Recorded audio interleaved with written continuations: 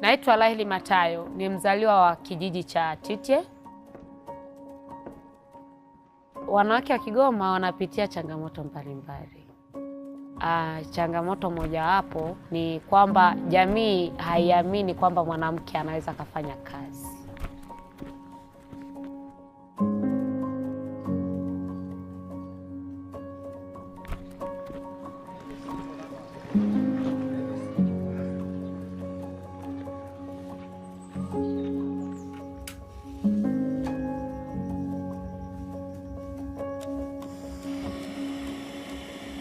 Kwa mara ya kwanza nimesikia kuhusiana na jaza kwenye jamii yangu pale kijijini. Baadaye nikaa nimeandika barua, kwa bahati nzuri nikaa nimepita, nikaenda kwenye mafunzo kwa muda wa siku 4.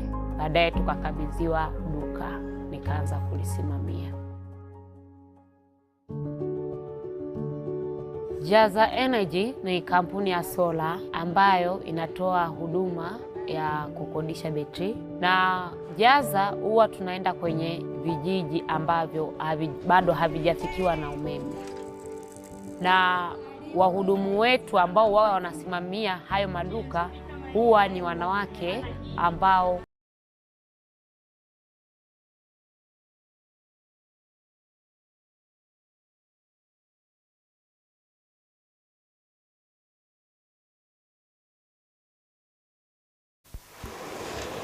Welcome, Honorable Minister. Thank you very much for joining us this morning. Minister of Energy, Honorable Matola. Principal Secretary, Ministry of Finance, Mr. Moyo. Principal Secretary, Ministry of Education, Mr. Alfonso Chikuni. President of Bankers Association of Malawi, Ms. Ngula. Group Chief Executive Officer, African Guarantee Fund, Mr. Ngankum, and Principal Examiner Reserve Bank of Malawi, Mr. Masoa, distinguished ambassadors, honorable guests, directors representing African Guarantee Fund shareholders, of course, in the countries and institutions, esteemed panelists, ladies and gentlemen, thank you very much for coming in this morning. Allow me to first have your attention turned to the screen for our opening video.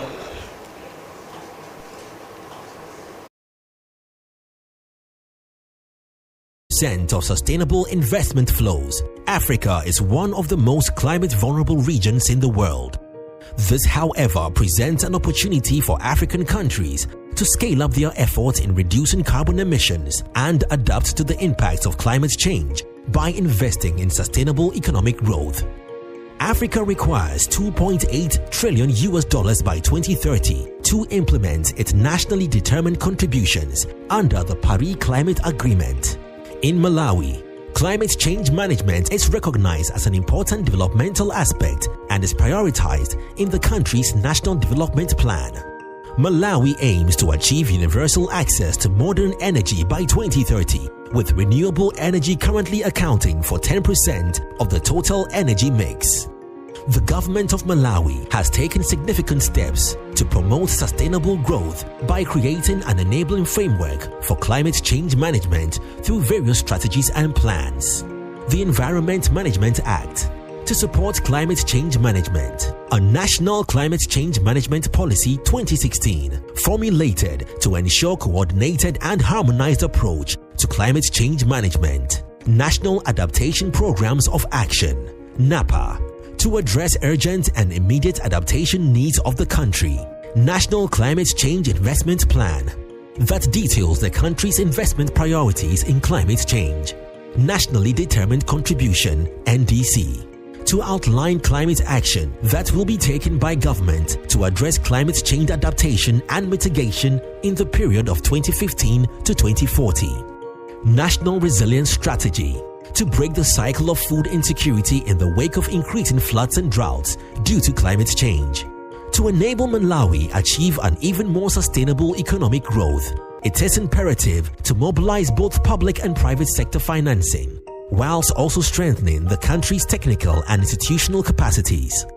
African Guarantee Fund, with the support of the Nordic Development Fund, is committed to increase access to climate-focused and green finance for small and medium-sized enterprises in Malawi. African Guarantee Fund specialized Green Guarantee Facility, coupled with technical assistance, enables lending institutions to meet the financing needs of green SMEs and therefore increases technologies that mitigate the effects of climate change. In partnership with the Nordic Development Fund, African Guarantee Fund welcomes you to the 8th edition of the Green Finance Conference and Trainings in Malawi.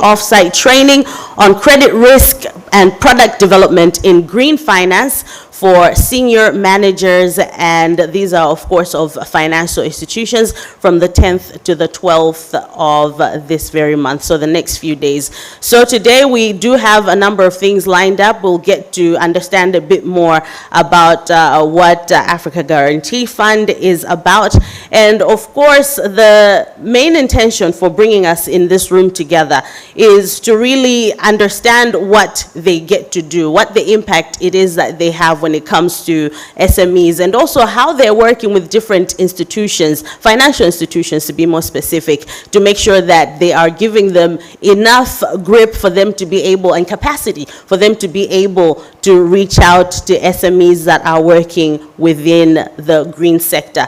So SMEs already make up over 90% of enterprises, and they account for up to 60% of job creation and economic development here in Africa. Now, in 2016, of course, the Nordic Development Fund, NDF, became Africa Guarantee Fund's 5th shareholder, and under NDF's leadership, Africa Guarantee Fund launched the Green Guarantee Facility. That's what we're here to talk about, the Green Guarantee Facility for SMEs that are investing in climate and green growth-oriented economy. So AGF has since fostered sustainable growth by offering the Green Guarantee Facility by lending institutions and enabling them to ease access to finance for green SMEs. Already, AGF is working in 40 countries in Africa, and Malawi is one of the 40. And in the room also are two of the institutions that AGF is currently already engaged and working with. That's FDH and National Development Bank of Malawi. And the total guarantee that has come through from AGF is $22 million that has come through and has benefited over 1,200 SMEs. So there's a lot of work that they've already gotten to do, and already on the ground, they hit the ground running, clearly. So there's plenty that's happening, and we will get to learn a lot more as the day goes about the work that they're doing, and also how your institution can get involved and partner with AGF. On that note, allow me to now invite up to the podium for some remarks the Bankers Association of Malawi President. A round of applause.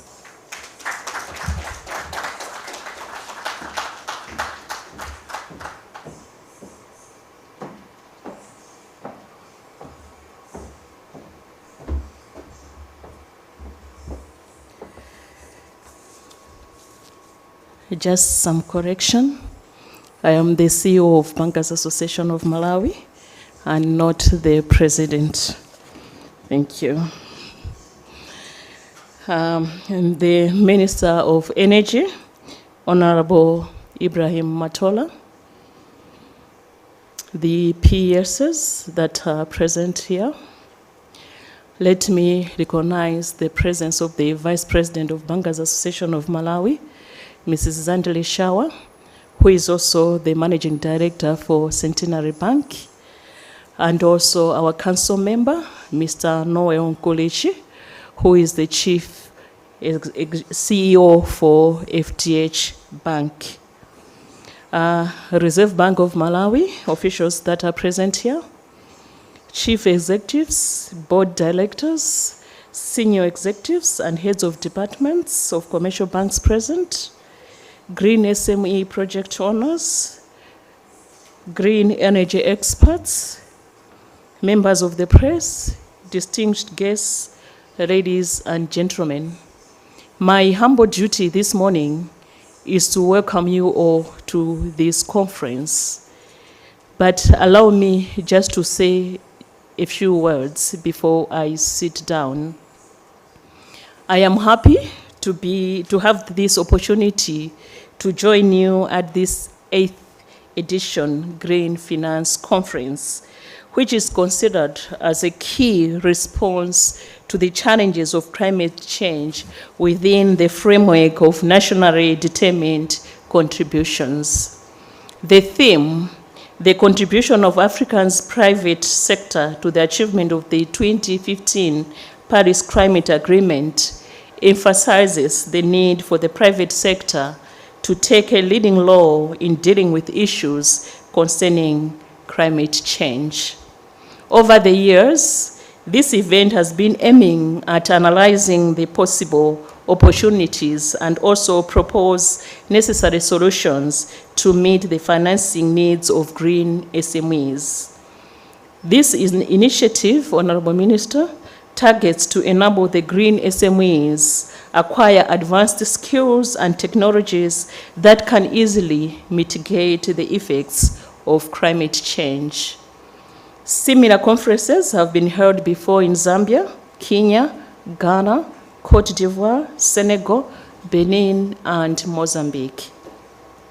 From the previous conferences, we have seen that SMEs have a critical role, not just in job creation and economic development, but also in fighting climate change. It is estimated that Malawi has more than 1.6 million SMEs and more than 1.8 million people that have found employment through them. Because of their big contribution to job creation and economic development, transitioning these SMEs into a green economy must also mean helping them go green. Nevertheless, we need also to remember that transitions do not happen overnight. They need more time to take shape and also need exceptional expertise and substantial investment. The unfortunate thing is that most of our SMEs do not have all these. But looking at the stakeholders that are in attendance, I am very confident that by the end of this conference, latent solution to issues of capital will be found, and our SMEs will easily go green and become more sustainable. What is more pleasing is that the African Guarantee Fund has already started working with our member banks, and I implore that this will continue to increase members. We only have 2 members that are on board, and I'm hopeful that by the end of the year we'll have more members on board. Distinguished guests, the climate is changing, and it is changing at alarming rates, which scientists did not initially expect. In Malawi, we have had our devastating experiences through different cyclones, and memories of Cyclone Fred are still traumatizing those affected. So the issue of green finance is more critical for developing countries, Malawi being one of them. The low physical and financial capacity for most of the developing countries seem to have increased the cost of capital. This is why there is an urgent need for a deliberate action to curb the situation. As a matter of fact, the effects of climate change have seen the credit ratings of many developing countries deteriorate due to the increased climate risks that directly increase the cost of domestic and international capital, resulting in higher interest payments. This trend ought to be checked, and one of the ways in which this can be handled is by addressing the challenges being faced by the SMEs. From the look of things, these challenges are inherent in the lack of financial and organizational resources devoted to climate change, limited capacity for innovation in the face of climate change, and indeed lack of access to cleaner technologies. We need to invest more in innovative activities which will help us mitigate the negative effects of climate change. We need to see firms developing new products, services, and technologies that have lower carbon emissions and greater sustainability. But for us to achieve all this, it requires an active and collective participation of the private sector, particularly small and medium enterprises, the African Guarantee Fund, the Nordic Development Fund, and our financial institutions. These are considered as key stakeholders that are very instrumental in achieving the desired goal. Let me thank the government of Malawi for creating an enabling framework for climate change management through various strategies and plans, among others the Environmental Management Act and the National Climate Change Management Policy of 2016. As a country, we have a duty to explore ways to ensure public and private finance is used to back the transition to a sustainable and a resilient future for all, and that we have activities that have been created to ensure a better environmental outcome. I wish you well as we continue with the conference. Thank you for your attention.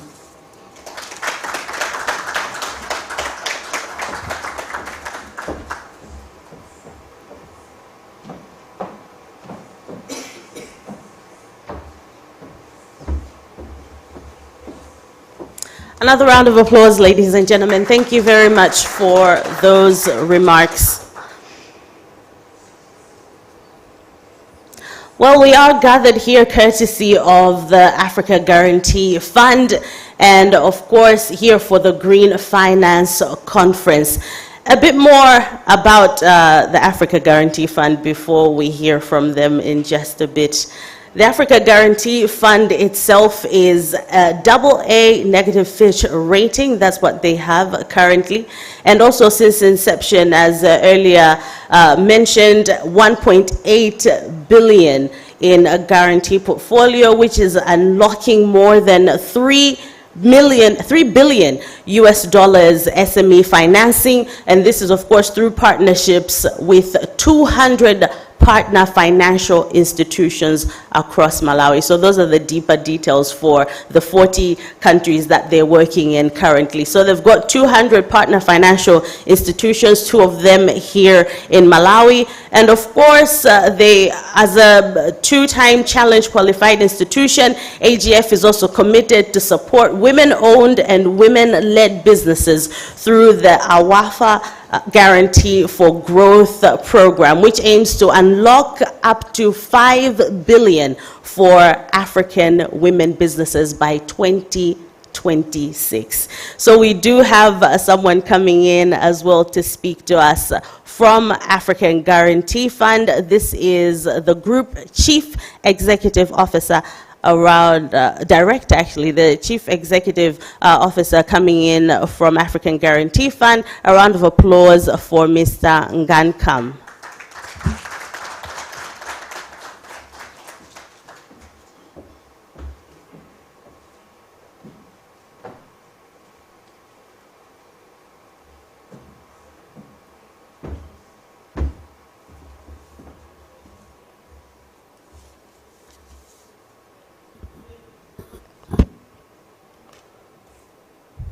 the Minister of Energy, Honorable Matola, Mr. Matola, the CEO of Banker Association, Mrs. Kungula, distinguished Ambassador, Honorable Counsel, Partner Financial Institution, distinguished guests, ladies and gentlemen. It is my great pleasure to welcome you all to the official opening ceremony of the Green Conference in Malawi. This is the 8th edition of the Green Conference that we, as African Guarantee Fund, have been hosting across the continent in partnership with the Nordic Development Fund. I begin by conveying my gratitude to the government of Malawi for their support and presence today. The presence of the Honorable Minister of Energy is indeed a proof that sustainable development is a priority to the government of Malawi. I also extend my sincere gratitude to the Reserve Bank of Malawi, the Bank Association of Malawi, who are well represented here today. Thank you very much to Ms. Kungula for the welcome for the welcome remarks. I'm very glad to see distinguished Ambassador, Honorable Consul, representing the country and institution who are shareholders and sponsors of the African Guarantee Fund. I acknowledge all the keynote speakers and panelists who will be steering today's discussion, and I thank them for finding time to share their knowledge and expertise and recommendation with us today. I welcome all the representatives of financial institutions present here today. Indeed, as the major lender, financial institutions play a critical role in supporting green SME to enable them driving sustainable economic growth in Malawi. A special mention to the FDH Bank, to NBM Development Bank, who are our partner and continue to support SME in Malawi through our guarantee and capacity development.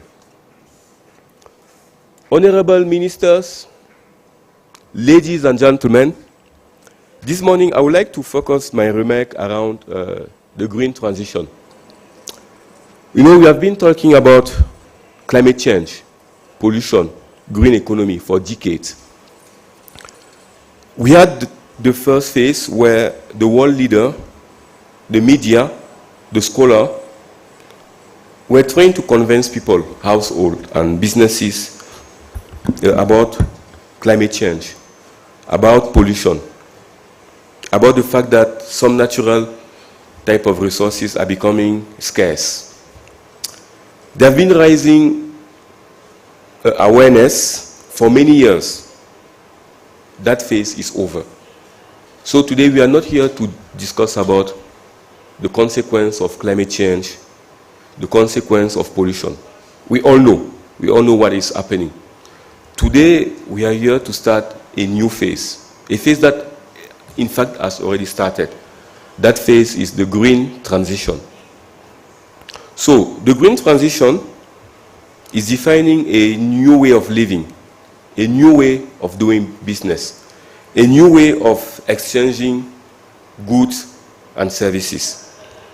And at the core of green transition, we have the financial institution, we have the commercial bank, we have AGF, we are a financial institution. So there is one question that should come to our mind, all of us. The question is, are we ready? Are we ready for the green transition? It has already happened. It's happening. Are we ready for the green transition? We are no longer debating about the consequence. The consequences are there. But are we ready for the green transition? So when we are discussing about the green transition, or about the fact that we are ready or not, there are three critical areas that I would like to elaborate here this morning. So we have capital, regulation, and business. These are the three main areas: capital, regulation, business. So let's start with capital. So as we can see today, an increasing number of investors are looking to invest in a new asset class, mainly asset classes that are aligned with the green transition. So green asset class are the new asset class for the coming decades. We have investors, they are even willing to take a lower financial return, but it has to be compensated by the climate return, the social return.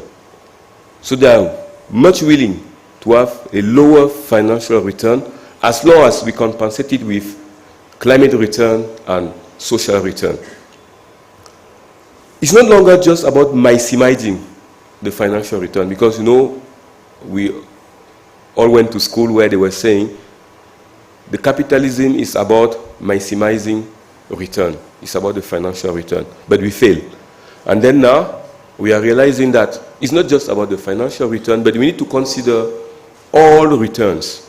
Financial returns is important, but we need to take into account the climate return, the social return, the environmental return. And this is why we are here today. Some research have shown that more than $100 trillion of capital, of green capital, will flow the economy by 2050. So we have 100 trillion USD of capital that will flow the economy in the next 25 years. So once again, the question: are we ready to leverage on this capital? If you see, for example, the green bond, which represent the capital that is flowing when it comes to green economy. In 2014, the volume of green bond that was issued around the world was $15 billion. That was in 2014. In 2022, the total volume of green bond was $600 billion. So we went from 15 billion to 600 billion in 8 years. And once again, the question is, what is our portion on that? Are we taking part of that new trend that is taking place? Our financial institutions, are they ready to tap into this huge opportunity that where we can raise long-term capital at a lower cost? And the good thing is the cost is lower compared to traditional bonds. Let me move to the second point, which is about regulation.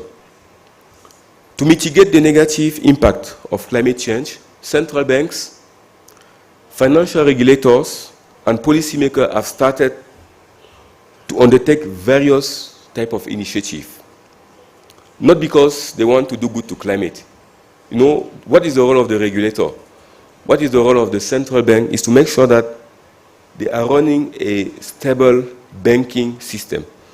So what they've noticed that the financial risk that is related to climate is a very important component of the overall financial risk. And what we are seeing today in the developed country, they started to monitor all the risks that are related to climate, and now they are requesting the financial institution to have, as part of their disclosure, all the climate-related risk as part of their financial disclosure. And there are even some debate today that the central bank, you know, in the US, in Europe, they are having. They are discussing if they should find a way to ease the capital requirement for banks that are doing green lending. Because what they are saying is that overall, those commercial banks that are lending to green SME, they are also participating to reducing the climate risk. So in terms of capital requirement, is it something that should be taken into account when they have to report to the regulator or to the central bank. So once again, the question is, are we ready? Are our central bank ready? Are the commercial bank ready to be part of this new trend? Because the reality is that if you are not, the trend will keep moving. So we need to make sure that we provide the product, the services, to be fully part of that new trend that we call the green transition. And the last part that I want to cover is business. That is also very key. And this is what matters to commercial bank. You know, they will tell you what is important to them, their shareholders. That's why I started with capital, the regulator, and finally their business. And what we can see today in most of the portfolio of commercial bank, SME are one of their key customer segment. This is one of the segments that most of the central bank in the continent, they want to develop. And when we look at those products and the services that are offered by the commercial bank today, we need to make sure that these products, these services are in line with the green transition. SME today, they operate across all the sectors. And if you look at it, all the sectors today, they are also transitioning to be greener. Let's take one sector, the transportation sector. We are moving to the electrical kind of vehicle. You know, some countries are even building pathway for bikes, meaning that is creating a lot of opportunity for the SMEs. We'll have a lot of SME engaged in manufacturing, in assembling all those pieces, in providing batteries, in the repairs, in the maintenance. So that is creating more businesses, more opportunities for SME. And once again, the question, are the commercial bank ready to support those SMEs? You take, for example, the energy sector.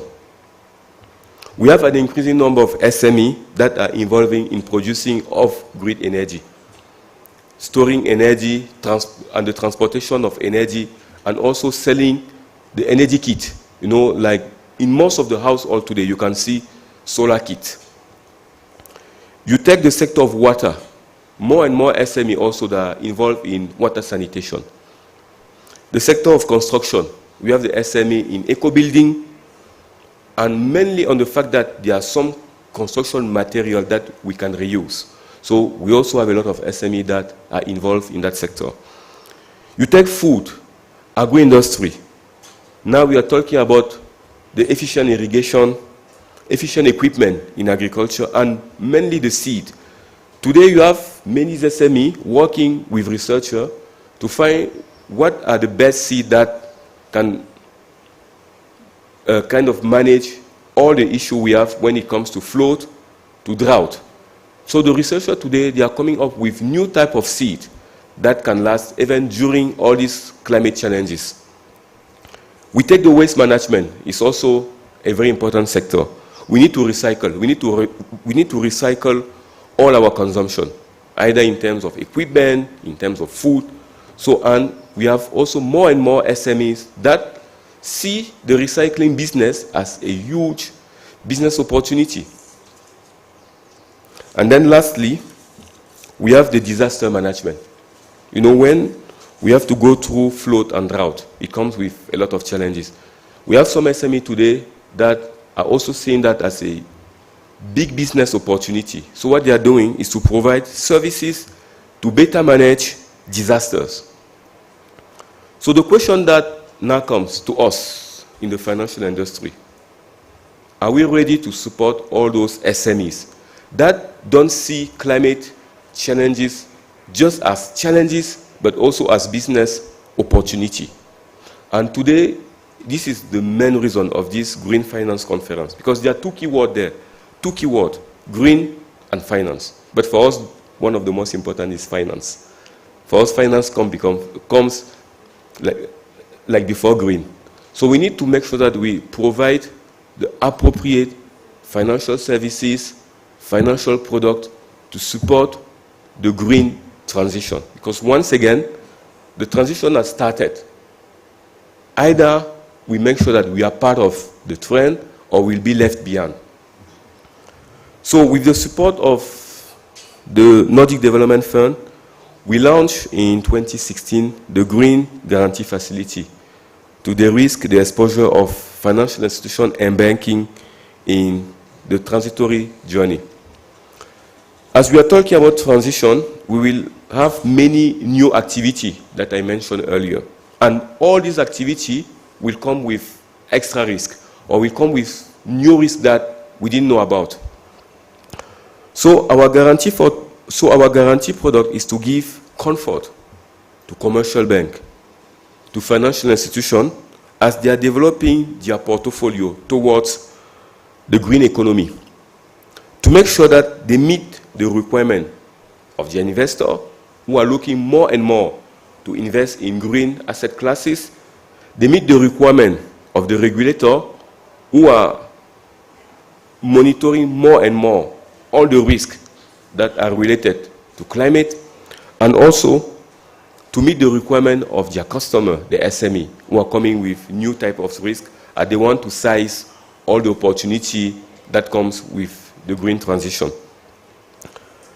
In addition to the green guarantee, we also offer technical assistance, because we believe that beyond the financial product that we provide, we need to build skills. So it's not just about the financial component, we also do have a non-financial component.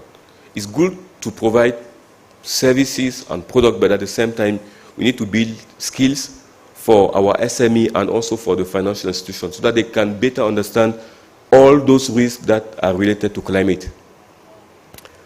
We are also very cognizant of the importance of the public and private sector partnership. So if we want to succeed, we need to create a strong relationship between the private sector and the public sector. This is why this Green Finance Conference we aim to steer here today is to create all the synergy that will enable us to achieve our sustainable goal. As I end my remarks, Honorable Ministers, I assure you of our willingness to work closely with the government of Malawi to develop specific programs and products that will support SME to drive the economy of the country. I wish all those who will be taking part of the 3 days Green Finance Training insightful session that I believe will equip you with the knowledge and skills to review our product and initiative to incorporate targeted support to green SME.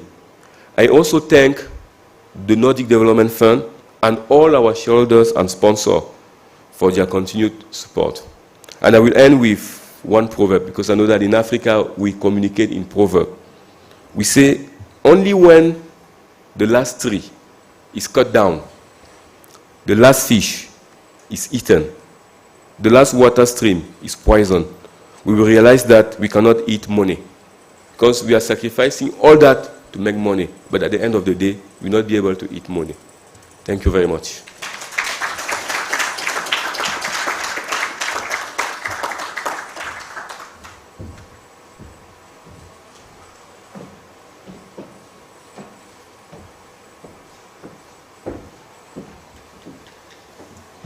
A round of applause once more. Thank you, Mr. Ngankam, for your remarks there and for bringing us into light as to the work that African Guarantee Fund is doing, and more detail as to why we're here this morning. Well, as we've been mentioning, African Guarantee Fund is supported by Nordic Development Fund, and we do have a video coming in with an address from the Managing Director of Nordic Development Fund, that is Miss Isaacson. Please have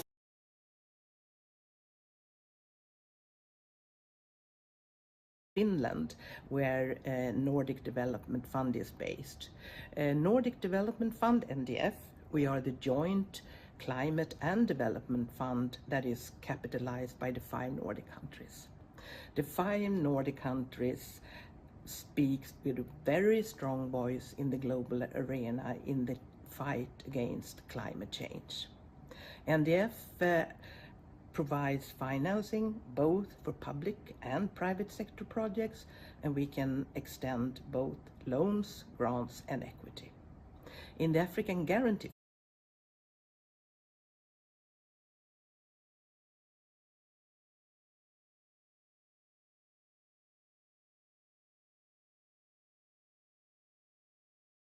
Nordic Development Fund, NDF, we are the joint climate and development fund that is capitalized by the 5 Nordic countries.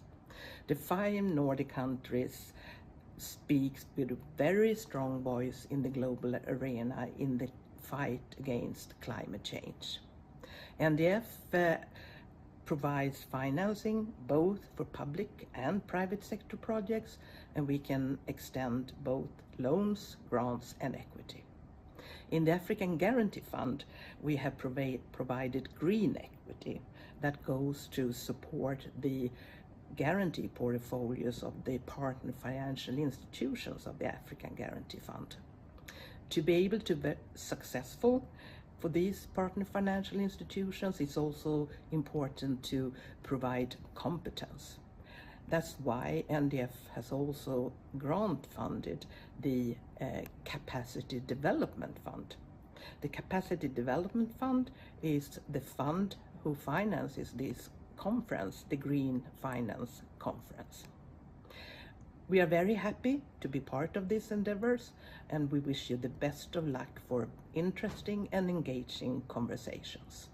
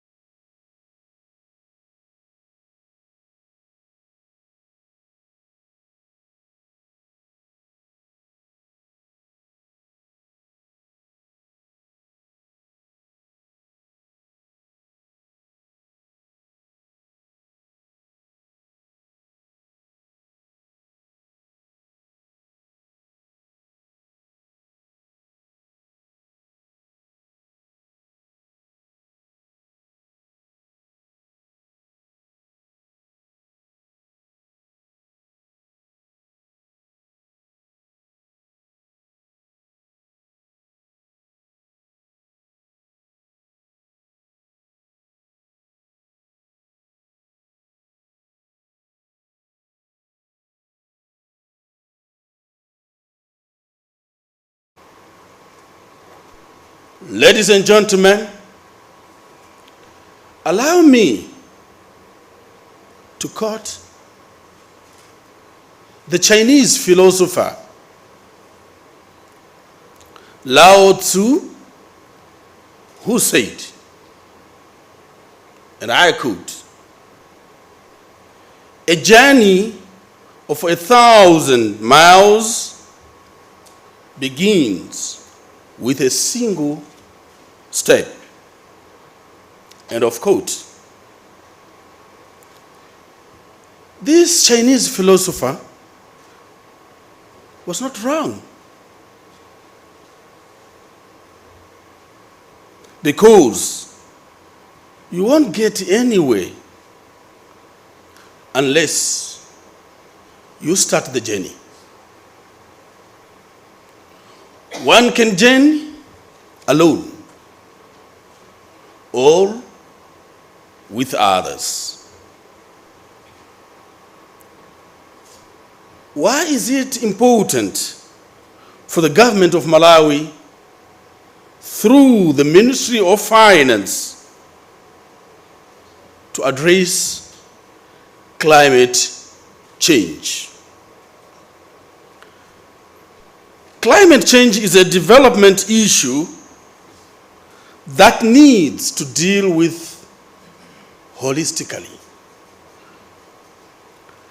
Climate change affects the budget negatively, in the sense that the Ministry of Finance has to come with huge budgetary resources to implement mitigation and response mechanism designed to minimize negative effects of climate change. Apart from budgetary allocation, climate change affects growth prospects, either through drought-induced shocks or flooding, as has been the case with Cyclone Idai, Gombe, Anna, and recently Cyclone Freddy, whom, if it was a human being, I could say Cyclone Freddy was totally and indeed mad.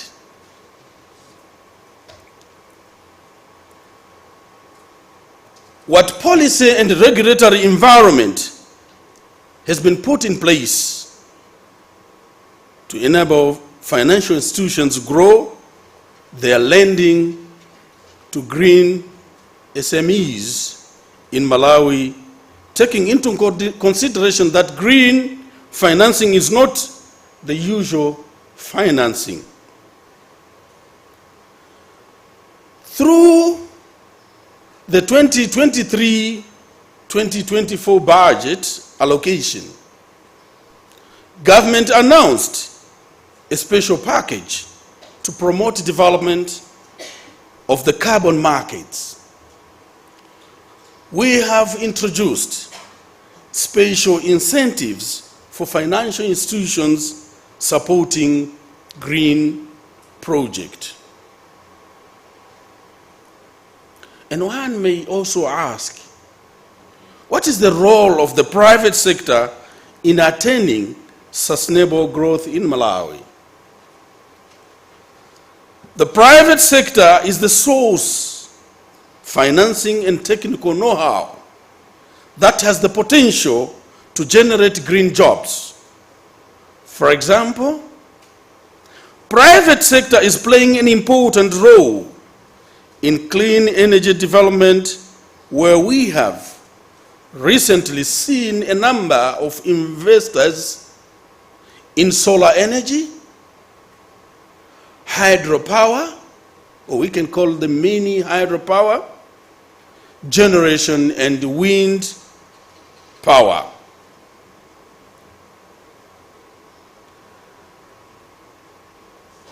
Another question can come. Are there any current or upcoming bilateral funding on partnership that government through the Ministry of Finance has undertaken or is in the process of undertaking? The answer will be in an affirmative form.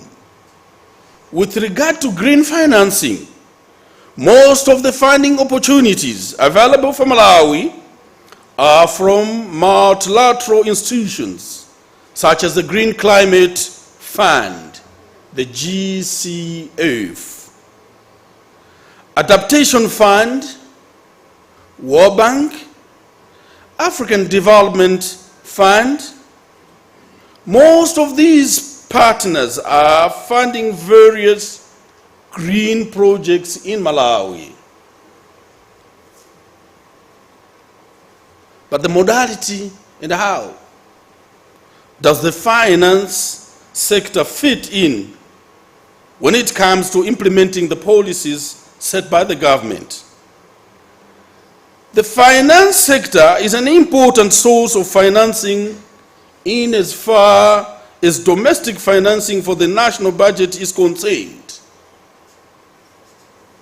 Recently, the local financing sector has been very supportive of various development projects through the local currency bond, where they are financing projects in water. Water is life. In energy, you can't talk about health without mentioning about energy. You can't talk about education without mentioning energy. You can't talk about the industry without mentioning energy. Energy is the most important in the life of human being. And finally, the transportation. These are the key ministries which financing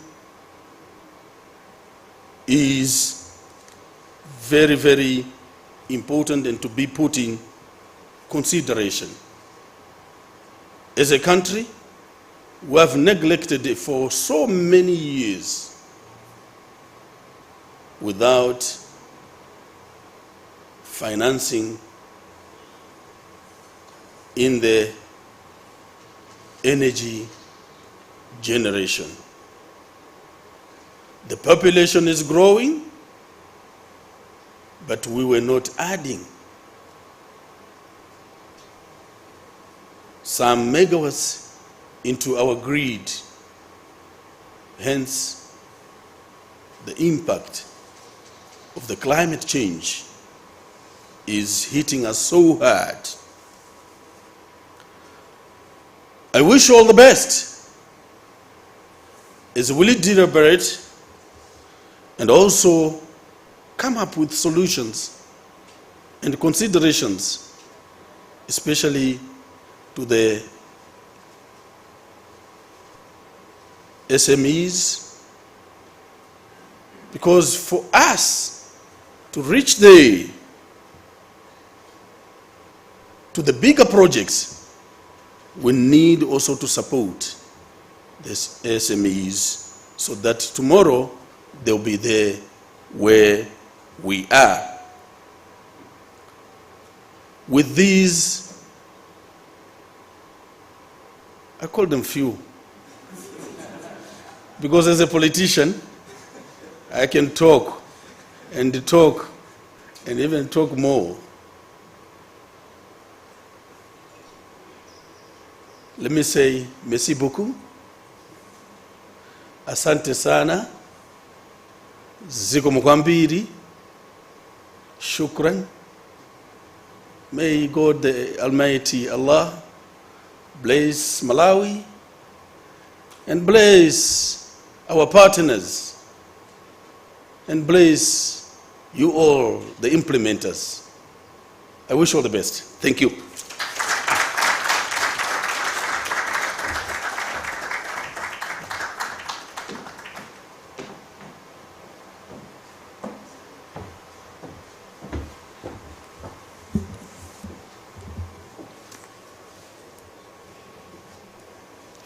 Thank you very much, Honorable Minister, for those remarks, and thank you very much also for being present here in this room. It shows the commitment that your ministry, of course, and government has towards the country going green. I must say the words going green and green financing are still something that's quite new and something that we're all stepping into, maybe a bit hesitant and still trying to get our footing on what that looks like, how we can succeed in that space. And also for different people and organizations as well, thinking about going green, how that's possible. But as we've been saying this morning and mentioning, AGF is committed to addressing those issues around climate change and also making sure that the financial institutions have enough capacity to assist the small medium businesses that are entering that space. And we need as many businesses to enter the green space indeed. So we do thank AGF for their commitment and of course for coming into Malawi as well to open up this space to financial institutions and banks, as well as capacitating, and also for the 3 days that we will have of training. It's one thing to talk about something, a day like today. It would have been for others enough to just say, hey, we've made the introduction, but the next step is very, very key that our financial institutions and banks bring their people into the room to understand exactly what they're trying to do and to be capacitated by the information that they will be getting and the training that they will be getting in the next few days. So if you haven't registered your people yet, let me encourage you to be sure to do that so that they're in the room for the next 3 days, growing in that space, and then we can make a real change moving towards a green Malawi, and also SMEs that are in that space getting the help that they need financially. Well, on that note, I would like to make note that we will be heading to a press conference. This will be a closed-door press conference. I will ask the media to prepare yourselves to head downstairs, I'm sure, but I'm sure that the team will be ready to help you to go and set up where you will need to be. So just please head out so that you are ready for the press conference that will be coming up. For that press conference, I will invite the Minister of Energy, Reserve Bank Rep, the Bankers Association of Malawi representative, and African Guarantee Fund representatives to be present for that press conference and media interviews that are coming up. Are we ready to have them head out? Okay.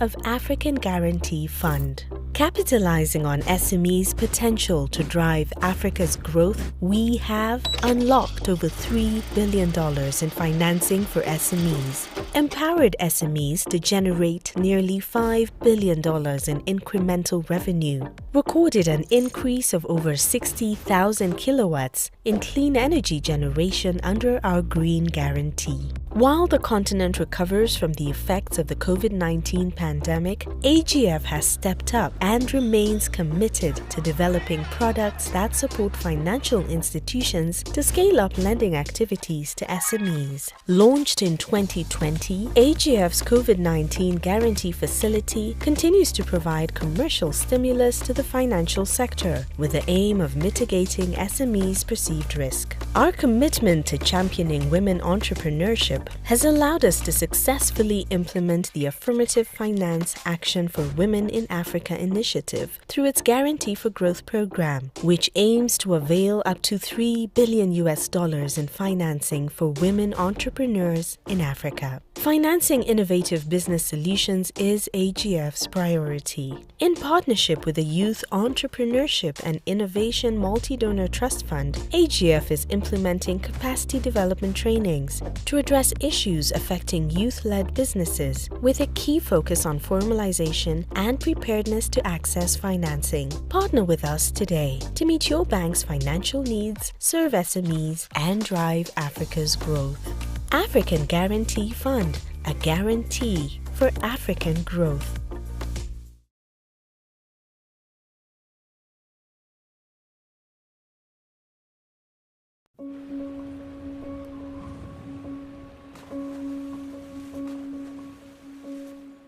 Naitwa Lahili Matayo, ni mzaliwa wa kijiji cha Titye.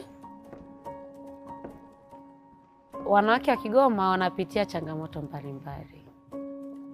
Changamoto mojawapo ni kwamba jamii haiamini kwamba mwanamke anaweza kufanya kazi.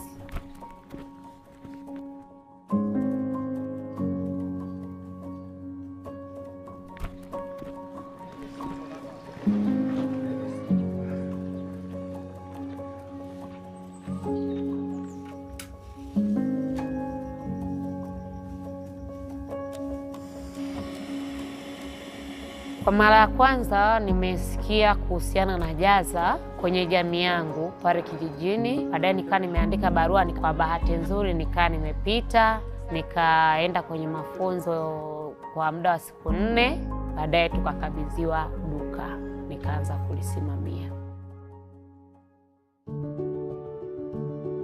Jaza Energy ni kampuni ya... For over 10 years, small and medium enterprises have been at the heart of African Guarantee Fund. Capitalizing on SMEs' potential to drive Africa's growth, we have unlocked over $3 billion in financing for SMEs, empowered SMEs to generate nearly $5 billion in incremental revenue, recorded an increase of over 60,000 kilowatts in clean energy generation under our Green Guarantee. While the continent recovers from the effects of the COVID-19 pandemic, AGF has stepped up and remains committed to developing products that support financial institutions to scale up lending activity for growth program, which aims to avail up to $3 billion in financing for women entrepreneurs in Africa. Financing innovative business solutions is AGF's priority.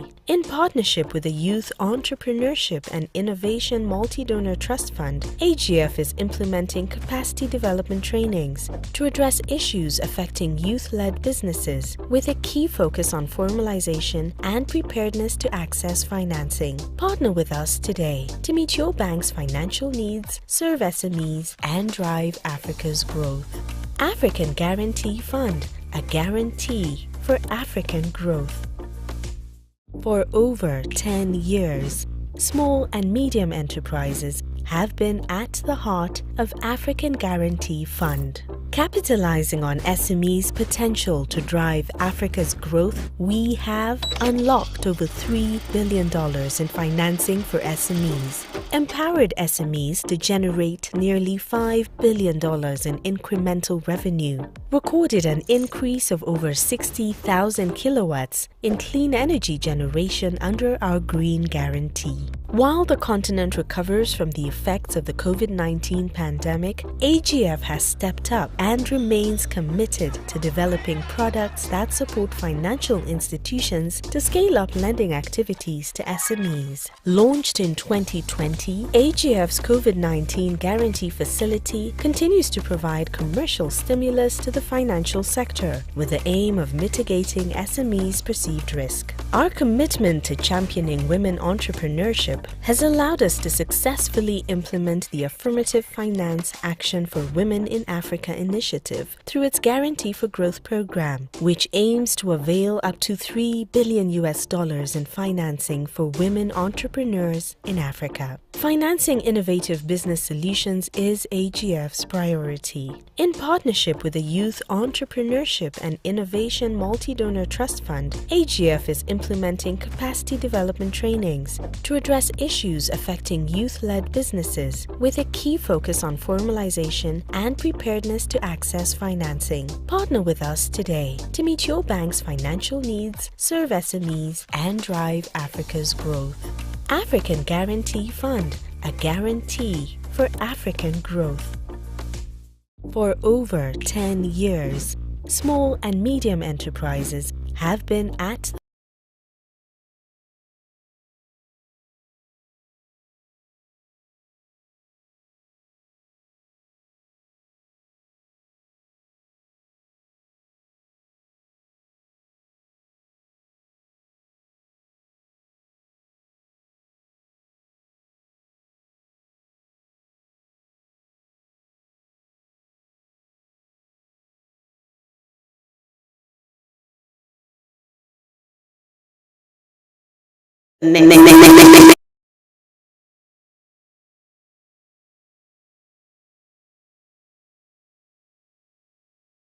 the role of government and development partners in addressing the challenges of energy transition in Malawi. So we're bringing it home, the role of government and development partners in addressing the challenges of energy transition in Malawi. The partners that we will be speaking to here, and of course government coming in, is of course the Ministry of Energy and the Ministry of Agriculture. So let me invite up to the front here to come and take a seat Engineer Chikuni, coming in from the Ministry of Energy. A round of applause, please. Also, Mr. Nelson Mataka, he is head of National Agriculture Investment Plan Secretariat, also in the room to please come up and take a seat.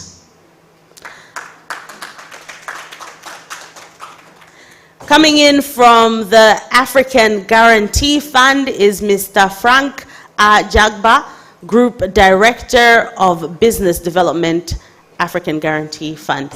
Mr. Nelson, I'll have you sit right in the middle there. Yes, thank you. So that's me on the far end, so take any one of these, feel free.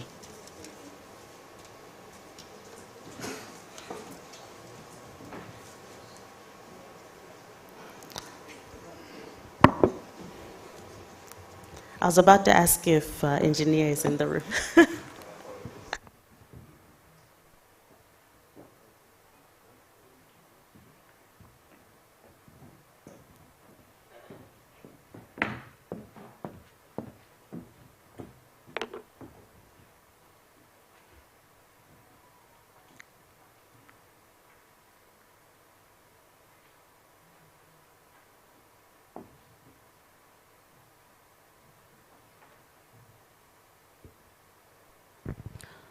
A good morning to you all.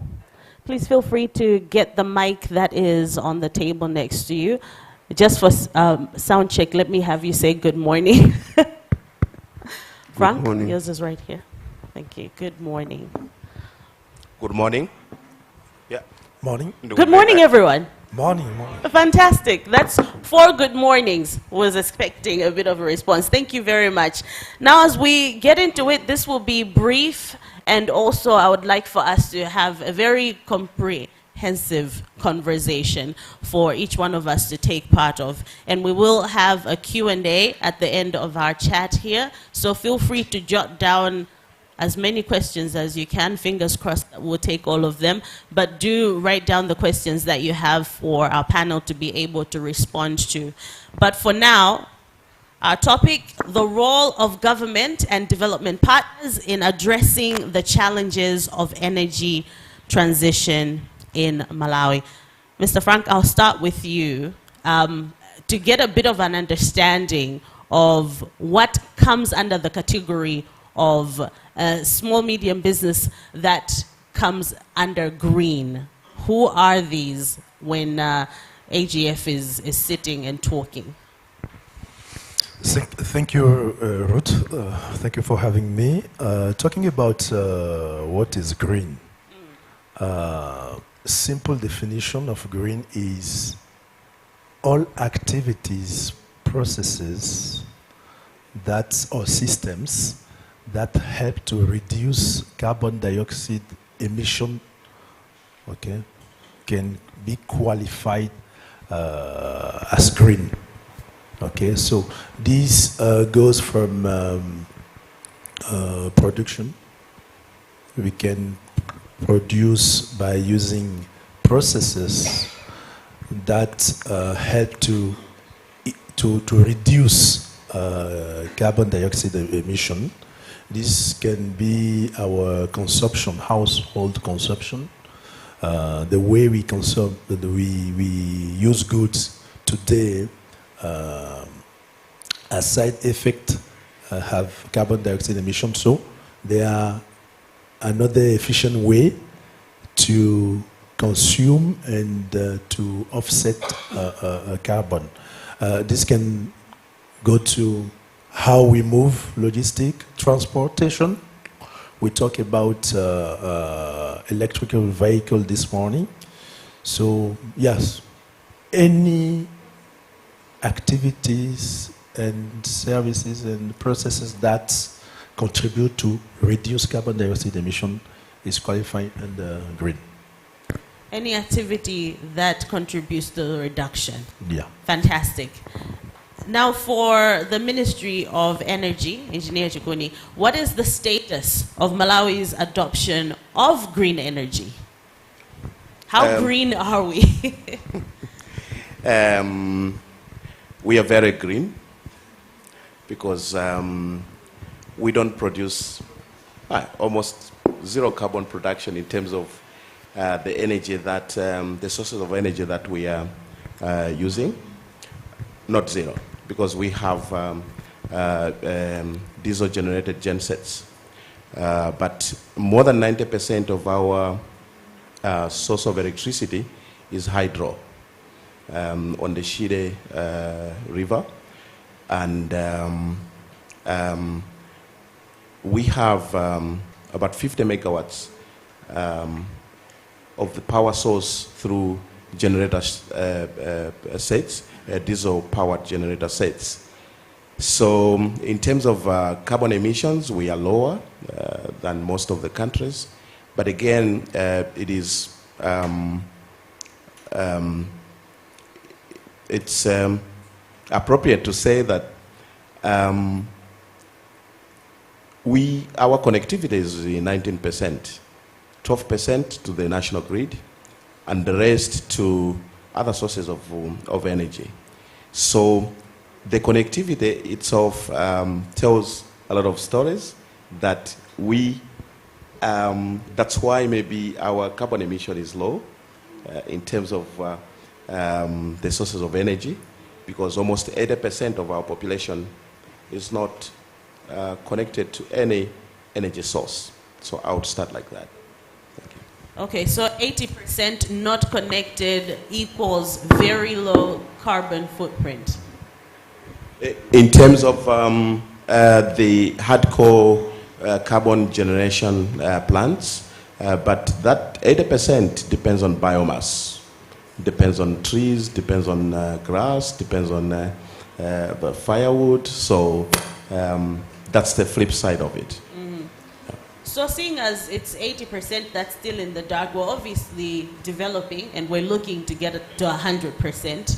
What's the plan moving forward now so that we are ahead of the climate change issues and the issues that we may have if we continue as we are now in terms of development and connectivity? Yeah, so we have developed strategic plans and policies. We have, in terms of diffusion of clean energy, we have policies and strategies that have been put in place. We are encouraging the use of clean energy by developing off-grid energy sources, and it is good that private sector is here, because what we have seen now is that the private sector that seems to be interested in this space in Malawi is mostly foreign, which is not a bad idea, but it certainly has to be embedded in our communities. That's why we need locally developed and funded facilities for it to be embedded in our societies.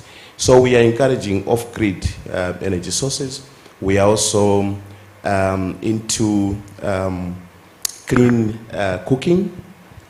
The clean cooking aspects include the distribution of clean cooking stoves. I think my team is here, would remind me, but we have a target that by 2030, everybody, 100% of the people should be on clean cooking or less carbon emitting sources of energy. So in a nutshell, that's, but there's a lot that we are doing in terms of preparing the policy and regulatory framework in order to ease the investment into this space. On LPG, government has removed most of the levies and tax to make LPG affordable to the households. So briefly, that's what I can say for now.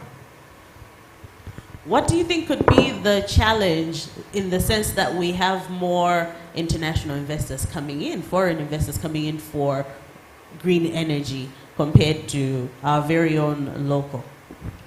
That's a very good question. Actually, that's what our recent experience is showing us, that to have international international investors in the space will create another problem that we didn't foresee, because they have to evacuate their investment through appropriation of forex to where it came from. So that's why we are encouraging that the locals have to take the responsibility. International should come, but they should joint venture with the locals. More specifically, the current, because the independent power producers just came in a couple of years ago from 2018 when the sector was disbanded, and the initial experience is that going forward we needed to have a mix of the local capacity with the international capacity. That's why as government we are setting an agenda for capacity development, both in private sector and the public sector. More specifically, we would like to have support to the private sector, the SMEs, to because of the level of investment that is required in to be done in production of energy, we need a lot of capital and again, equipment and materials from outside the country. So we need development partners, private sector, to help with capacity development of our people. Yeah, the cables that come from China and elsewhere can be manufactured here. We save forex, we create employment, we create innovation. You know, there are all sorts of equipment that come from outside, and we basically consumers. So those are a few challenges that we already are facing, and that going in the future we needed to really have a very good mix in terms of investment in this space. Yeah. So a call to private sector really to step in. I love that you had a lot of confidence when I asked about how green we are. And you say very green. And looking into that, of course, when we talk to Ministry of Agriculture and looking at the impact that climate change has had on Malawi, I mean, we're talking just recently with Cyclone Freddy, the many lives that we've lost. And also, we're anticipating, I'm sure, some level of hunger in the country because of the many fields and food that we're now going to get into, the loss that we've had here. So I'm sure that Ministry of Agriculture may feel a little bit different about impact of climate change in itself, in as much as Malawi, yes, does have a smaller carbon footprint. Unfortunately, having a smaller carbon footprint does not remove us from the impact of climate change. And here we are now having this conversation, probably one of the worst hit countries with Cyclone Freddy. And I'm sure it will also affect us financially because we've got a lot of rebuilding to do in terms of infrastructure. There's a lot of work for us to do. So we definitely need to jump on it now. But I want to hear from Ministry of Agriculture, what from you the impact has been of climate change. Because from far, sometimes we're kind of like, okay, we've seen the cyclones and we've heard it's getting hot, it's getting cold. But what has it been on your end? What does that look like? Thank you very much, moderator. The agriculture sector has suffered impacts of climate change for quite some time. And the latest being Cyclone Freddy that you just mentioned, and which the Honorable Minister alluded to. We see this as a result of the activities that are happening in agriculture, the issues of use of fossil fuels. As you may recall, agriculture currently is promoting irrigation. We feel that we cannot continue depending on rain-fed agriculture, and irrigation promotion is one of the strategies that we are putting our efforts on. But if you look at the energy source that we use in most of the irrigation facilities, we've been advocating for some time the use of fuel-operated pumps, either diesel or petrol. Further than that, we also need energy in areas of agro-processing, and our farmers have had challenges to access energy that is affordable from the grid. As a result, most of them have also depended on the fossil fuels. And so when we look at these are some of the activities that are helping to increase the greenhouse gases, which are contributing to the issues of climate change. And you've seen of late that we have persistent droughts that are happening all over. This year we were talking of Karonga being hard hit, despite the country registering good rains. We're talking of the floods that have actually washed away fields of farmers, their houses. And so you will see that climate change is negatively impacting on agriculture. The sector for energy talked about the 19% population that is connected to the grid. We wish that that percentage would go up, because then we would be reducing some of the negative activities that our farmers are involved in. We can talk about issues of deforestation, because people won't use fuel, whether it's be the actual fuel or charcoal. And you've seen people going in marginal areas to do cultivation where they have deforested. I think these are issues that have also greatly increased the impacts of climate change. And so the issue that is under discussion here is one where Ministry of Agriculture and its stakeholders feel that we can put effort to make sure that we transition in terms of use from the other forms of energy to forms that we think are sustainable, that is renewable energy. And so use of solar pumps for our irrigation, use of renewable energy to power agro-processing plants is something that we need to work on. But I appreciate what our sector for energy indicated, that as government, I think our colleagues are doing whatever they can, but we wish that the efforts be stepped up. Thank you.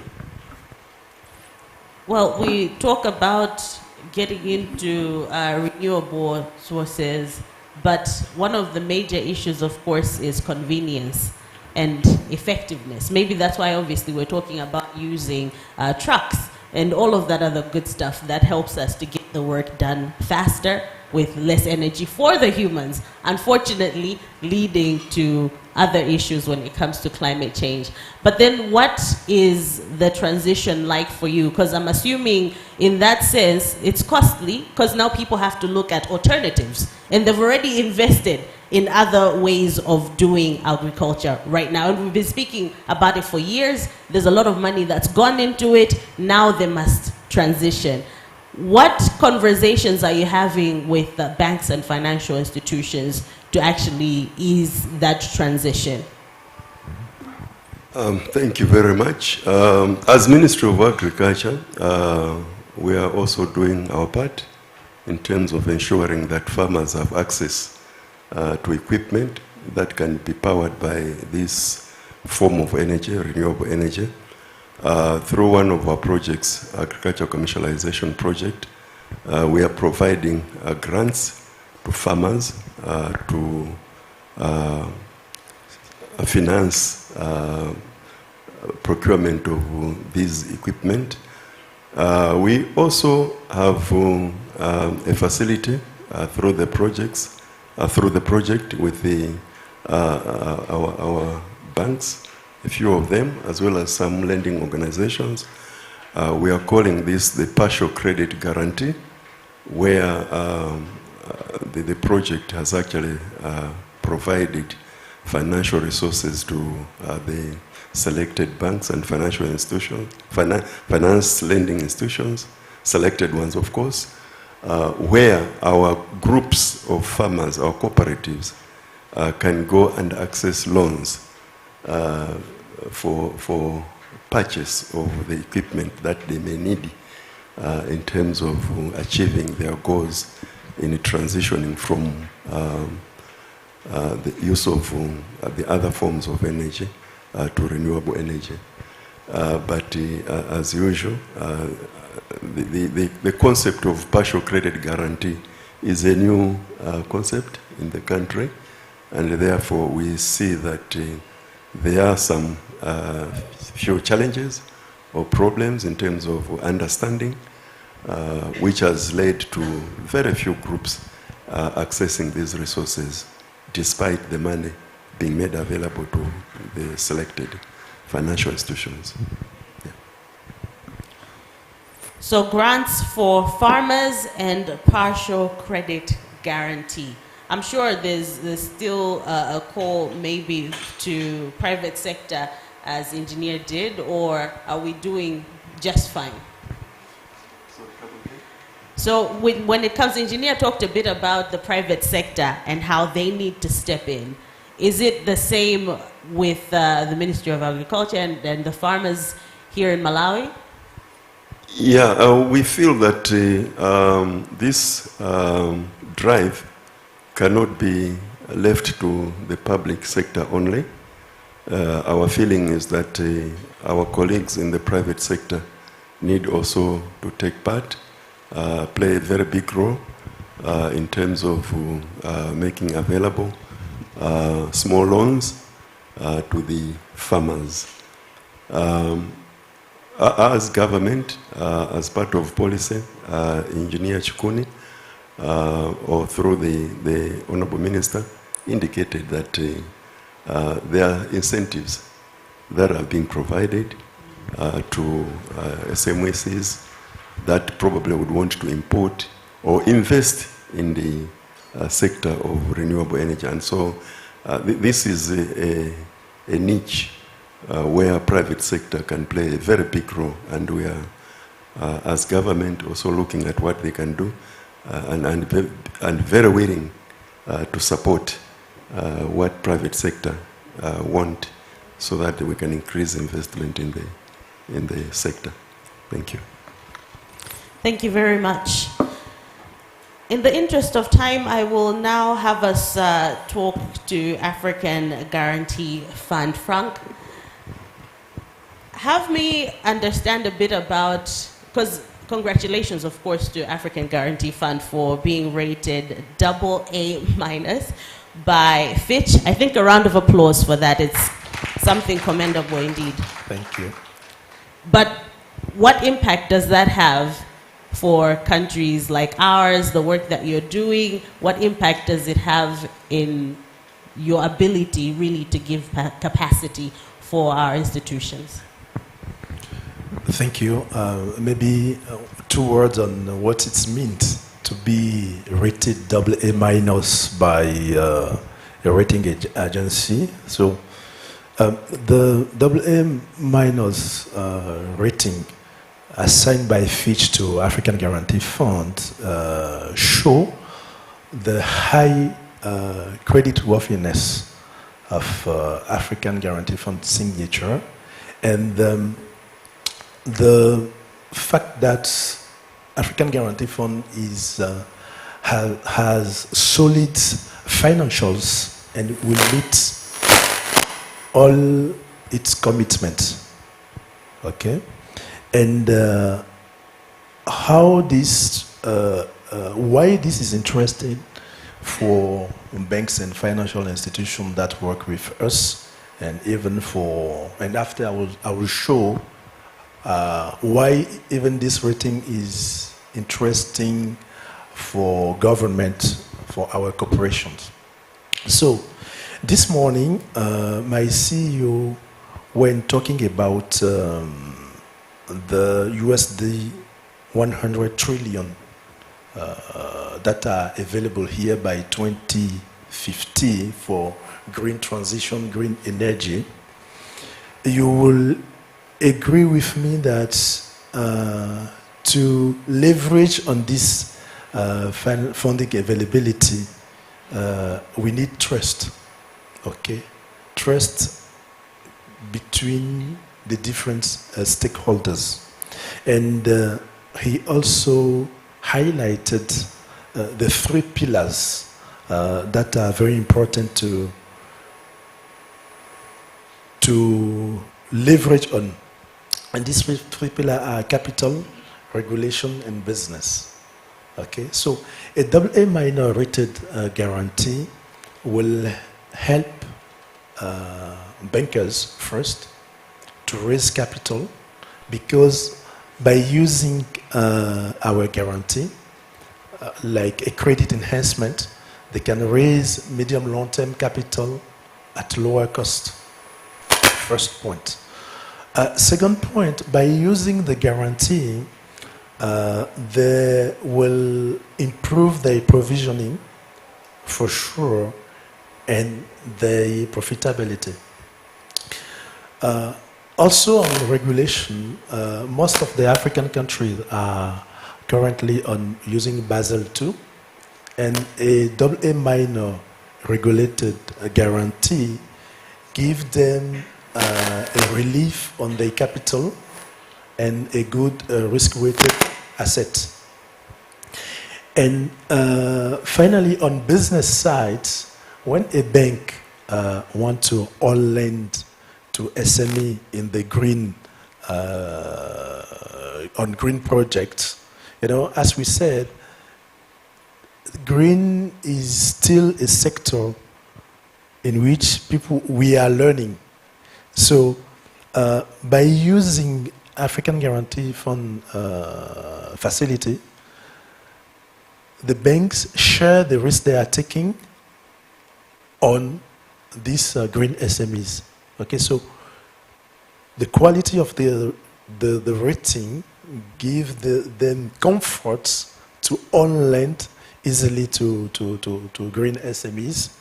And this at bank side, these three, I say capital, regulation, and business, you see that the guarantee with its good investment grade will help has been helping banks and financial institutions to leverage on the opportunity in green sector. Cooperation with governments.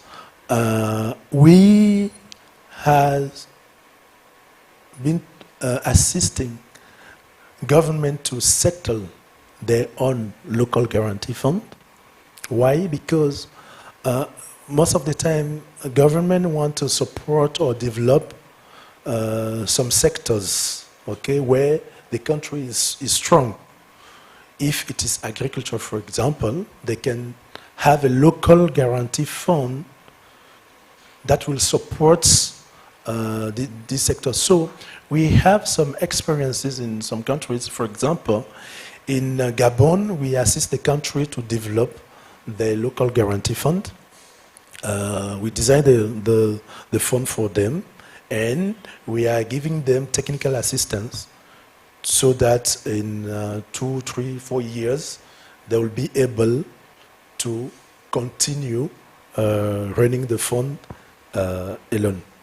So to wrap up, I will say a AA minor guarantee fund gives comfort to lenders so that they can on lend easily to the SMEs in different sectors, and also with our technical assistance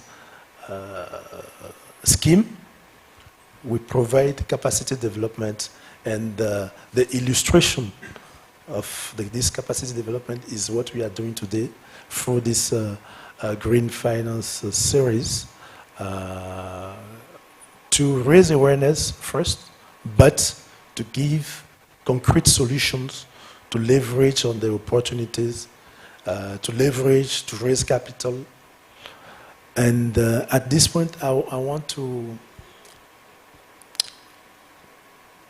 call the central banks, okay, to recognize African Guarantee Fund guarantee, so that when the banks in Malawi use our guarantee, there is no discussion on the risk weighted of the guarantee. This will free up the core capital of the banks, and they will be able to on lend more to SMEs in general and to the green segment in particular. Thank you. In your experience, what has been the biggest challenge that the financial institutions and the banks have had in lending to SMEs that are in the green space for for a whole organization to say this is the space that we're going to get into? Has there been some issues there, or this is something that you just decided that this may be the right place to invest in? I think the green, as we saw this morning from the keynote speeches, we have to go greener. We have to do our green transitions, okay? And to do that, we need capital. Whatever we will do to do our transition, we will need at some point capital to put in place energy for industry, to the way we to change, the oil to electric vehicle. All the things we need capital. So the challenges that we are seeing is that the banks are still learning how to assess different projects, okay? The way to approach a solar project is not the way to approach a pay-as-you-go project. And it is also different from the way to approach, a trade in the sector. So what we are trying to do, or what we saw, bankers are aware of the opportunities, but they don't have time, okay, to build the capacity, or they are not yet, it's not yet their focus. So we are trying to incentivize them. We are trying to raise the awareness and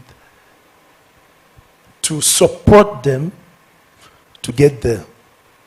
And that's what we will be doing tomorrow and the day after tomorrow, with specific training dedicated to risk managers and relationship managers to show them some business models in the sectors, how to approach the risks, and how to assess finally the risk they are taking by on lending to this segment. And on top of that, we realize from the different training, this is the 8th edition, from the first 7th edition, the outcome that we saw is that bankers are realizing that the risk perception of the green transaction is higher than the risk reality. And we are sure that by capacitating them and sharing the risk with them through the guarantee, they will build their green portfolio more and more. Yeah, thank you. Thank you. So government has set up the necessary policies, liaising with banks and, of course, financial institutions. Clearly, the words that I'm hearing up here are incentive from government and also from AGF as well, which is great. Building capacity from AGF and sharing the risk, which is a big thing. If we're going to go in the right direction, we need to move together. And I guess that's where AGF comes in to be a partner in that space. And government is also taking the steps to go green in itself, which we're grateful for and happy to see that happening. I would like for us to take questions, but I think before the questions, can I have you have your last word, and then we'll take 2 questions. Thank you. For me, my last word is a call for actions. We have 8 banks in Malawi. Currently, we are partnered with 2, so I hope that before leaving this place today or tomorrow, the 6 other banks will send us a request or will partner with us. And my second and last point is that the climate change, as my CEO was saying this morning, is not a story. It's there, we can see it, and we are all actors of change. change, agent of change to do this, this green transition in our countries. Thank you. Mr. Makata from Ministry of... Yeah, thank you very much. The more reason why we do business is to make money. And for farmers as well, with the commercialization drive, we are saying we want them to go into the business of farming so that they can make money. And we feel that if you're going to make more profit, then you need to reduce your costs for production. And with irrigation and agro-processing taking center stage now, we feel that adoption of use of renewable energy is one way of reducing costs.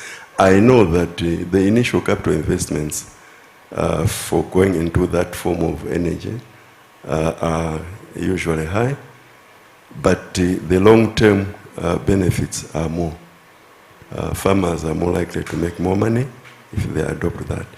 But we need investment in that sector, the renewable energy, and the government, like my senior here said, will make available conducive policies and strategies for private sector to invest in that particular sector. And so my call is that let's take advantage. That is now private sector. Let's take advantage of the environment which government is creating, as well as the facilities that government is providing, so that we can help the farmers to make more money. Thank you. Thank you, Mr. Mataka. May I please have your last words in Germany? Thank you very much, moderator. I would like to say that Malawi faces a paradox, a very huge paradox in terms of climate change and development.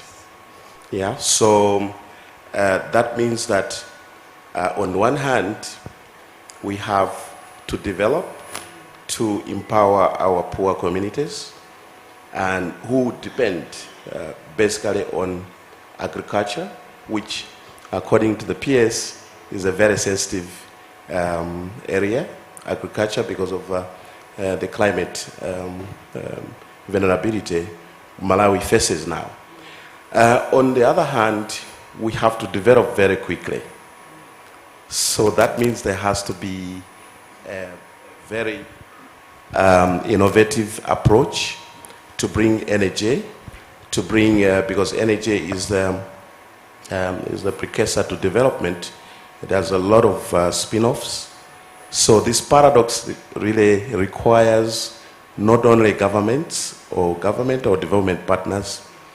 In my opinion, it requires more of private sector than government. Government provides the regulatory and policy environment, but private sector should come in. I've only been in the ministry for 7 months, so I'm new, I'm still learning, but I have to learn very quickly. But I've seen that the private sector involvement in the energy space, especially the renewable energy space, it requires interventions, capacity building, investment, de-risking the space, because no private sector would like to go into a space that has a lot of risks. So that's in the realm of government to de-risk the renewable energy space. So I would want to encourage the private sector to work with us. There has to be that dialogue, and we have to open up the dialogue. I have seen that government works in silos. Most of the times we don't open up to the private sector. I would like to encourage them to to reach out to us. We will, especially in the Ministry of Energy, open up to them. And I'm already proposing a few boot camps so that we see what are the blind spots. Thank you. Thank you very much. A round of applause for our panelists, please. Talking about opening up in private sector, this I think is your opportunity now to ask a question. Like I said, in the interest of time, please receive my apologies. I'll only be able to take one question. I'm sure the gentleman up here will be around over lunch and we could talk some more. But as for now, let me take one question if anyone has one. Oh, yes, please. Yeah, thank you so much. I'm Julius Ngoma, coming from the Civil Society Network on Climate Change. I think we've had so much conversations around climate change, but also private sector involvement in these issues. But one critical issue that has been coming out through and through is that I think it has been seen that it's not very easy to engage the private sector in the space of climate change for them to do something, particularly when you look at the issue of investments around adaptation to climate change. There are a lot of investments here. We are talking about green energy. I think you see that so much discussion is about mitigation of climate change. But I just wanted to understand how maybe as we are engaging in this space, how is the private sector really planning to engage or invest in adaptation-related interventions in the country, not even going beyond Malawi. And the second one is on the paradox, if I may call it, the issue of loans versus mitigation or adaptation to the impacts of climate change. Globally, we've seen the climate debt getting high and high because most of the solutions that are coming in the space are also coming in the form of loans.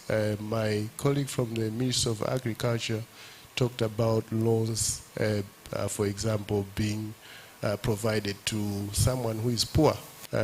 Is a farmer, a poor farmer. So want to incentivize them with using loans.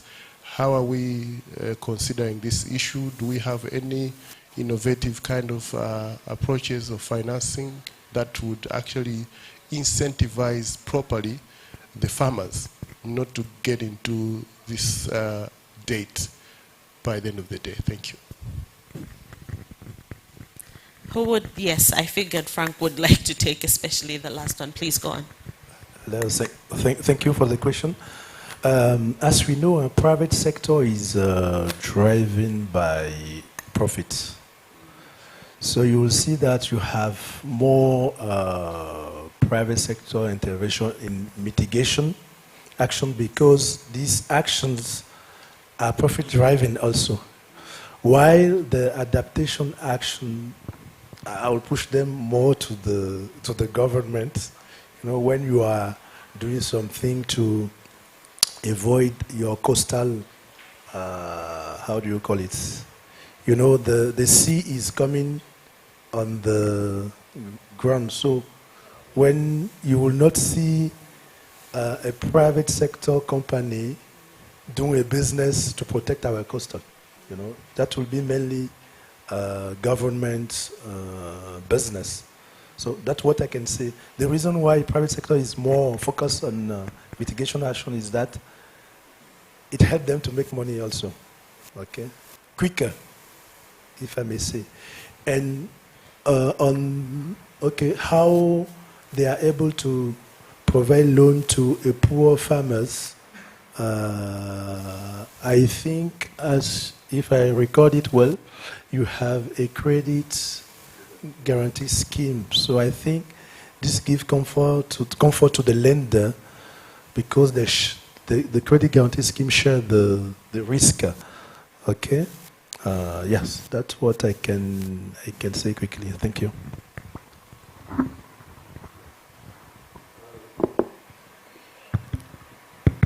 Yeah.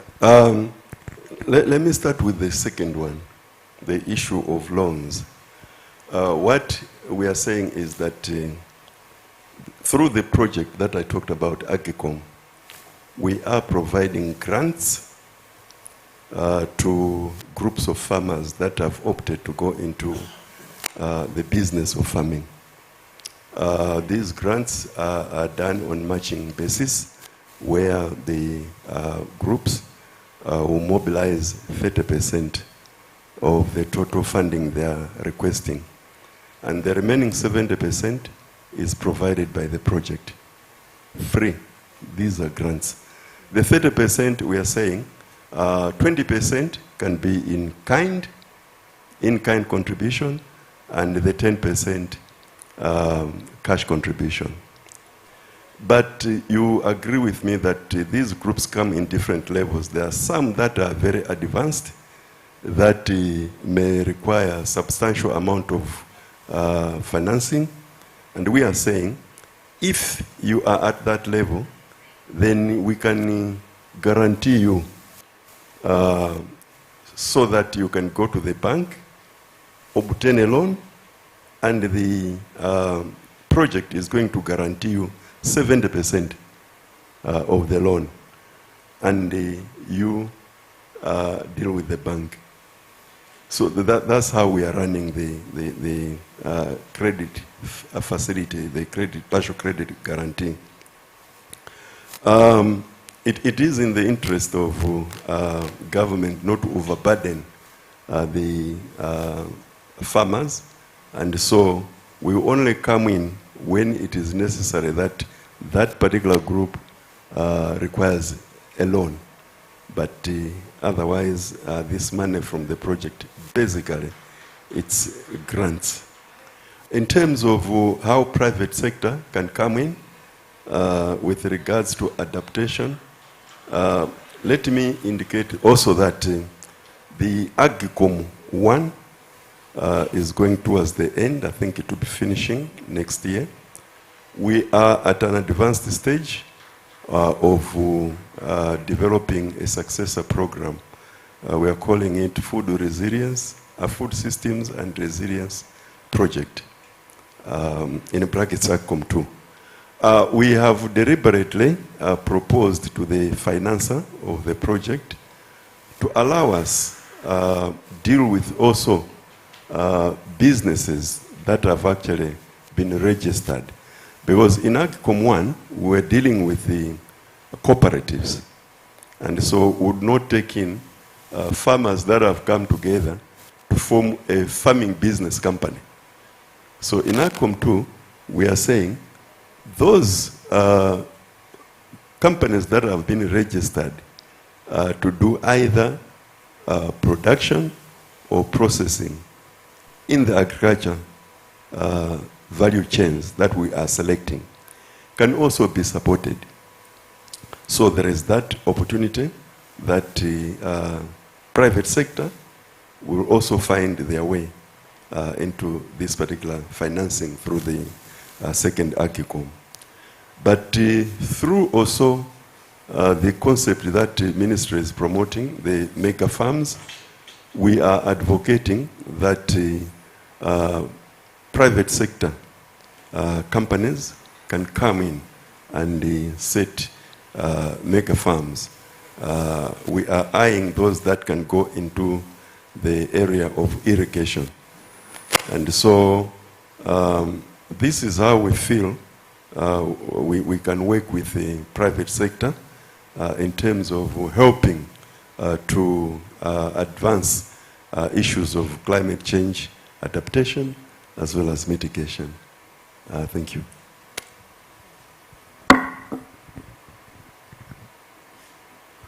Thank you, moderator. in terms of adaptation, I have a few examples that the ministry is doing. Maybe we don't have a communication strategy. That's why we haven't reached out to as many people. But very soon you'll see the, on MPC, we have started to communicate a few of our interventions. But we have grants under MEAP. MEAP is Malawi Electricity Access Project, where we have provided grants to private sector solar installers for to reduce the upfront costs. But it's a mix of grants and loan, very concessional loans.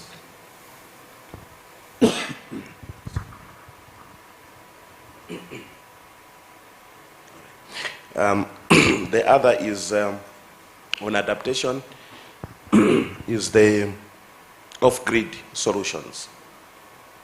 So, yeah, as I said, on the Shire, we are diversifying in order to adapt to the climate change. Sorry, sir, I would end there. Thank you. Thank you very, very much. A round of applause once more for our panels. I hope you got your answers. Well, we can always talk over lunch. I'm sure you'll be available for them to get into more detail. I thank you for participating in this panel discussion. Once again, the role of government and development the challenges of energy transition in Malawi. On the panel was Principal Secretary from the Ministry of Energy, Engineer Chikuni, and coming in from the Ministry of Agriculture, the Head of National Agriculture Investment Plan Secretariat, Mr. Mataka, and of course coming in from African Guarantee Fund, Group Director of Business Development, Mr. Frank Jagaba. A round of applause once more. May I please ask that you take a quick picture of the panel itself? I think we'll just stand for that, and then the next panel will be coming on.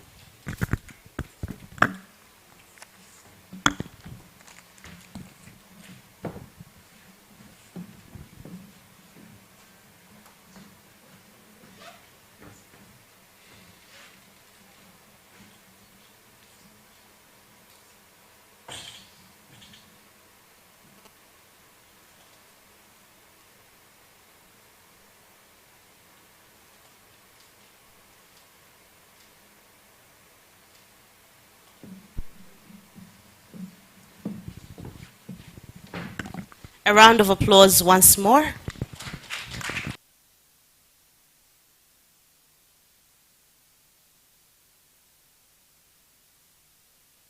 All right, we're going to get into our second panel discussion this morning. Are we in the afternoon already? I think we are. Okay, so this afternoon, which will be our last one this afternoon, then we'll head off to lunch. This is Martin. A round of applause for him, please. Thank you so much, Ruth. Riding on the protocols that have already been observed, we will go straight into our second panel discussion this afternoon, and thank you very much, everyone, for staying on. Our second panel discussion is actually focusing on the role of financial institutions in facilitating access to finance for green SMEs in Malawi. We can recall the Secretary for Energy and our colleague from the Ministry of Agriculture. I think they made repeated calls for private sector to hold hands together with the government in this transition. But the question actually remains on is there an enabling environment in regards to access to financing for the SMEs in Malawi? If we are to really talk about being fully green as Malawi, I know Secretary for Energy confidently said, yes, we are fully green. So we want to talk about access to financing. We have a number of financial institutions in the house. We'll get to hear from them. And joining us on the panel, we'll have Mr. Noah Nkulichi. He is the Managing Director for FDH Bank, and he's highly experienced in strategic financial services, and he's actually leading an innovative bank which is centered on digital solutions, financial inclusion, superior customer service, trade solutions, SME business support, and supporting the communities through sustainable programs.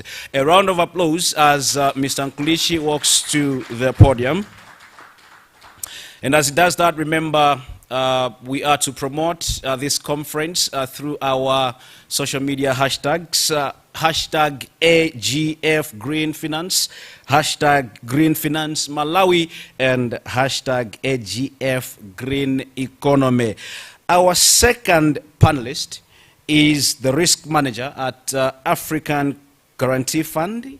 He has over 20 years of experience in risk management and credit guarantee funds management, having worked for Stanbic Bank Kenya as head of business banking, credit evaluation, and credit evaluation manager for corporate and investment banking for 3.5 years. Ladies and gentlemen, please put your hands together for Joshua Obengele.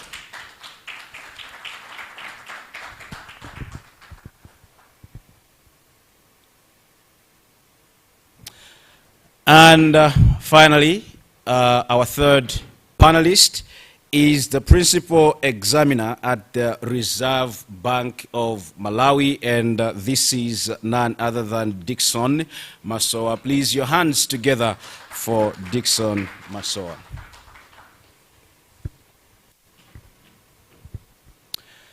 Thank you very much. So, we have the regulator with us here, and I think we can only be confident that we are safe, our SMEs are safe, because the regulator is represented here.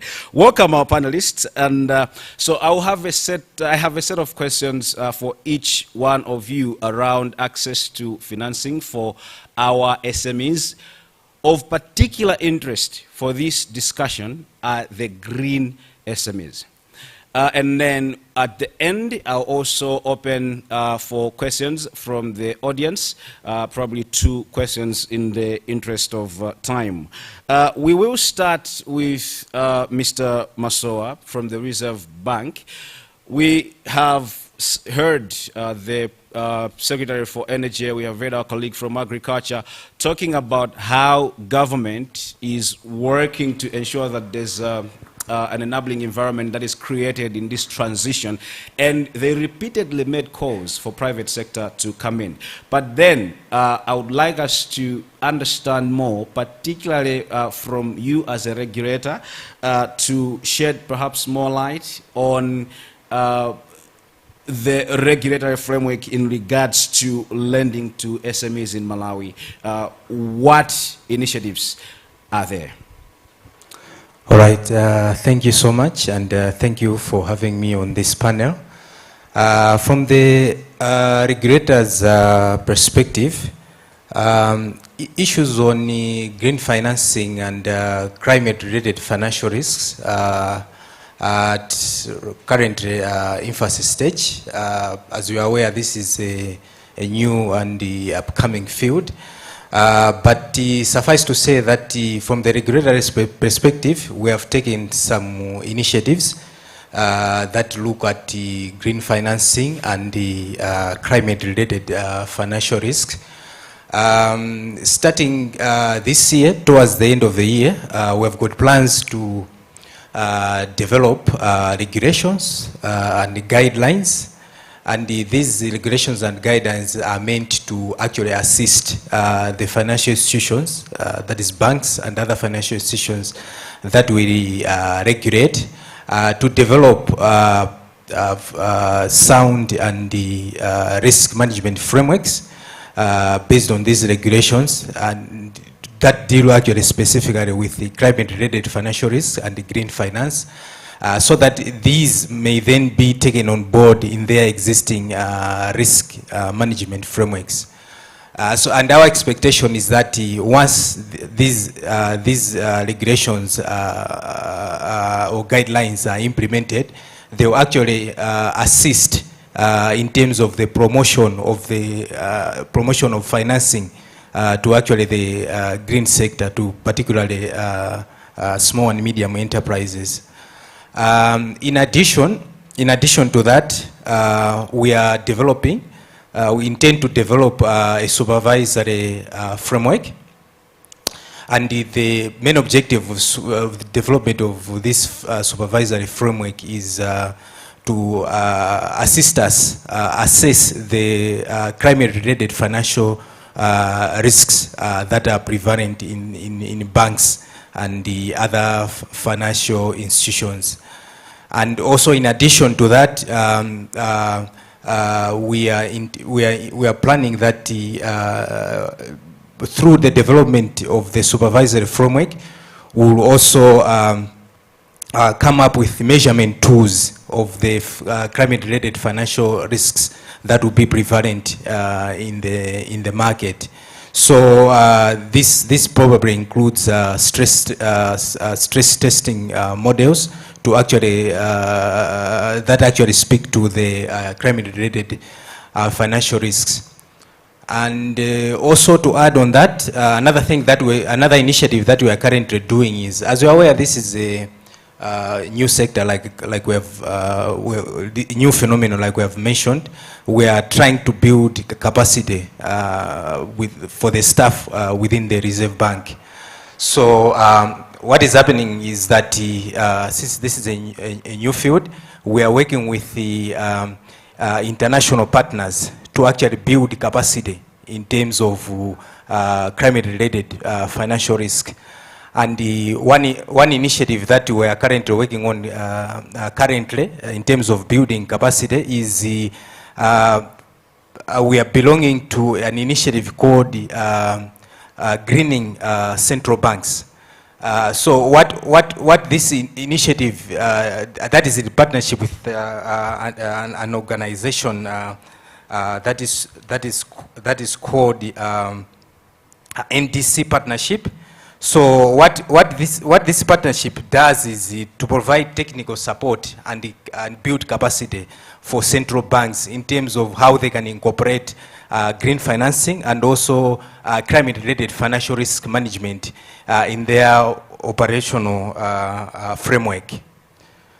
Furthermore, on the same, through our financial markets department, they are also working in partnership with the same organization, NDC Partnership, and they plan to do a diagnostic study of the financial sector in Malawi to see what are the gaps and also how we can come in order to bridge the gaps in terms of designing interventions that deal with the green financing in general and also climate-related financial risks. Thank you very much. Thank you. Thank you very much. Quite elaborate there. And admittedly, yes, the green sector is pretty much a new sector, and perhaps maybe if you could now shed more light. You've talked about the initiatives you're taking to come up with the various frameworks, the partnerships. How much of engagement are you planning, or have you already started as a central bank with the commercial banks? Because they're an integral part when we talk of the access to financing that we are talking about for SMEs. Maybe at this early stage, any engagements with the commercial banks?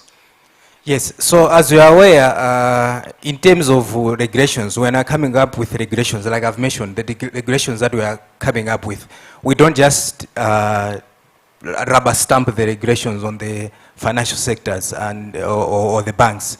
The banks are here, and Mr. Nkuriji will actually agree with that. The process of development of regulation is that once we develop the regulations, is we float them to the market players, the institutions that we regulate, for them to actually comment on the regulations. And after they have commented, when we get the feedback, we also further hold stakeholder consultations with all the market players to ensure that we have an engagement and we ensure that the regulations that we are developing will actually speak to the thoughts that the market players have. So it's not just rubber stamping, but there is a continuous engagement process that we have with the market players when we are developing the regulations. And this will also be applicable to the regulations that or guidelines that we're intending to develop on climate-related financial risks and green financing in general. Thank you. Great. Before I move to Mr. Nkulichi, FDH Bank, maybe a last one for this round for you. What are the plans around incentivizing the banks, particularly to increase the lending to SMEs, in this particular regard, the green SMEs? Yeah, sure. So, like I've mentioned, we are in the initial stages whereby we are looking at these issues. But like I said, through the engagement that we're going to have, the follow-up engagement that we're going to have with the banks, we are certainly looking into this aspect because as a government entity, we are keen on the promotion of green financing and the addressing of the climate-related financial risk. So this will actually come later in our plans as we're engaging with the banks to hear from them as we're developing the regulations, to see how we can assist them in terms of to ensure that there's a mitigation or management of the climate-related financial risk. And like I've mentioned, the interventions that we want to implement is to assist the banks to say how they can develop the risk management and sound governance in terms of climate-related financial risk within their framework, so that these risks are managed. Because once these risks are managed, then the banks can feel comfortable in terms of lending more to the SME sector. All right, thank you very much. Moving on to Mr. Nkulichi, FDH Bank. We fully understand FDH Bank is one of the two banks that have already partnered with African Guarantee Fund to support the SMEs in the country. Now, if we talk, if we're to talk to the SMEs, some that are in this room, of particular interest actually being the green SMEs, we talk to them around the challenges that they face. One that would be highlighted is access to financing. And I think of all the banks we have, we only have two that have already partnered with African Green Financing. That raises some flags already as to why. Maybe from your experience, if you could talk through some of the challenges in regards to banks coming to support the SMEs.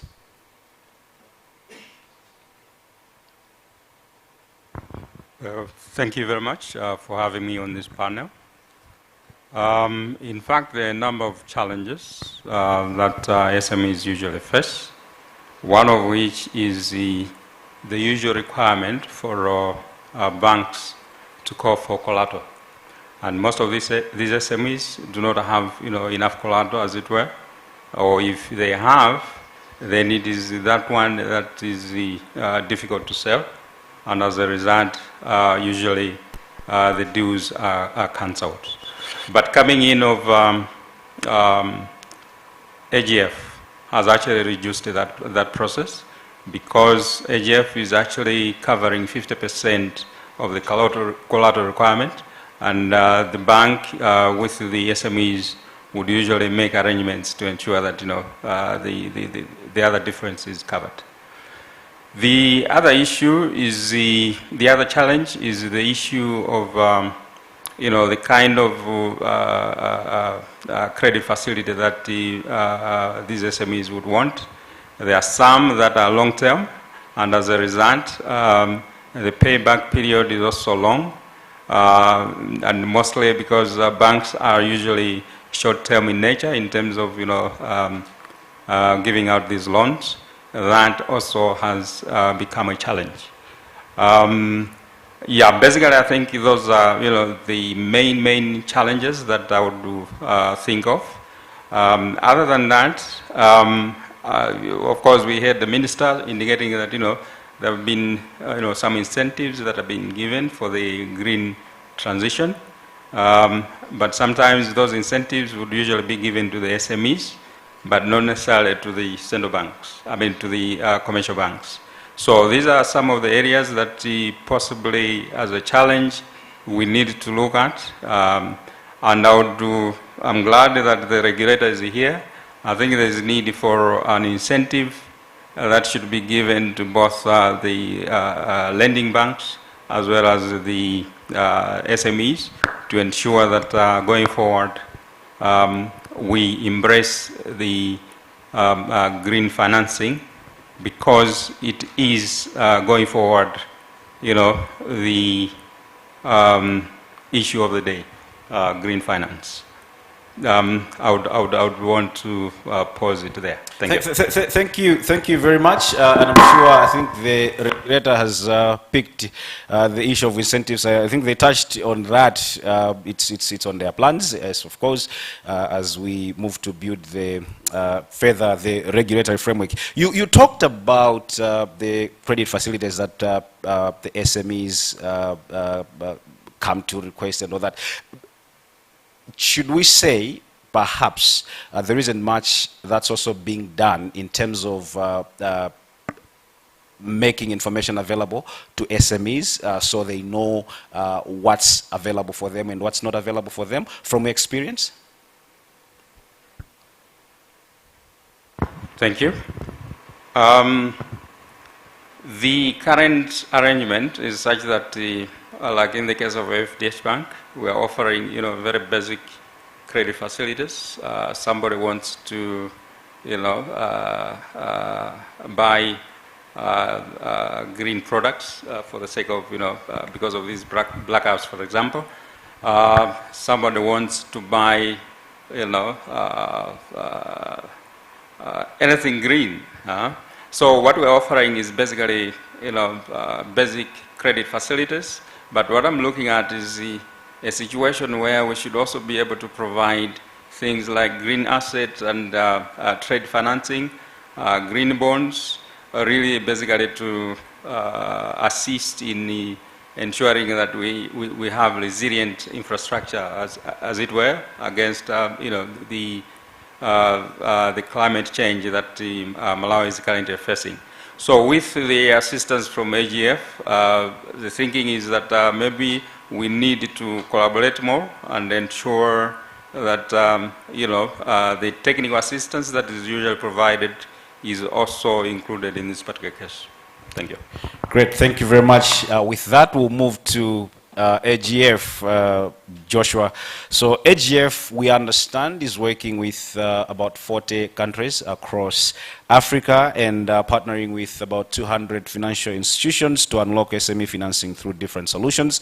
Now, of these, what specific solutions has AGF put in place to enable financial institutions in Malawi to provide financing to green SMEs? Maybe you would start with giving examples on or your experience having worked with the National Development Bank of Malawi and also the FDH Bank. Thank you very much, Martin. I think in Malawi, it's known that we are working with two banks. Our aim is really to expand that and create more impact in the green space. It is the purpose for this green conference and the purpose for the trainings that have been organized for the 3 days. So first, to create awareness around the green financing, not only to the banks, but also to the SMEs and the businesses that are involved in the green space, and even potential ones that want to go into that green space. So that is one way that we are seeking to expand the green landscape within Malawi. The second way is coming up with solutions that then can incentivize and motivate banks to play a bigger role within the green space. And we've seen the challenges, you've mentioned the challenges, and we know from our experience, like you say, we've been in other countries where we've implemented the green finance, and it's been taken up quite well. Now, out of the experience, we've seen that there are certain challenges that banks have, as well as at the SME end. So on the bank end, mostly, the issue, it was earlier alluded to, there's generally to SMEs, there's a perception of high risk to the SME segment. Now, couple that with now green, an area that is still new, like mentioned here, it makes that even double high risk perception for the banks. That then kills any endeavors that government or any players wants to put in the green space. We also have capacity issues within the bank.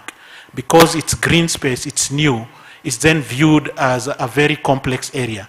There's a lack of proper understanding on how to lend or to give credit, and in terms of shortage of products that can support the green SMEs. There's an issue of collateral, which you mentioned. It's not about lack of collateral. The collateral under green could be there.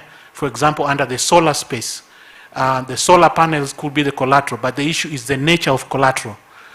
Is it a collateral that is enforceable and realizable? That's the other question. And how long? What's the shelf life of this collateral? So banks think of such challenges and then shun off to financing in the green space. At the SME end, the bigger challenge again is access to finance. And they cannot do that when there's the high risk perception holding. To help unlock or bring solutions that then address all these challenges, African Guarantee Fund has developed certain products that can support the green finance. One of such products is a loan guarantee product. This loan guarantee product is a risk-sharing facility. It's a green guarantee facility that is supported by the NDF, who is our shareholder. What it does is, on a normal loan guarantee that we issue to a non-green SME, we will provide coverage, risk coverage of up to 50% of the exposure that the bank will be undertaking.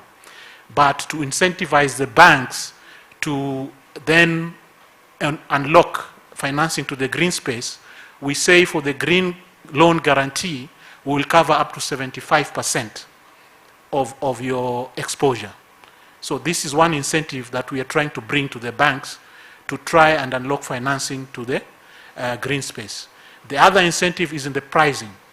On a non-green transaction or facility that the bank is going to issue, we will have a certain level of risk-based pricing.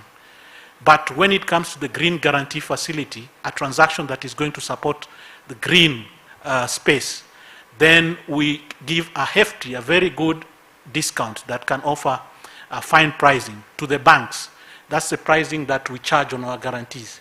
So on a normal guarantee, we'll charge higher than what we'll charge on a green guarantee facility. We also have, you've mentioned the issue of capital. Basically in Africa, we see the sort of lending that happens within the SME space is a short-term financing, really working capital financing.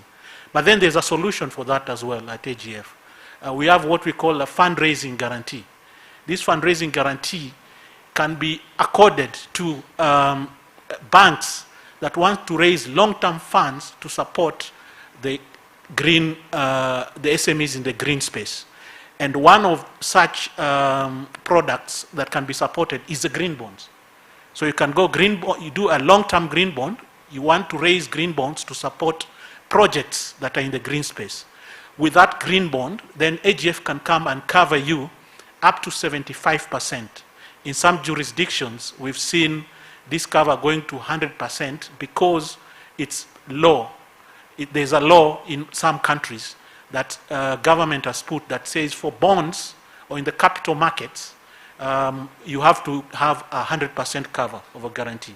But some do not have this law, so we can go up to 75%. This is the other way of addressing the challenge of long-term financing to green projects. And then finally, on the capacity side, we heard that there are some capacity issues from the regulator as well as the banks. Internally, we are aware as AGF that for green space, there are certain unique challenges within the banks. First of all is how to lend to a green SME, because there are certain unique features within these projects that then makes the credit risk or the promoters within the bank of this financing look at it as a very complex space to lend to. But it's lack of understanding really.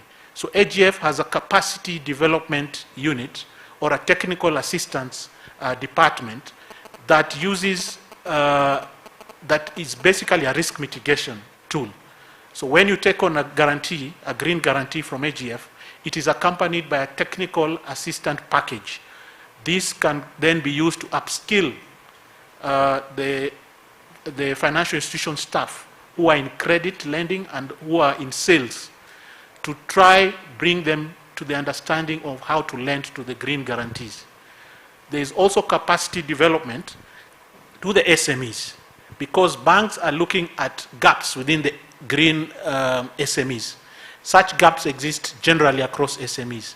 Gaps like information gap, gaps like the capacity to run a green business. These capacities, incapacities can be addressed through the technical assistance that AGF will provide. And this assistance is provided on a cost-sharing basis. It's on a 50-50 basis. So if we identify together with the banks what the real gaps are in terms of capacities to lend to green space, we'll then come to a budget, and in that budget we share it 50-50. And then the entire package then becomes a solution that can then easily help finance the green space. So AGF guarantee, together with the technical capacity assistance, becomes a catalyst to unlocking financing to the SMEs. On the government side, on the regulator side, I think he alluded to the fact that they are working on certain risk management frameworks with the banks. And I think even with that, AGF can come. We work with all stakeholders within the ecosystem of lending to green SMEs. So even with regulators, we can partner and see how then we can push that agenda to the partner financial institutions as well as to the SME space. Thank you. Thank you very much.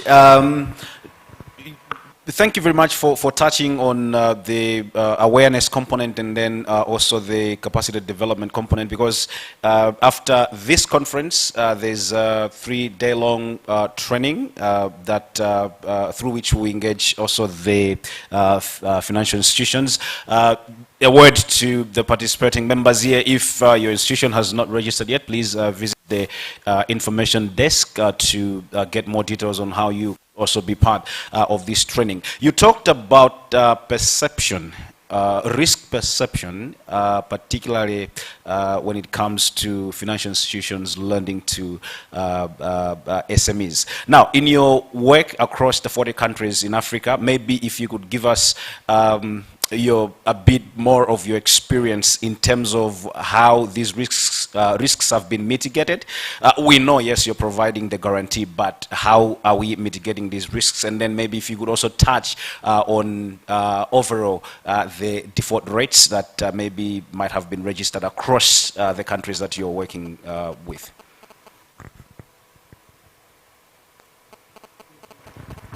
Thank you for that. Yes, there is generally a high risk perception bias to the SME space compared to, say, the corporate space. And this has been there traditionally mainly because of certain gaps that exist in the SME space. One of them is information gap. The other one is the collateral gap.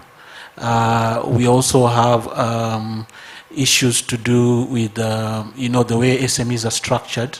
Most of them are informal. Some of them are informal actually in Africa. A bigger portion of that is actually informal. Banks would like to deal with people they can easily trace and know their locations, to get that comfort. Now, this has been holding for a while. Now, from our experience, what we've seen, that notion is gradually coming out, and it's only phasing down. It's only phasing down because of interventions such as what credit guarantee schemes do. It is out of experience through risk sharing that the banks have realized that that perception really isn't that a true perception. So the real risk vis-a-vis the perception, high risk perception, is really a fallacy. We have seen banks now subsequently after engaging them through our guarantee programs, they have come on to take more and more exposure to the SME space across Africa. We have seen banks that started at a very low level because they needed to test, and because that has gone ahead and worked well for them, they've come on and doubled or even tripled their capacity in terms of lending to the SME space. So that in itself is an indication that that perception has been defrayed, and banks are becoming more and more comfortable to lend to the SME space. In terms of default, again, this is another notion that has helped defray that perception. The default rate is quite low. Specifically to the green guarantee, from our experience, the default rate is close to zero today from where we are sitting as AGF. Generally, on the SME space, across Africa, in the areas that we've operated, in the 40 countries, the default rate is below 2%. But in the green space, it's much, much lower. It's not even close to 0.5%. So these are some of the statistics that are coming through, and data that's coming through, that is helping the banks also start gaining comfort and is defraying that high-risk perception.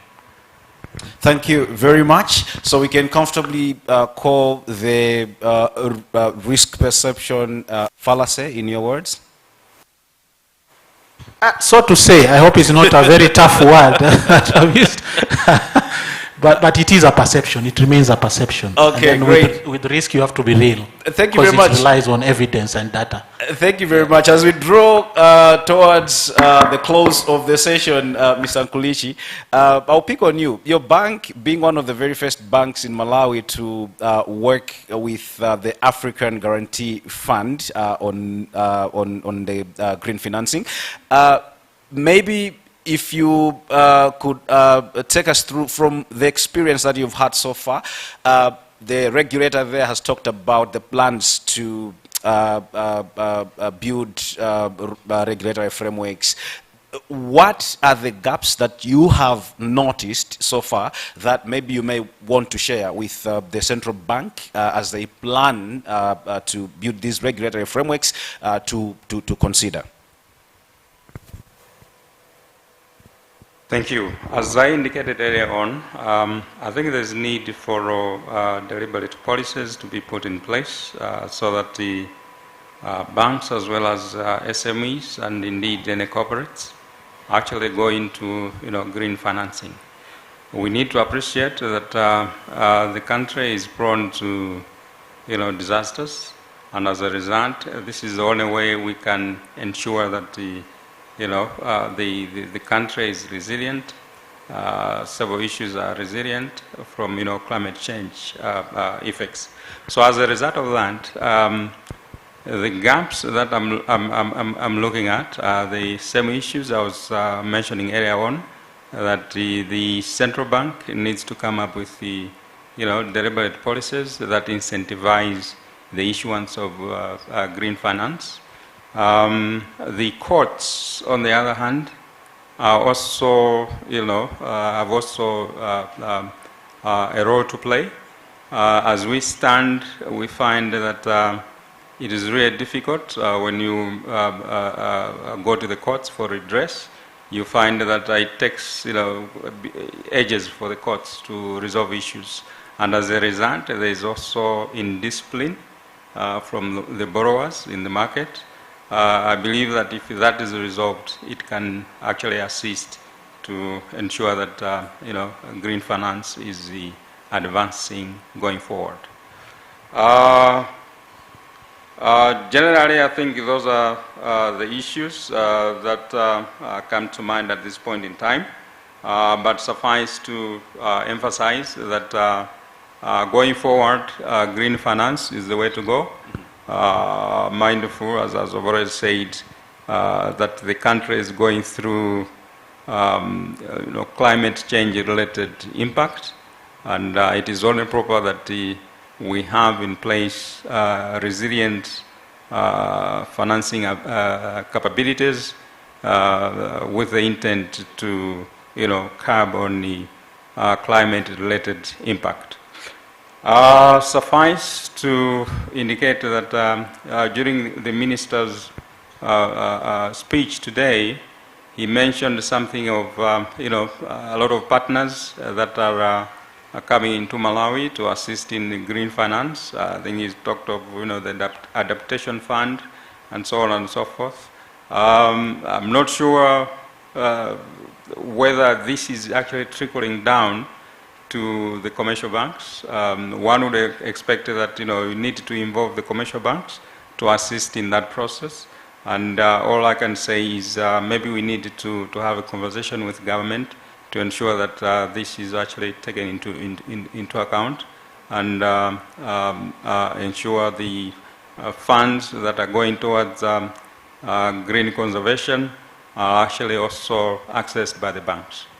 I submit. Thank you. Great, thank you. Maybe before you put down the microphone, we are hoping to have most of the banks that are represented here have further conversations with the African Guarantee Fund to also join the two others that have already partnered with African Guarantee Funds. What confidence can you give to the other financial institutions that are here? Thank you. I think, as it was already mentioned, the guarantee actually assists commercial banks to reduce their risk, and therefore going forward I would say that that's the only way you can ensure that you reduce your capital risk that is usually allocated for certain assets. It has already been expounded, and all we can do is to take advantage of that. Apart from the fact that you have that reduced risk, going forward, the issue of green transition has already been emphasized, and therefore I believe that going forward, this is the area that is supposed to be given the attention, and it is only proper that my fellow banks take advantage of this, given the guarantee that is being offered by AGF. Green transition is the way we are taking moving forward, and it's something that cannot only be done by the public sector. We all have to come together and hold our hands. I'll take two questions from the members of the audience, but before we do that, perhaps in less than 1 minute, Bwana Msoa from Reserve Bank, any parting shots? Thank you so much. I think what I can say is an appreciation for AGF for coming along and stimulating this kind of a discussion. It's very important, and such engagements will actually help us, like I said, in our plans and interventions. And we look forward to probably seeking more support or engagement with AGF as we move forward in terms of this new space. Thank you very much. Thank you very much. Joshua? Yeah, so I think it was emphasized this morning by the various speakers who spoke from government, from AGF, and from the Reserve Bank, that it is clear that there is a climate change problem. I mean, we are past that. It's now more on green transitioning, and that requires more and more involvement of the private sector, and the banks stand up, play a big role in trying to help realize the green objectives that the country, Malawi, has set for itself. So the banks, I think it is very clear, the message is clear that you need to take up your role and try and ensure achievement of these objectives. As AGF, we are only more than happy to play a part into ensuring that this happens. And the reason, hence the reason why we're trying to assess, to help address the challenges that exist, that are unique to Malawian space and the Malawian green space, to try and address this so that those objectives can be achieved. So in the next 3 days from tomorrow, there's going to be an intensive training around how to lend to the green SMEs, and the things to look out for, the frameworks that you can use as a bank to help lend to that space, and also how basically to approach the entire array of framework of green financing, so that the understanding is inbuilt and the objectives of the green SME or green lending or climate change objectives for Malawi are achieved. So banks, over to you. It's time for action. Thank you very much. The last parting shot, Noel. Thank you. In fact, the World Bank climate profile on Malawi has categorized Malawi as prone to devastating effects of climate change, especially in floods and drought. So as a result of that, I think there's need for Malawi really to change in terms of financing, and therefore the banks have got a big role really to ensure that they fight climate change. And all we can do is to provide the necessary financing to the different sectors of the economy with an intent that we withstand climate related impact. And all I can say is encourage my fellow banks to take head on the issue of green financing with the intent that at the end of the day we assist in the country's stand to avoid or indeed to reduce the impact of climate change. So that's what I can say. Thank you. Thank you very much. It is clear green transitioning is the way to go, and as all the three have alluded to, the private sector needs to stand up as we transition.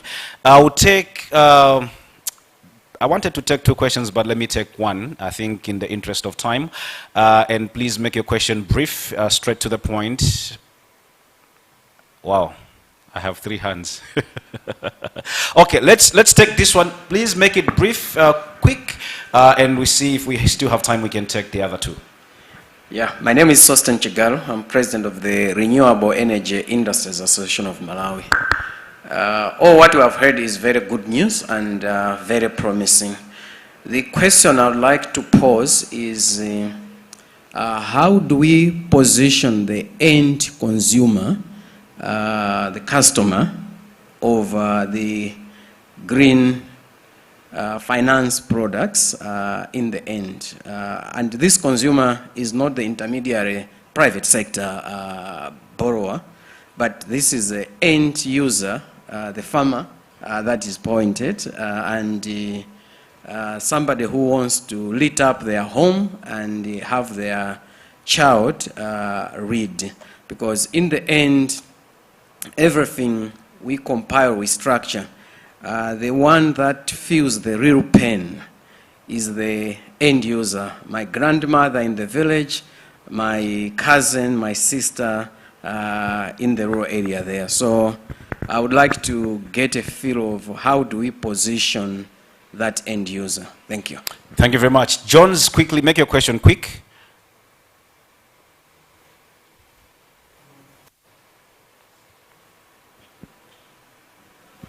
Yeah, thank you. My name is Jones Ntaukira. I'm the MD for Zua Energy. It's a green SME. Since we're talking about transitioning and all this, I wanted to also just pop a question to Norway, but also a challenge to all the other banks in here. Personally, I've come to the conclusion that I think commercial banks in Malawi will not help SMEs to resolve whatever we're discussing here. So what plans or thinking or innovation are these banks looking at? For example, to start splitting these things, like separate, like how you fund SMEs from how you provide, normal high street banking. I think in Malawi, it's the only place that probably I've seen that banks combine everything, but in other countries we've seen banks that are actually splitting or separating this SME banking to be separate. Not just having like a unit within the branch where they provide SME banking, but really looking at having a whole separate entity, like maybe FTH could have FTH Capital that just really focuses on how can we provide financing to SMEs and not combine with consumer loans. Thank you. Thank you very much. I should be fair. Let's quickly take your question as well. Yeah, thank you. Small one. I think the government of Malawi is also working with Africa Risk. Sorry, the name again? The government of Malawi No, is also... your name again? My name is Julius Ngoma, working as a coordinator for civil society network on climate change. So the government of Malawi is working with the African Risk Capacity, I think since 2012. And I just wanted to learn from the colleagues here in the bank whether they also are aware about the Africa Risk Capacity, because they also work on climate and disaster risk financing and insurance. And I just wanted also to connect this with the Africa Guarantee Fund, whether there is any relationship that is there at the continent level in terms of working, but also learning on how they are also supporting the government of Malawi on some of the initiatives, especially risk pooling issues. Thank you. Patrick, is that a question, a comment?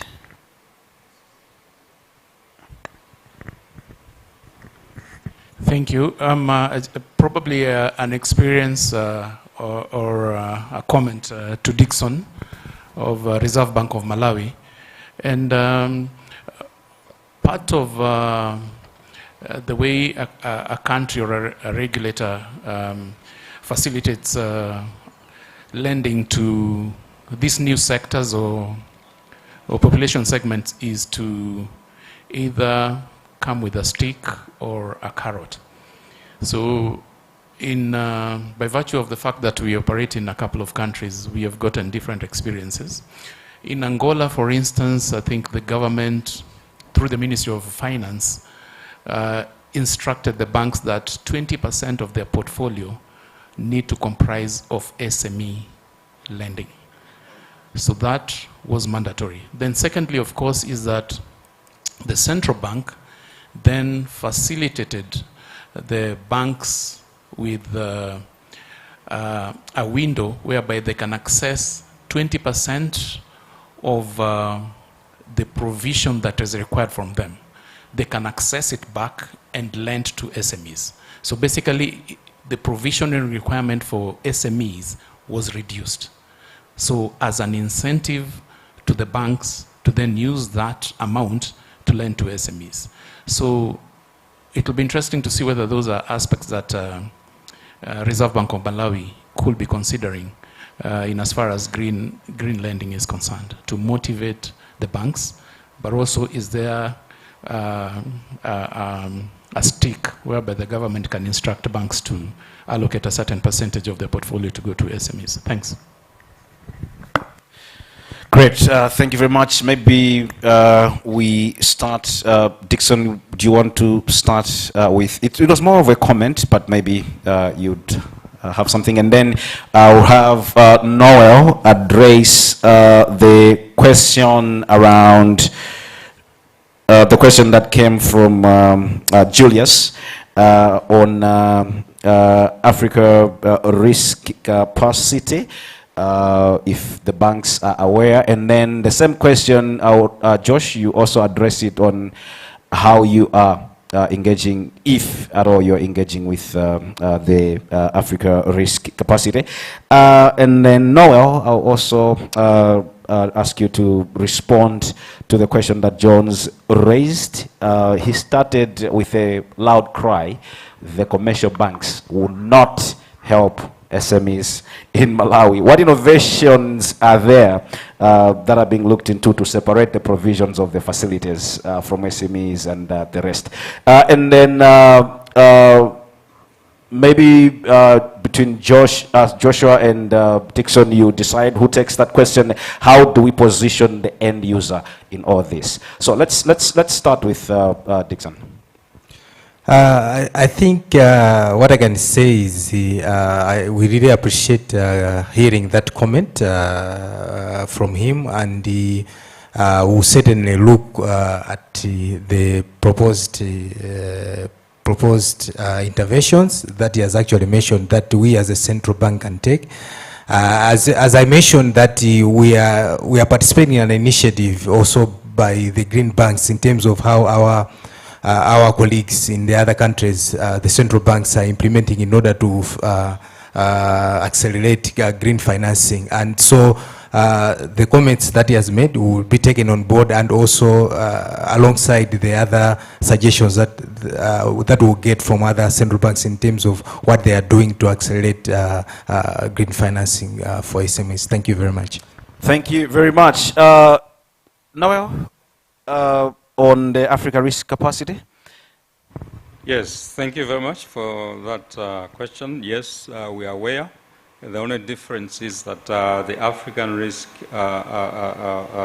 company is actually dealing with the sovereign insurance. So in this case, like in the case of Malawi, it's the insurance is usually provided to the government with an intent that, for example, if there's a drought, and that drought is assessed to be indeed something of national catastrophe, then claims are made from there. So from the bank's perspective, I doubt that banks would actually gain access in terms of trying to protect certain aspects, unless there is something specific in terms of how it can be created to ensure that we also tap into that one. But otherwise, we are aware of that. On the issue of commercial banks in Malawi, that they will not assist SMEs, I hear you. I appreciate the question and the concern. But you went further to ask how will banks ensure that they separate the lending to SMEs from the high street lending. From FDH perspective, we are actually trying to come up with something specific for SMEs, not only for the green related SMEs, but all SMEs. The intention is to indeed differentiate how we treat these SMEs from the other borrowers. As I indicated earlier on, there is also need for incentive, and this is what we are asking the regulator to do. And the regulator here, actually, Mr. Musowa, actually indicated that they are also coming up with some kind of a directive, essentially to incentivize the lending to SMEs. So I believe with that kind of arrangement, things should definitely work differently from the way you're looking at this point in time. I guess that's how I can respond to that. Thank you. Thank you very much. Joshua, I would put you on the spot. You take the last two. So particularly AGF's engagements with African risk capacity, and then you'd also touch on what's in it for the end user. Thank you. Just like Noel has said, I agree with him in the way Africa risk capacity is structured. We are aware of what they do. There has been engagement, there are discussions, very early discussions on how then can institutions like AGF come in, possibly right across the value chain, because there are players that are SME across the value chain, as much as they look at providing risk insurance at a sovereign level. There are activities along the value chain, and we are trying to explore and see together what role can AGF play. I think that should be a good answer to you. In terms of one of your other question was, how are we working or engaging with the governments, especially government of Malawi, to try and realize or sort of realize the climate change or solve the climate change adverse effects. One of those is such conferences and trainings like this that you had earlier that we had done in other countries, 7 countries to be clear, and government is really involved in trying to. We work with government very closely, and they play a big role in terms of trying to putting all this together. And we do, of course, have other interventions that we do with them. Not only this, so after this, then there'll be other interventions. What comes out of such conferences, the feedback, the output, then can be concretized into something then we can work with government to implement. The other way we do that, again, was alluded to earlier, was in terms of the recognition by the central bank. So I think there'll be a huge benefit to the banking sector here if a formal recognition by the central bank of the AGF AA- rated guarantee is formalized. The benefits are quite immense for the banking sector, and then that can ultimately influence a positive effect on the economy and economic development. In terms of positioning the end user, I forgot your name, but you said you're chairman of an association for renewable energy, and you work directly with SMEs, but you specifically spoke towards farmers, or is it general? Farmers was just an example. It was an example. Looking at the end user. Yeah, so I think the end user plays a critical role in the entire ecosystem of green finance. And AGF's ultimate objective is really poverty alleviation. And it can only achieve that through putting in interventions and having the end user as a critical cog in the wheel.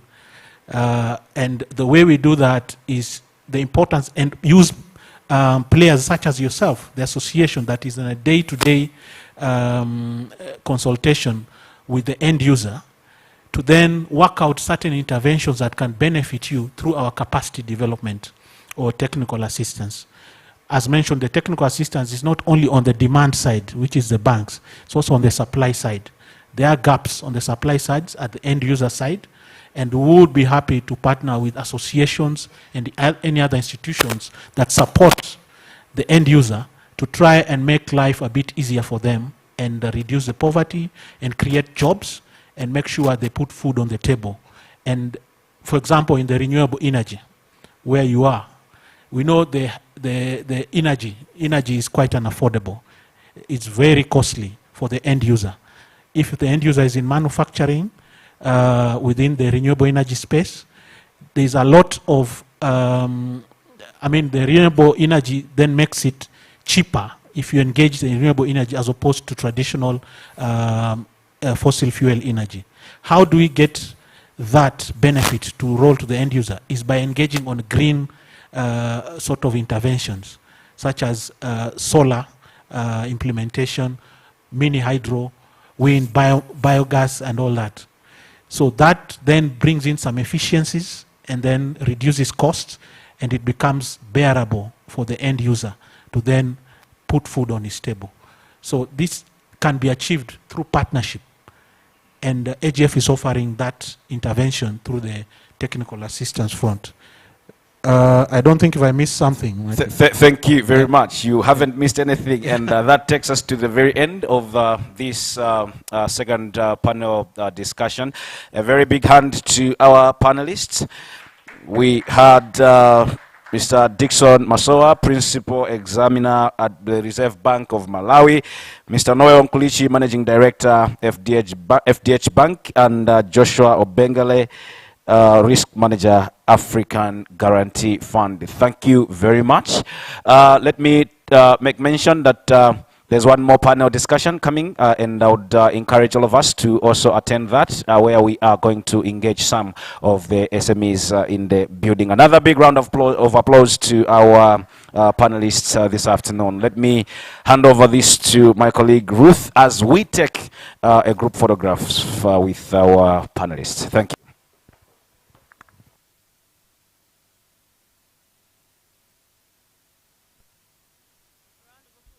Once more,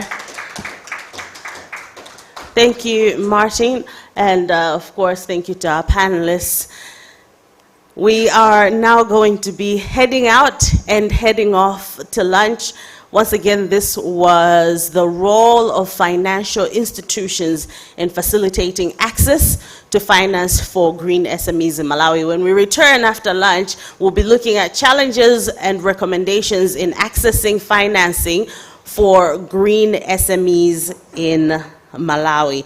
So let me implore you all to come back for that. We will take an hour's break, so we should be back in the room by 2:30 to continue with our afternoon. When the panel discussion is over, we will have a moment also to interact some more. I'm sure that there's still some questions that we would like to have answered, so those will be answered during that time of interaction.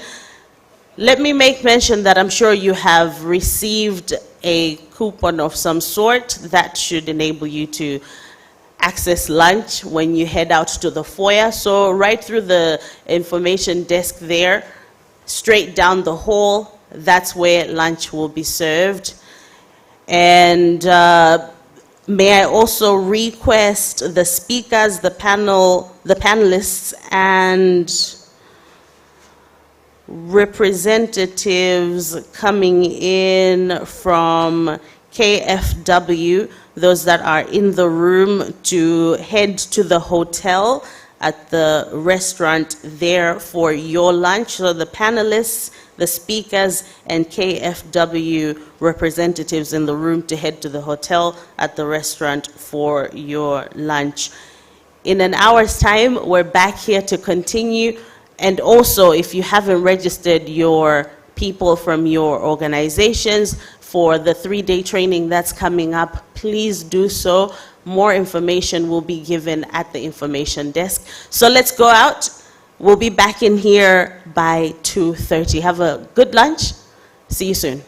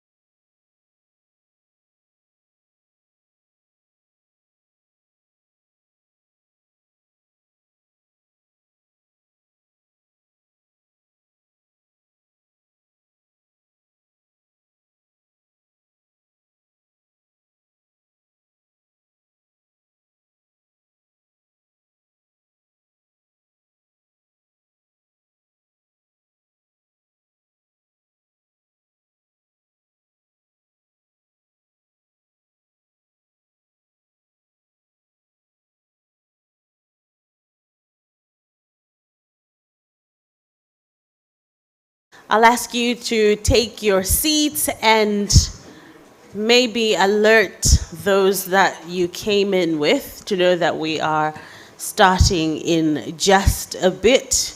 I hope that lunch was good. We are going to continue with our afternoon with the panel discussions, but of course we only have one panel discussion, which will be our last. I'm hoping that our panelists are in the room and ready to go. But before we get to the panel discussion, we do have a video that we would like for you to watch. If you may turn your focus to the screens, please.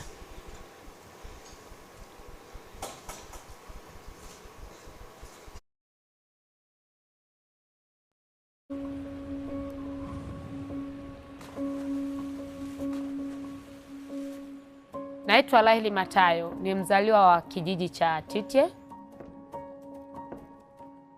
Wanawake wa Kigoma wanapitia changamoto mbalimbali.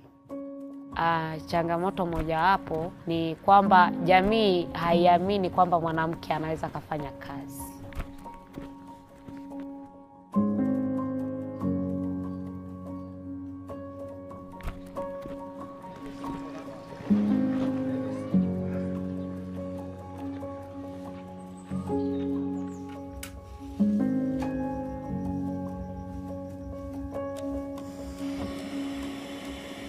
Kwa mara ya kwanza nimesikia kuhusiana na Jaza kwenye jamii yangu pale kijijini. Baadaye nikaa nimeandika barua, kwa bahati nzuri nikaa nimepita, nikaenda kwenye mafunzo kwa muda wa siku 4. Baadaye tukakabidhiwa duka, nikaanza kulisimamia. Jaza Energy ni kampuni ya sola ambayo inatoa huduma ya kukodisha betri, na Jaza huwa tunaenda kwenye vijiji ambavyo bado havijafikiwa na umeme, na wahudumu wetu ambao wao wanasimamia hayo maduka huwa ni wanawake ambao wanatoka kwenye hivyo vijiji husika, na tunawatambua kama Jaza Stars.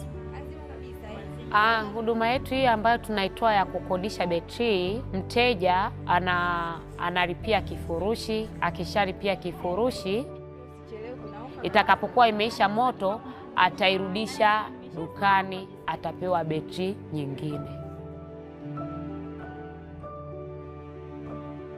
Napofika asubuhi, nitaangalia mtambo wangu kama una chaji vizuri, au zile betri ambazo nimelaza jana usiku kwenye mtambo kama zimejaa.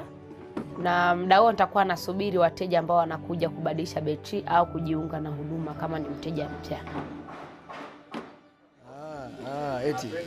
Eti unataka kunyoaje? Tunazipunguza kidogo. Alafu pembeni tuulize kidogo. No. Mambo ya vizuri. Haya, una shida. Bwana, mimi kwa majina naitwa Fabiano Erasto Laurent. Mimi kazi yangu kubwa hapa ni kinyozi, kufanya kazi wa saluni. Nilipoanza biashara yangu hii ya saluni, kwanza nilihangaika sana kupata umeme. Maana awali nadhani hapa nitumia umeme wa sola. Kwanza hali ya hewa yenyewe hii ikawa sio rafiki.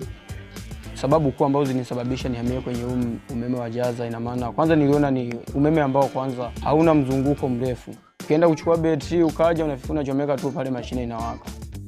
Kwanza imenisaidia kuwashawishi wateja kwanza kwamba muda wote hapa umeme unakaa, na maana mteja anatoka kula amejiaminisha hata kama ana umeme wa sola. Na maana wakija wanajua kwamba Jaza kule kwa vile na umeme wa uhakika. Kwanza ni vifaa vingi sana ambavyo vinaweza kuwashwa na betri yenu hii ya Jaza.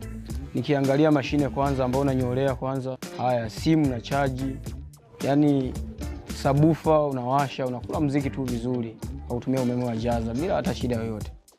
Kipato kipo, kwanza imenipunguzia mawazo, ndio maana kwanza imekuwa. Hapo vipi? Maana huo mugabo hapo.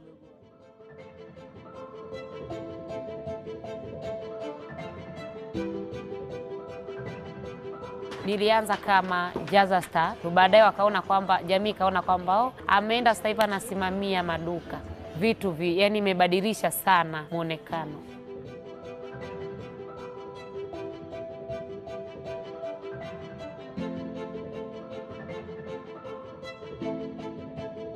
Jamii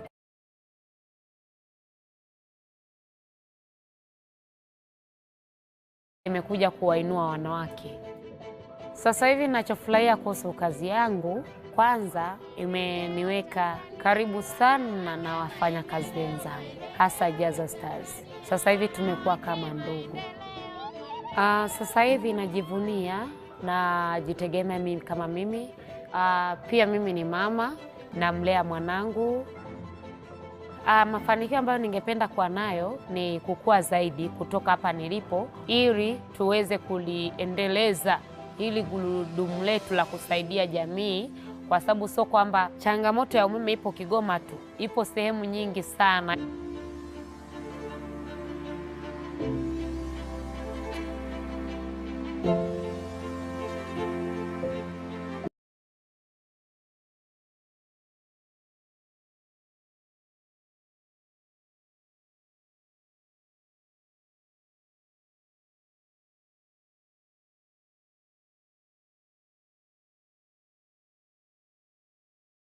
Economic development. And of course, Green Finance Conference is also just speaking to those issues there around us going green and making sure that SMEs are financed in the green spaces.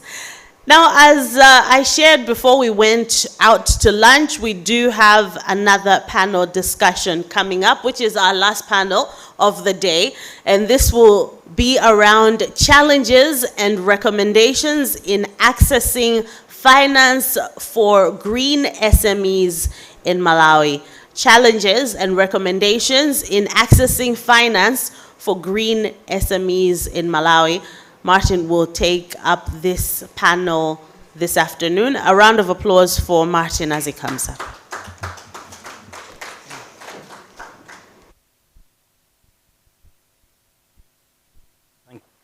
Thank you so much, Ruth, for that introduction. Continuing with our panel discussions, as Ruth has rightly mentioned, we are talking about challenges around financing when we talk of green financing, and then we also look at the proposed solutions that are there. We have a number of representatives of green SMEs in the house, and we will have some of those joining the panel this afternoon. Before we dive deep into that, a reminder, I'll keep making mention of our social media hashtags. If you may, please use these hashtags on your social media platforms. The first one is hashtag AGF Green Finance, hashtag AGF Green Finance, hashtag Green Financing Malawi, and hashtag AGF Green Economy. Now inviting our panelists for this afternoon to talk about the challenges and the solutions in regards to access to finance. The first on the panel this afternoon is Nicole Muia, who is AGF's regional head, business development for Southern Africa. We are privileged to have the honor of the region in the building, and I think we'll have a very good perspective of what's happening in the region in regards to access to finance. A big hand for Nicole, please.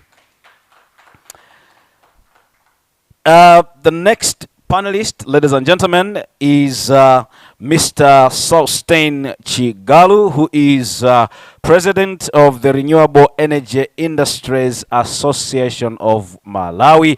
A big hand as Sostain walks to the podium. I think the responses in terms of your applause are beginning to deflate me. So if I'm getting deflated, I wonder what's that doing to our panelists? We may need to give them a little more confidence as they walk to the podium. Let me invite the Managing Director for ZUA Energy Limited, and this is none other than Jones Ntaukila. A big hand for Jones as he walks to the podium. And last but not least, we have a board member of the Chamber for Small and Medium Business Associations, and this is Mr. Christopher Banda. Mr. Christopher Banda, please. A big hand for Mr. Christopher Banda.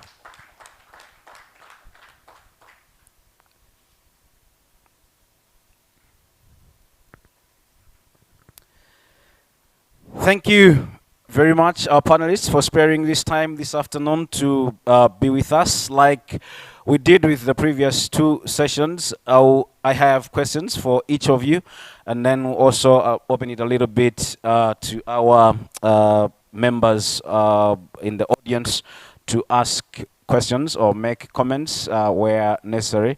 And please feel free to, if you do not have some of the responses to the questions that they ask. I know some of your colleagues are in here. If you want to pick on any of your colleagues to assist you in addressing some of those questions, particularly the questions that will come from the audience, please feel free to do so. I will give you that chance. Like we said, we are talking about access to financing for the green SMEs, particularly looking at the challenges and also solutions that we may have and to propose to various stakeholders that are represented in the building. We have government officials present in the building. We have financial institutions present in the building.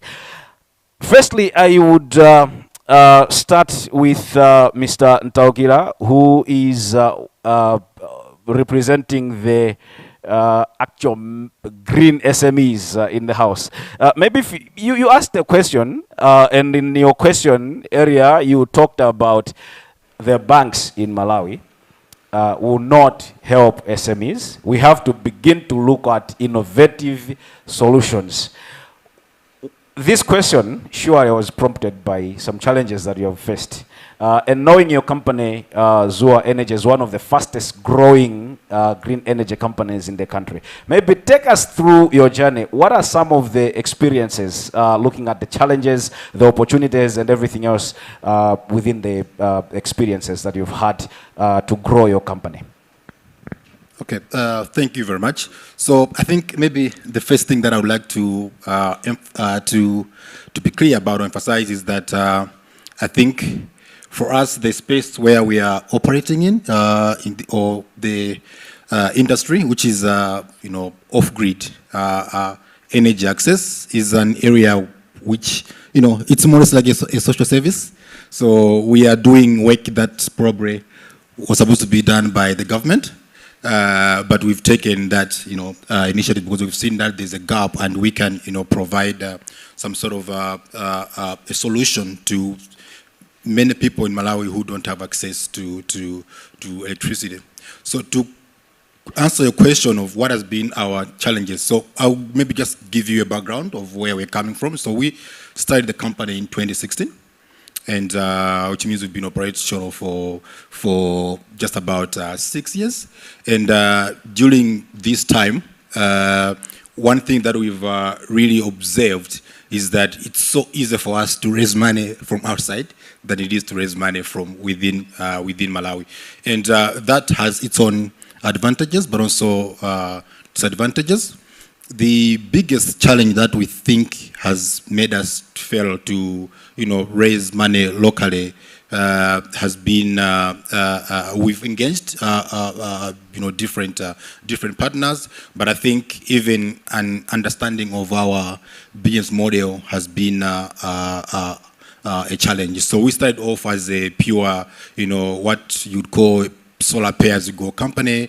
Over the years, we've tried to reimagine ourselves. Now we see ourselves more of an asset financing company. So we see ourselves as a energy or solar asset financing company, and that's in its own nature means that even our capital needs are very high, because we have to invest in equipment and then find customers who are bankable, who can actually afford to make these payments to us.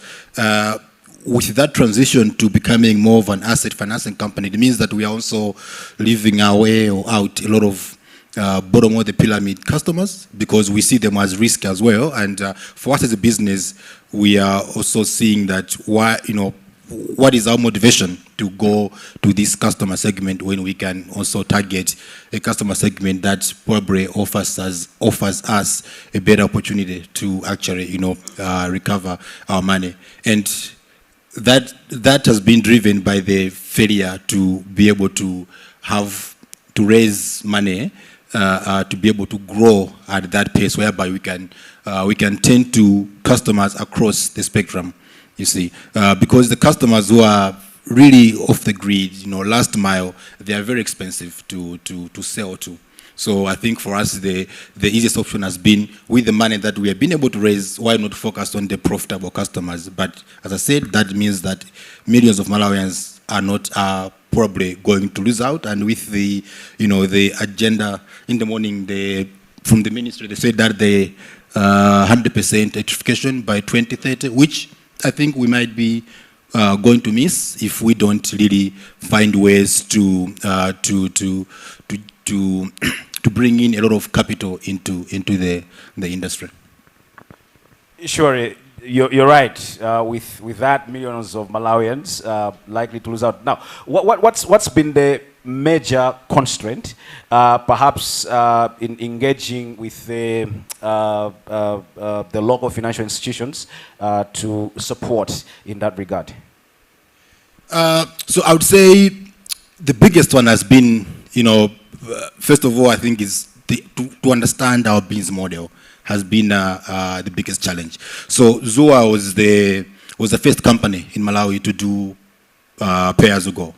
And we are also, I think, the first to transition into more of an asset financing company. So I think even understanding of that model by the banks has been quite a challenge. We did manage to work with one bank eventually, but again, in terms of structuring that facility that we were able to get was not easy. It took us probably a year discussing, how that structure, that facility should be structured. For us, we are looking at, we have a lot of customers who are paying us, which means we have got a lot of receivables. And our approach to fundraising was, why don't you lend us money and we use receivables as collateral? From the bank's point of view was, no, we can't use that. That's, because you don't know if these people are going to pay you. But eventually we were able to convince one bank, and we were able to come up with a facility that we used our receivables as collateral. And I think that's what we should really be looking at. I'm not saying that's the best model, but I think if that can be done, again and again, probably it can be perfected to the point that many, green SMEs can actually benefit from those kind of facilities. Thank you very much. Surely the banks also have to look at how do they mitigate the possible risks, and if they don't really understand the business model, it's a risk already on its own. But then I want to maybe now tend to the chamber for small and medium business associations, because the issues that Jones is raising, surely I think the chamber should be able to come in and support. And the same question maybe will also go to the Association of Renewable Energy Industries. But let's start with the chamber. Maybe if you could give us your role in ensuring that the green SMEs have access to financing, and then some of these challenges that Jones is talking about are also adequately addressed. Let's hear from the chamber first, and then we go to the association. No, thank you so much for giving me the opportunity to comment on one or two things that my colleague from Zua Company has shared with us. It's true, there are a lot of challenges that the SMEs, the green SMEs are facing, and he has just hit the nail on the head that you may have a model, you may have a concept, but if you go to the bank, it needs someone sitting on the panel to understand the model and be able to take it to the decision makers. They would agree with me, the fellow SMEs, that when you go there with a brilliant idea, if the first person doesn't understand your concept, it will not reach the decision makers and be able to bring you on board or finance your project. So the challenges are in twofold: from the financial institution, understanding the concept, but also from our end, from our side, how we present our model so that it attracts the financiers that are out there. Much as we know there are those challenges in terms of interest rates, higher requirements for collaterals, etc. But on our part, it also calls for how we bring in, how we present our proposal so that it makes sense in the eyes of the financier.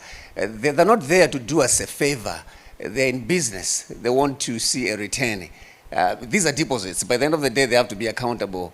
They have to report at the Reserve Bank to say that this is how we have managed the deposits of our customers. We provided loan facility to these institutions and be able to manage the risk.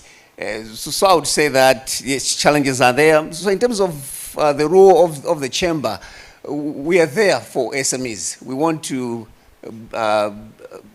bring in that linkage, that we understand the financiers, what they are looking for, and we understand what the SMEs are trying to propose in the sector, in the industry. And as a chamber, we are able to do that because we are, like the chamber, we have signed an MOU with Standard Bank as one way of bridging this gap so that SMEs are able to access credit facilities from the bank. But I can agree with him that there's a long way to go. Much as the MOU has been signed, but much has not been registered to say that we can claim that most of our members have benefited from these initiatives.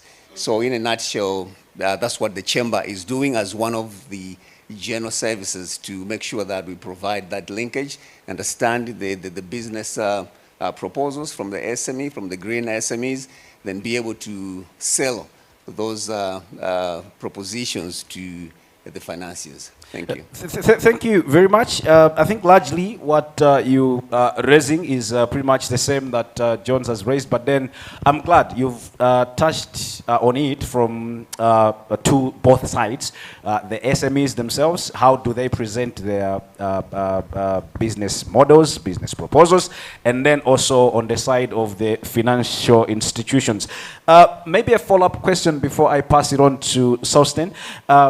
What initiatives have you, as a chamber, what initiatives have you taken to ensure that there's that constant engagement between the SMEs and the financial institutions? Because what we've noted is at times the financial institutions, there might be a gap in understanding the actual needs of the SMEs.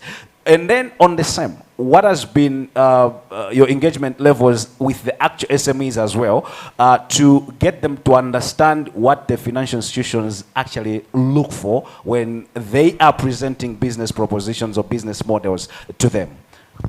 Thank you. One of those initiatives that the chamber has done is to the one that I just said, like engaging Standard Bank, that we sign an MOU. As an association representing the SMEs, we are there to protect, promote the interests of the SMEs. So I believe that step to sign an MOU is a way to go, so that we bring in SMEs that have got concepts to say that here's an association that can bridge the gap. If you're not able to meet this person who is there to make decisions, the chamber is there to help out in bridging that gap and bringing the linkage that is needed. But also, maybe the audience may want to know this, that as a chamber, we have also pushed for so many policies. I know that will come later, but policies that addresses the needs of the SMEs as regard to financing. For example, the MSCE 2020 order, which has been gazetted, that 60% of all government procurements should go to the SMEs. This is part of financing, but in a more of a non-traditional way, whereby you don't go to the bank and ask for that loan, but the government is able to say that here are the projects that are on the ground. 60% are there for the SMEs, and let the SMEs tap those opportunities. Then you can use that, or the SMEs are using that as a collateral. You go to the bank should be able to say that, oh, this is a government contract, a government project, then should be able to provide financing. In the absence of that, then I would agree with George to say that the bank looks at your proposal. There's no one to guarantee your business. All that will say is no, we are not going to finance this business. But in the absence of this an SME order, it has helped some of the members within the chamber to access contracts that the government departments are providing on the market.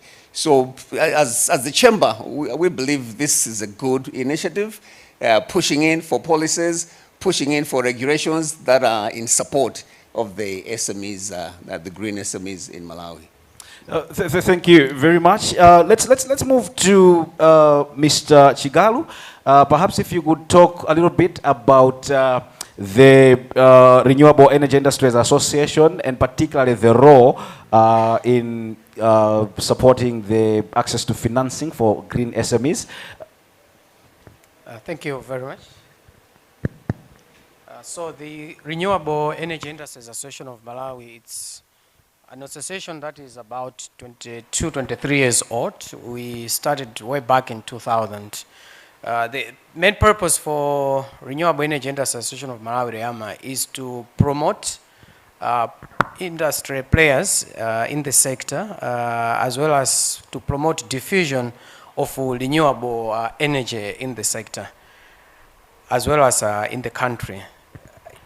In terms of our initiatives, we have a number of initiatives. First of all is to ensure that sector players, we work under one umbrella. Just like the SME association, we are more focused to SMEs and other larger companies in the renewable energy sector. This is very important because even when we are approaching external partners, it de-risks, the KYC is like automatic because somebody is willing to work under an umbrella. He's accountable to at least one group or another. That's the first thing. Of recent, to support our members, we have members over 60, both SMEs as well as professional members. So last year we partnered with the Ministry of Energy, UNDP, Standard Bank, National Bank, as well as GIZ, NDF, with regional workshops to raise awareness of the opportunities as well as the challenges that are there in the of grid sector. And such workshops, which we did in Mzuzu, Lilongwe, as well as Blantyre, unearthed a number of challenges as well as opportunities. So for instance, National Development Bank has got special facilities targeting SMEs as well as renewable energy sector at very concessional rates. I personally never knew about that. Most of our members didn't know about that, but having such a forum, such forums, it raised the awareness. The second area, as in the association REAMA, we have been engaging, is to partner with GIZ, Energizing Development, in terms of business development support, BDS.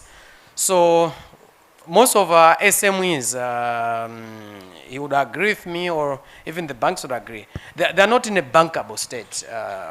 We wake up to see an opportunity, but later on in the course you run for 2 years and you realize you need a working capital and you have no records, you have got no financial statements, even MRI does not know you, and you go to the bank and ask for their services. The answer is automatic. Even if I was a banker, the answer would be automatic. So we realized that challenge, and for our members, we encourage them to apply for the BDS support that is being provided by the Energizing Development with the support of GIZ and other Nordic countries as well, like actually Norway, Switzerland, to support them. So through that, SMEs are able to put up their business plans, strategic plans, be able to develop concept or feasibilities, be it for productive use of energy or any other technologies that they see fit. So we are preparing SMEs to be bankable, so that they can access the facilities that are available with various financing institutions. Let me stop there for now. Thank you very much. I like it that you admit most of the SMEs are not in a bankable state, and usually that's the risk that the banks are trying to run away from. You can't just wake up one morning, go to the bank and seek for a facility when you don't have anything to show of your business. But now, you talked about 60 members within the association. What are you doing to extend the membership to some of the SMEs that would likely benefit to the services, but they are not your members? Because that's a huge gap. 60 is just a drop in the ocean if we begin to look at the number of SMEs that we have, and particularly in the renewable energy sector. What initiatives are there? Yeah, so one initiative actually is awareness to make sure that REAMA is known out there. It's been there for years. By the way, REAMA is one organization that has been behind lobbying government to remove taxes and duties on renewable energy products and services. So as we're talking today, people importing solar panels, basically they get them at zero tax. Importing batteries, zero tax. So we've been lobbying and doing awareness to the government. Through the same, we are coaxing, we are inviting members, as many as possible, those from the chamber of SMEs to join us, those in the green sector, so that we can benefit more. We have partnered with several institutions, among which is the Global Energy Alliance for People and Planet, GIAP. They have got funds and capital again to unlock the potential of renewable energy sector. The challenge is, let's admit, that in Malawi particularly, most SMEs or business people prefer, for whatever reason, to work alone, to work in silos. So we need to break the silos. Just as already alluded earlier in the morning by the PS of energy, even in government, we see those silos have been built up. And the way we move as a country, we are slower. So what we'd like to encourage any SME out there is that join Renewable Energy Industry Association of Malawi, if you are in the green energy sector, so that we can work as a team, because banks, financial institutions, development partners would want to work with those that are in a group. That's why we have got the Malawi Chambers of Commerce, we have got the small business chambers. Anywhere in the world, when we are weak as individuals, we are weak as an SME alone. But when we work as a team, we build a strength. They say, divided we fall, united we stand. Thank you very much. Christopher, coming back to you, these challenges, we have been talking about these challenges for a long time. We talk of access to financing for SMEs, not only the SMEs in the green sector, but like SMEs at large.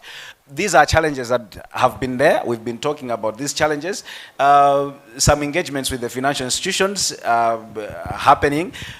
Do you see any hope for a better environment? I like the last part, that do I see hope? I see hope. I see hope in the sense that we have seen some interventions from the government, but also from the sector itself, that now we have realized that, as my colleague has said, that we cannot continue to work as individuals. It doesn't work. It has never worked, actually. So there's hope where one or two SMEs come together and team up for a common cause. Mind you, the market is liberated. It won't stop any big multinational or companies coming in Malawi and invest. We have seen that already happening. So if they find a small boy trying to do the same in the sector, will be kicked out of the market faster than you thought. So there's hope where one or two more SMEs come together and have an impact in the sector. But also, as I said, the push, the effort that the government is taking. So I'm like speaking like someone working with the government. I'm not. But I've seen some interventions. For example, the finesse. I'm sure maybe in the morning this must have been shared with the delegates, that the government is trying to bring in those policies through the Reserve Bank to say that here's an opportunity for SMEs. Actually, finesse is in support of SMEs. Apply, get this. Actually, it has no limit. You can get as much as you can. So with all these opportunities, it gives hope to the sector, the green SMEs, that here's an opportunity that we can tap and bring in state-of-the-art infrastructure, but also investment that will attract even investors. So to answer your question, I see hope in the sector if we work together, if we join hands and achieve the common cause. Thank you. Thank you very much. Maybe moving to Jones, Zua Energy. The chamber sees hope. The association here, surely sees hope. Does that change your area sentiments? And as you respond to that, perhaps if you could also maybe talk to us on what is it that you as SMEs would really want to see changed or included in the current regulatory setting? Okay, so thank you very much. I think we can't lose hope. That's something for sure. We can't lose hope. We need to still, fight on and keep believing that, eventually things are going to change. They are going to change. Obviously, it's going to take time. It's not easy to work with SMEs. The challenges that both Sosted and him have mentioned about SMEs not being bankable is true.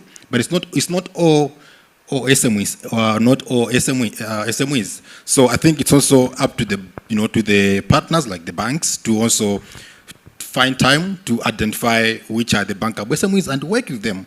I think there's, I was sharing during lunch with someone that the problem is there's very few success stories as well. So, but I think if we can identify 5 or 10 success stories and then support them, that's a good starting point.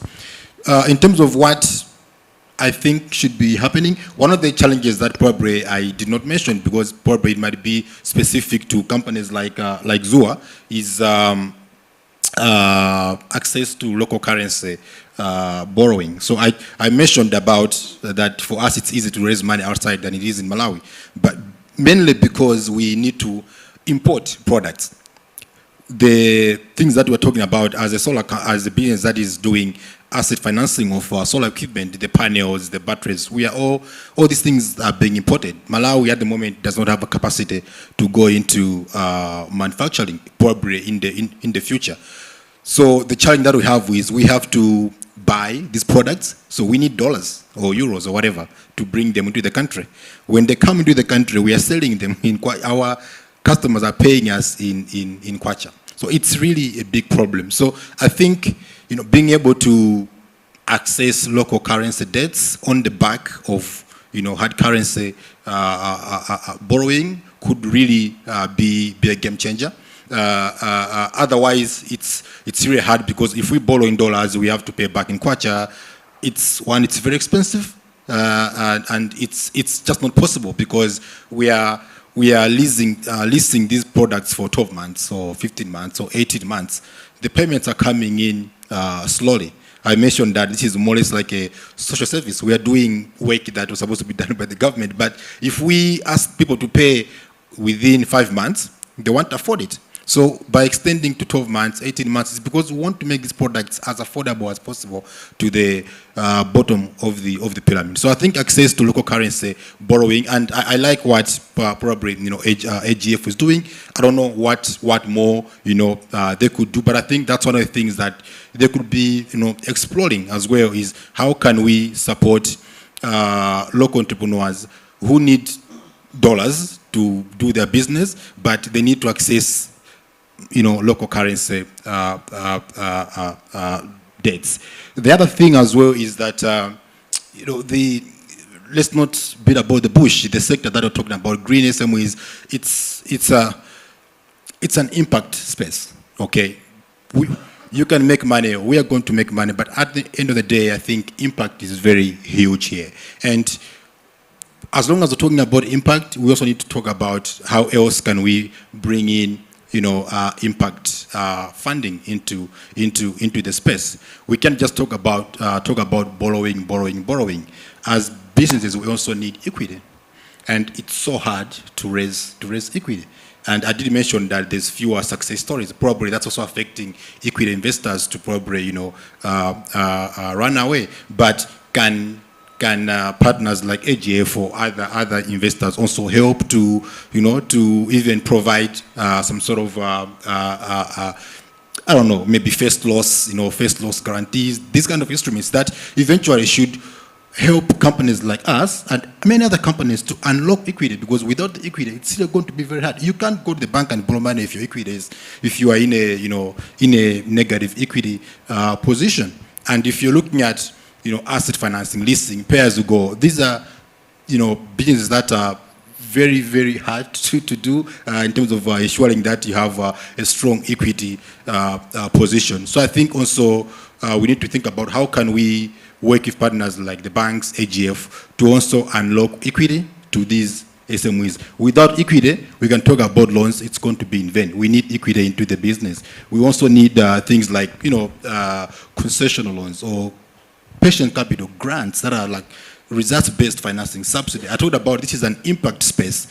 As an impact space, we need also subsidies to help eventually support the end consumer. I can go to the bank, borrow money there.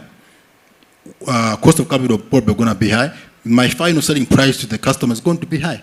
This person, they have no money, they'll just not buy it.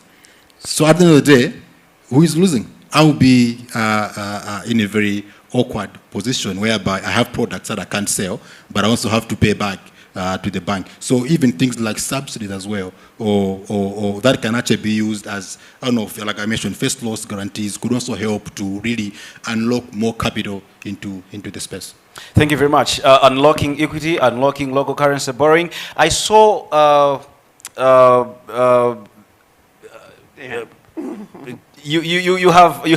you're itching to say something. Yes. Is it a reaction to John's? A bit of a reaction, but just to cement on one or two things that I shared. But thanks for recognizing me.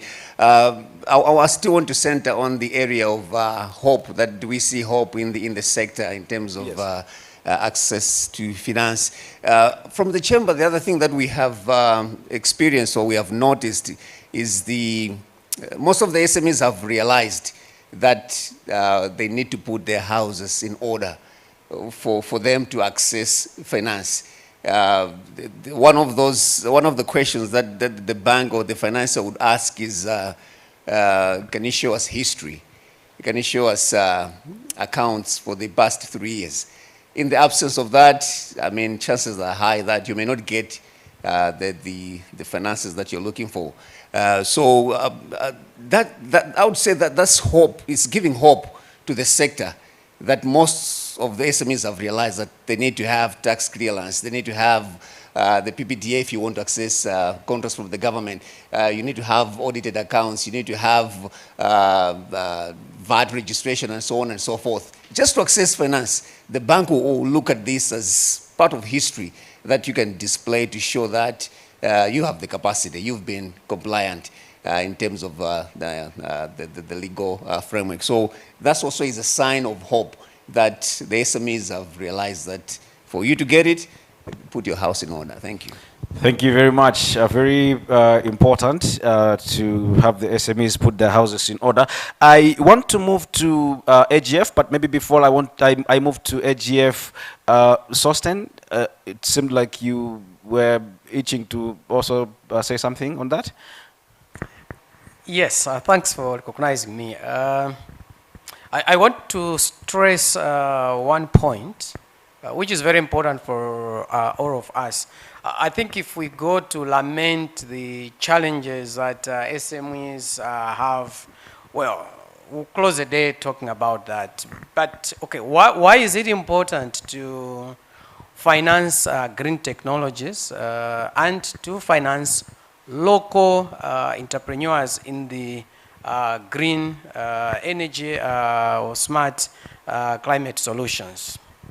So most of us, majority here, we are all Malawians, and the effects of the cyclones or climate change.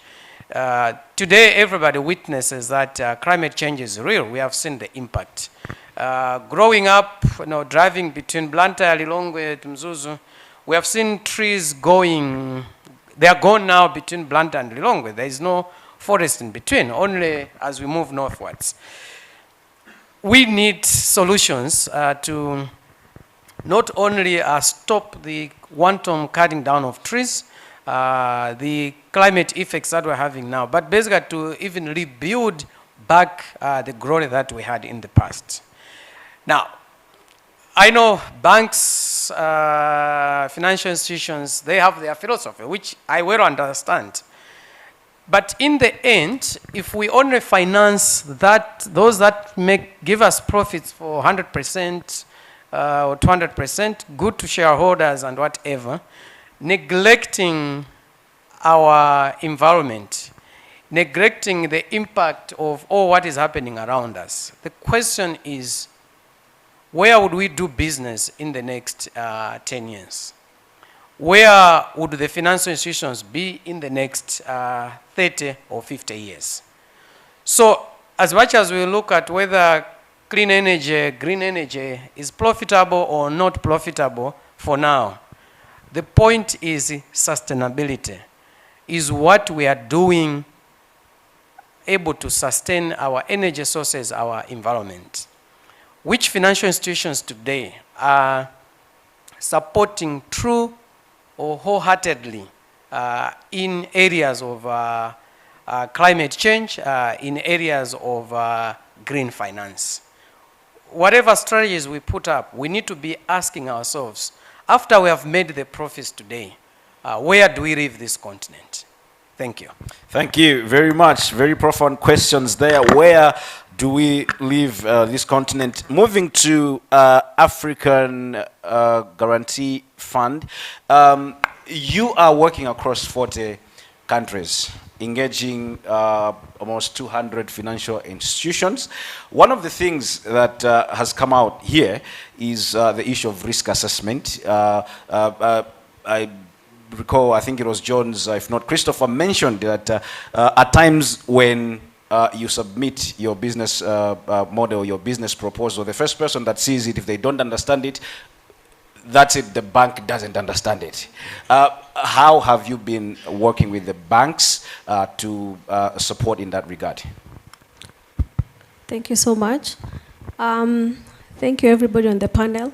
Just to, maybe to start off with ZUA. We've been talking about providing technical assistance to financial institutions most of the morning, but we also provide technical assistance to SMEs through the financial institutions. So through our grant, we are able to have specialists who can train the staff in the bank to understand your model better.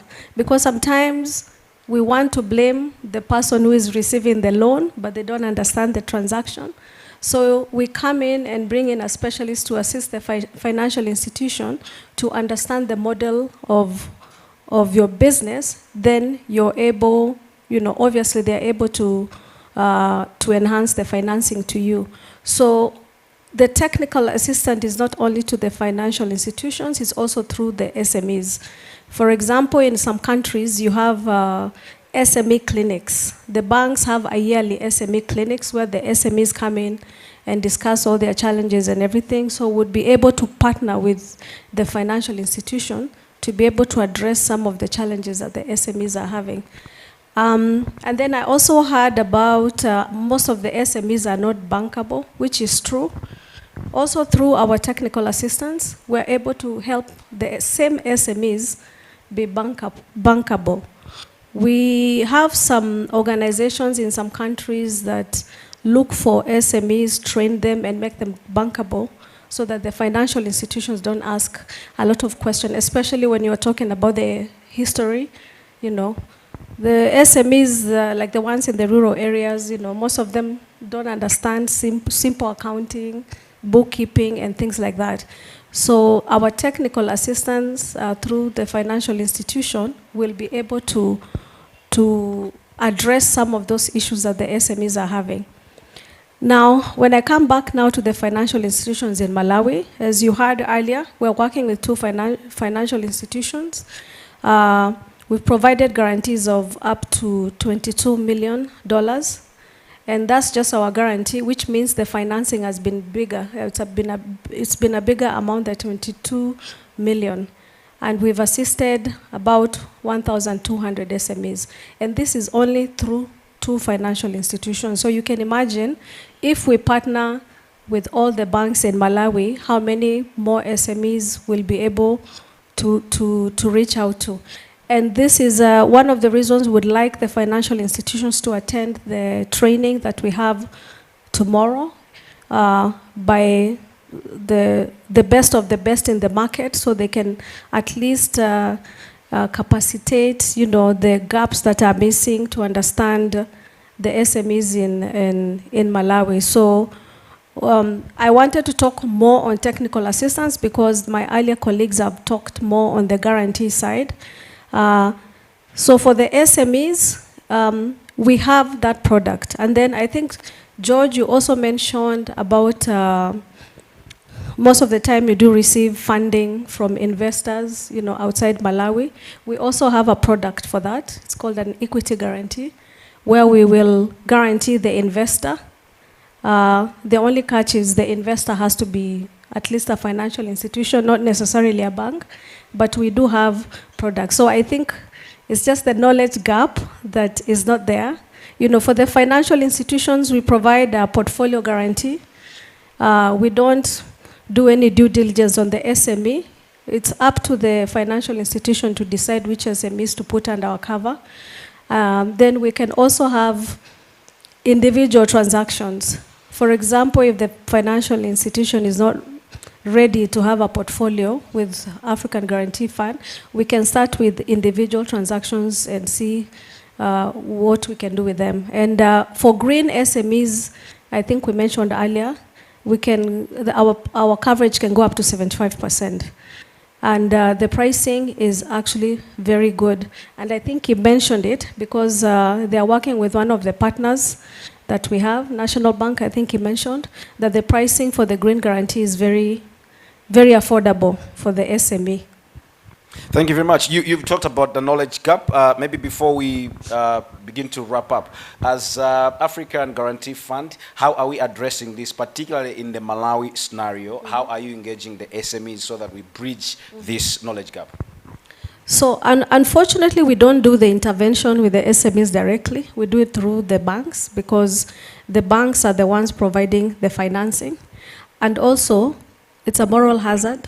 You know, if a lot of the SMEs know that their loan is covered, some of them will default. So we prefer to work with the financial institutions directly.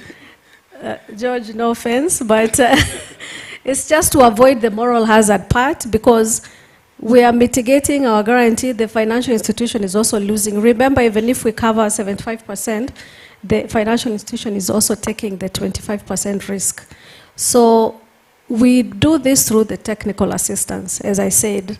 So once we have a guarantee in place, the financial institution will tell us how they want us to assist them. If, for example, it's training of their relationship managers or credit managers, just to understand the product better, we provide a technical assistance grant that we share 50-50. It's a matching grant. So we will listen to the financial institution. They will tell us what gaps that they have. And then internally, we will sit down, with the team and assist them address those gaps. Thank you very much, Nico. And the final question for you, Nico, from the experience that you've had over the past years working with all the countries you're working with, we are talking about the risk perception that most of the financial institutions have towards SMEs. Do you see that changing? Yes, it's changed a lot. We are about 10 years old, from what we saw 10 years ago and now. A lot of financial institutions are also moving towards SME lending. I think during the pandemic, there was, a lot of financial institutions decided they need to diversify their portfolio. So there's a big change, and we believe SMEs are the future in Africa. They're the ones who will provide employment to a lot of people. So there's been quite a big change. Thank you very much. SMEs are the future in Africa. That's very true. Let's wrap up. Christopher, any parting shots? Thank you. You talked about some gaps that exist in the sector that may need to be filled or addressed. Maybe a word to the SMEs that are here representing the sector, that let's work on areas of networking. I think this has been emphasized in this discussion that we cannot continue to work as an island or as islands. Let's see how we can work together and contribute to so many areas that need to be addressed: lack of information, in terms of market access, the technological know-how, etc. But also, let's accept it that competition will not wait on us. As I said, the big guys will come into the sector and find us working in isolation. We want outstanding. We will be kicked out of the market faster than we thought. So my advice as I conclude my remarks, let's continue engaging. The chamber is there to provide the platform so that together we can promote, protect, but also advance the agenda or the interests of the SMEs in Malawi. We cannot continue blaming the government. We cannot continue blaming the financial institutions. Let's also do our part. There's a lot that we need to do. If we work together, the banks will smile at us because they're in business. They want also to increase their clientele. So the more we work together, the more they will find business, and the more they'll see that there's no longer the risks that have been there before. Thank you so much for giving me an opportunity to form part of the panel this afternoon. Thank you. Pleasure. Jones? Okay, thank you very much. I think on my side, my closing remark would be, I think first of all, now I'm speaking as someone in the energy space. This is also even interesting to the banks as well, because if more people have access to electricity, lives improve. They can. These days we are seeing a lot of banks now pushing digital channels. I think right now every bank in Malawi has a digital channel. Either it's an app or it's a USSD platform. These people that you are pushing to use your app or whatever, they need to have a phone. That phone needs to be charged. They need electricity. So I think the investment that you make to these green SMEs has got ripple effects, because eventually you have these people now who are going to be able to live a good life. It's even customers that might even come to you. Right now, I think there's still a lot of people who are financially excluded. But I think if more of these people are going to have maybe phones, even feature phones, eventually that's one step towards financially including them into development. So I think there's more that I think together even the banks can contribute towards their own growth and their own profitability. But of course, I'm not saying that they should just be doing that without paying attention, because we also have a role to play by make sure that we are managing our businesses in the most efficient and sustainable way. And I think there are examples of such companies in Malawi, and like I said, it's always about identifying who's doing well and then supporting them, other than just saying, oh, SMEs are not bankable. There are some that are bankable. Let's identify them. It's our job to identify them and celebrate them, support them. Thank you. Thank you very much, Sosten. I'll start with a quote by Nelson Mandela, and he said, "It always seems impossible until it is done." Green energy is the future. The energy that we'll use in the near future in almost everything is green energy. The Malawi strategy for achieving SDG 7, the strategy is very clear. 30% of the energy by 2030 will be through grid connection. 70% or the rest will come through off-grid energy solutions. So for our financial institutions, where is the money going? The money is going to off-grid energy solutions. Who are the players in the off-grid energy solutions? We are the SMEs in the green energy. We are the players. Today we are small, tomorrow will be the Teslas. Elon Musk started small. Today everybody talks about Elon Musk. You like him, you hate him, he's electrifying the automotive industry. So the people to talk to, the companies to invest in, we are the companies to invest in. Make a wiser decision, be strategic. Start now, the time is now. Thank you. Thank you very much. Let's finish with you, Nicole. I think my final comments is, I think my colleague mentioned earlier, one of our objectives is poverty reduction in Africa. And we can only do this through the supporting the SMEs in Africa. But our intervention definitely has to go through the financial institution. So today we have 2 banks. I'm hoping by end of May we will have everybody on board, and I'm very happy to see the Bankers Association CEO here. I think we had a call earlier, and the banks that are here. So come one, come all. And then the final comment is, please, if you've not registered for the training, kindly do so on your way out, the 2-day training that we have. It's with the experts in this green economy, and it will be very, very beneficial to all the financial institutions, so they're able to identify the green SMEs in Malawi. Thank you. Thank you very much. I'll open it up for one question because we have another round of Q&A after this session. Yes, sir.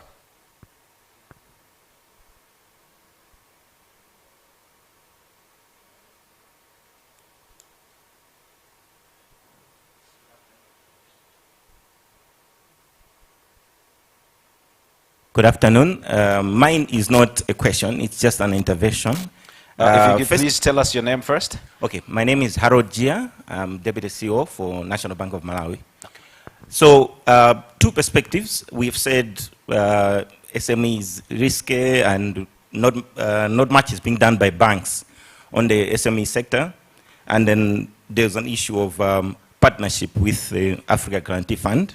So I just wanted to illuminate a bit. Firstly, to say that we have now worked with African Guarantee Fund for the last 3 years. This is our 3rd year, and we have thoroughly enjoyed the relationship. So for those that are still doubting, you have the two of us here who can give you experience. Now, talking about SMEs, we changed. Most of you are aware, we have a subsidiary, NBM Development Bank. This is an SME development bank financing startups, not brownfield. These are companies that are starting. So if you have a good idea and you have done your research, you have your facts, come to us and we'll be able to finance. And it is this SME development bank that accessed the guarantee. Now, what's our green credentials? So we are doing everything. We're doing pay-as-you-go solar, he mentioned it. We're doing normal solar off-grid. And we have a portfolio and experience. And the intention is, with the SME development finance, is not to chew the big chunks. Because if you're doing startups and you chew a big chunk, then when that startup fails, then you also fail. So what you're doing is chewing sizable chunks, 500,000, 500 million kwacha per customer. And the intention is, we develop them, we give them business advisory. Once they're ready, they are now good enough for the bigger banks. So we are doing that to improve the footprint even on the green finance. So, and also you mentioned Finance. We are one of those that, okay, from the last time we were here under Finance, they said we are the biggest. We got 5 billion into the NBM Development Bank specifically for SMEs. So I know, and my colleague mentioned about what they're doing on the SMEs. So banks are trying. All of us should try. Okay, we should do our part. So that's what I wanted to say. First, to say that we are working on the SMEs. Secondly, to say we have experience working with African Guarantee Fund, and surely you'll be home. We have 50% cover for the green finance, and for women, we have 75% cover.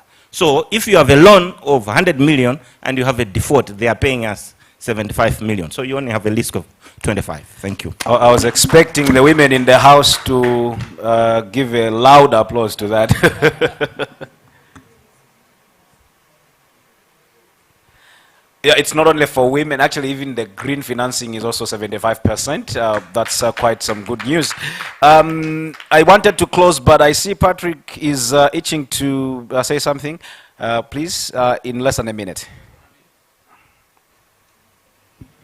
Thanks, Martin. I know there's a Q&A session, I think, which I hope will be very vibrant, so that we just talk about all those challenges, but also come up with solutions. But I wanted to talk when Rayma and the association is here, the chamber, and I like what they're doing. I like what the chamber is doing in terms of partnership with the Standard Bank and providing those linkages to your member SMEs, but also what Rayma is doing in terms of training and building bankable SMEs that you're linked to financial institutions. This, as Nicole indicated, we have technical assistance that, apart from directing the same to the banks, we work with what we call BDS providers, like the Raymas and the chamber associations, so that you go out there, identify green SMEs or general SMEs, and train, mentor, prepare them, and link them to financial institutions for them to access financing. So you get template from FDH or NBM Bank. What are your requirements? Then, as you mentor and train these SMEs, basically you're ticking the boxes that these banks want in terms of facilitating access to financing. So it'll be interesting to engage after this to see how we can work with you guys to support more SMEs, grow the number from 60, because 60 is pretty low. Grow this number and facilitate those to access financing to most of our partner banks who are already here and looking for bankable SMEs to lend to. So this is what we're looking for. The intention for the conference, the solutions are here. The solutions are here. Thank you very much, Patrick. Indeed, at the very end, we are going to have a time for interaction. So this is an opportunity that we can interact with our colleagues from AGF and see how we can work together. Let me end it there, and a big thank you to our panelists, Mr. Christopher Banda from the Chamber for Small and Medium Business Association, and also Jones Ntaukira, Managing Director for ZUA Energy. And of course, Mr. Sosten Chigaru, President of the Renewable Energy Industries Association of Malawi, and not forgetting Nicole Muia, who is the AGF Regional Head, Business Development for Southern Africa. Thank you very much for the time. A very big hand to our panelists as they walk off the stage. But before you do that, we are going to have a group photo for all the panelists. Thank you very much.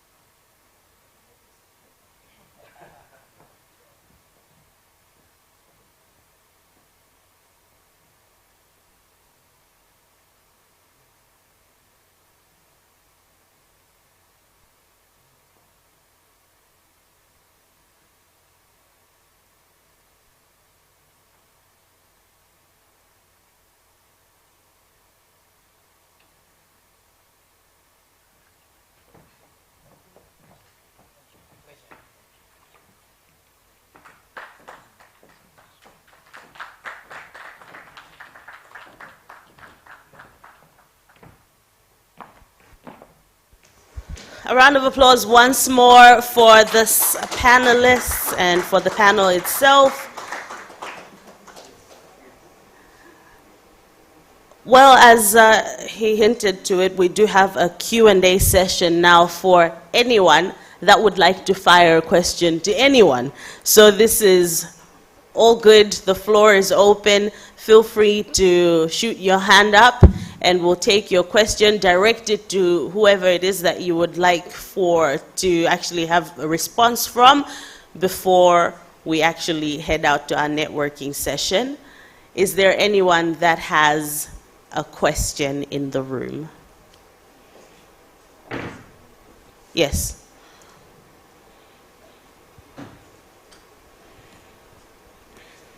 Thank you very much. My name is Graham Chipande from Standard Bank, and I enjoyed the last panel session, and I wanted to encourage the participants, especially the chairperson from the Chamber of SMEs. He said he felt much hadn't come from our partnership. He's walked away from me, but he'll be very glad to know since our intervention there's a lot that we've learned from them. So their role as an advocate for small businesses, in terms of helping us to look at our risk acceptance criteria and refine that, have helped us to grow our book from contributing a little less than 5% of our total lending book going towards SMEs to now around 30%. Oh, wow. We've also developed a digitized loan product, including loans that are available on your phone, where SMEs don't need to have financial statements to come in and apply. So I just want to encourage the role of advocacy in that way, for working with SMEs. I think I wanted to encourage Jones as well as an SME. We need dreamers like those. And I think it's through those kind of interactions that we get to understand there's different types of personas of SMEs, and then we start to provide different products from them. And I think sharing success stories is something that we need to do more of. And I was sharing with them how we were able to partner with another young entrepreneur to bring in Malawi's cheapest gas cylinder. And now through our partnership, we financed, I think it's more than 100 home solar systems. And this is something that was made possible by the support that we got from Sosten and the team at Reyama, to now start advocating for standards within the industry, which is really something important. if you're going to encourage investment and for it to grow. I think also now to the role of AGF, I think you've got a very important role to be able to play on behalf of member countries, but also on behalf of the wider donor community to pay it forward. So what do I mean by pay it forward? You heard many of my counterparts and countrymen talk about Cyclone Freddy and the devastating impact that it's had. The eye-watering amounts now that we need to raise to repair infrastructure and get over that, but also the lost revenue is really a lot. But just by investing in and catalyzing some of these investments and these areas of interest, we think it might be areas that can really help us.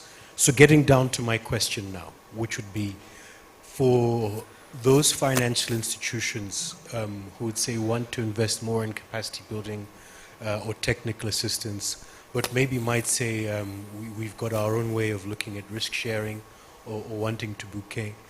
How do you maybe flex that kind of partnership to make those resources available? Because what we see is there's a lot of resources going into this sector by competing donors, by other organizations, but very few have the ear of government, policymakers, financial institutions, associations, just like that collection that you had assembled there.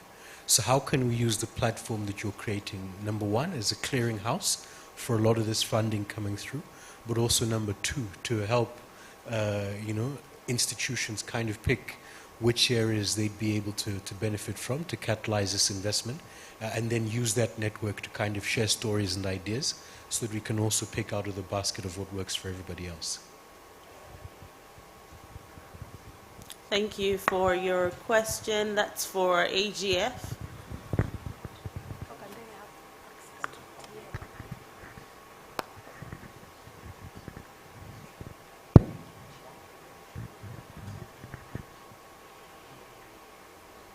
Okay, if I understand, or my colleagues will assist if I miss out.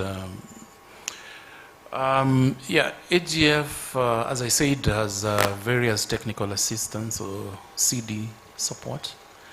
And indeed, as we continue growing, we are attracting more and more partners who are coming in with different windows of capacity development. And this will continue. But that be as it is, the current technical assistance windows that we have indeed serve pretty much most of the agendas currently, sustainable agendas. You talk about women, you talk about youth, you talk about green, all those aspects, water and sanitation, those aspects we have technical assistance, and of course some of them fall within our different guarantee mechanism. For us, for a financial institution, matter of being scratch my back, scratch yours, you have to access our guarantee for you to qualify to access our technical assistance.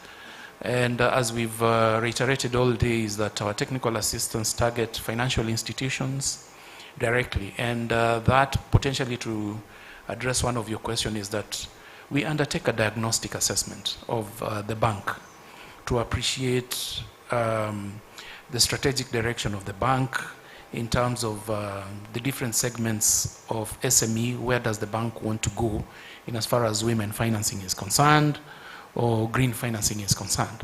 And based on that, then we are able also to go an extra mile and do market research and facilitate the bank to come up with relevant financial solutions tailor-made for your niche. If it's green financing, do you want to support enterprises that are higher up on the value chain or lower end of the value chain, or the entire value chain? So we assist through working with the specific consultants to work with the bank and come up with financial solutions. Our technical assistance, as I said, also is available, and that's why I really wanted to make a comment on the last panel. What REMA is doing and what the Chamber of Associations is doing is very critical, because accessing bankable SMEs, especially in the green sector, is not easy. So it already plays a double challenge. But if there are BDS providers like REMA and the Chamber of Associations that are already equipped to do that, then for us as AGF is to ensure that REMA works with Standard Bank or FDH or NBM, that we are going to bring for you credit-ready SMEs, green SMEs that you can then lend to. So these are the kind of support that we provide to our financial institutions and to SMEs, and we grow the portfolio. Yeah, and also to address what John was saying. I mean, it's a bit sad story, but it happens. You know, for such an application like Jonas, it's for the bank to do an internal credit appraisal and do a credit paper. And if there's a gap within the existing policy, then you can approach AGF with that application, that single application. AGF, we have come across this interesting, innovative green project. We have done our analysis and there's this gap. There are these risks that we have identified. Can you cover these particular risks? And AGF will provide a loan individual guarantee product for that particular application, so that Jonas does not wait for a whole year to access financing. So that particular application, you get it, it's not fitting within the credit policy as it were, then approach AGF with that individual application. The cover, as we've said, is 75%. The pricing is highly discounted. And then there's even an addition in terms of TA. If you find that there are aspects that are still missing on that particular application that needs to be tightened, then request AGF provide a particular targeted TA to this particular application. And it's an all-round solution for the bank and for the SME and for the good of Malawi. Thanks. Does that answer your question? Awesome. Thank you very much for your response. Is there anyone else with a burning question? This is your opportunity. Take it. Anyone else? Yes.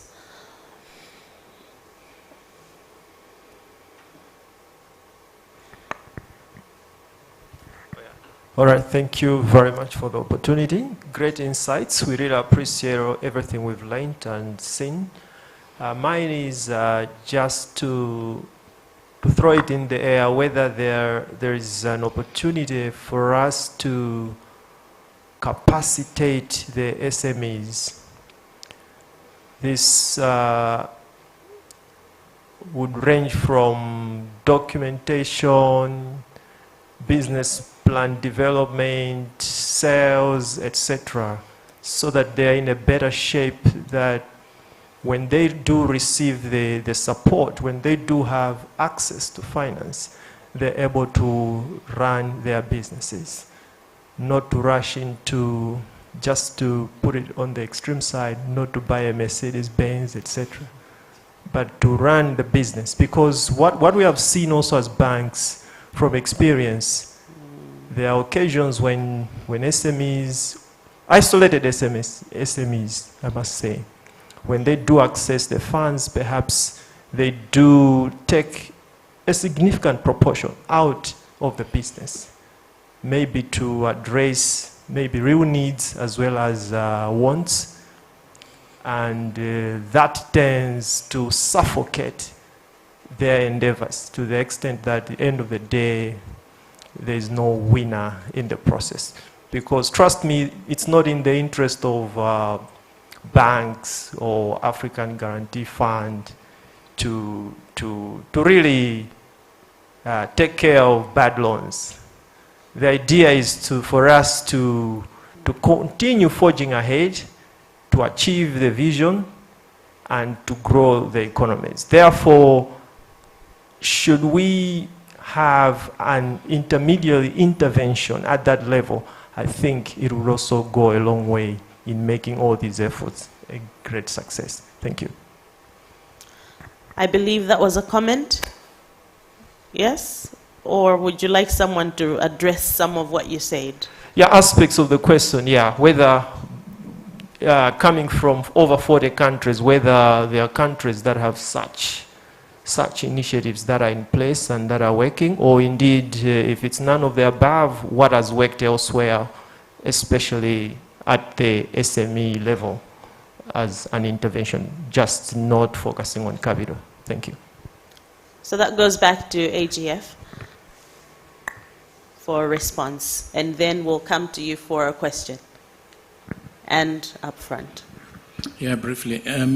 Again, as part of the partnership with BDS providers, if the bank can be able to work with particular BDS providers, then that can be addressed, whereby you find their pre-financing training and mentorship, preparing the SMEs so that they're bankable, and also their post-financing support, so that the BDS provider, rather than just facilitating the SMEs to access financing, there is a post-financing support.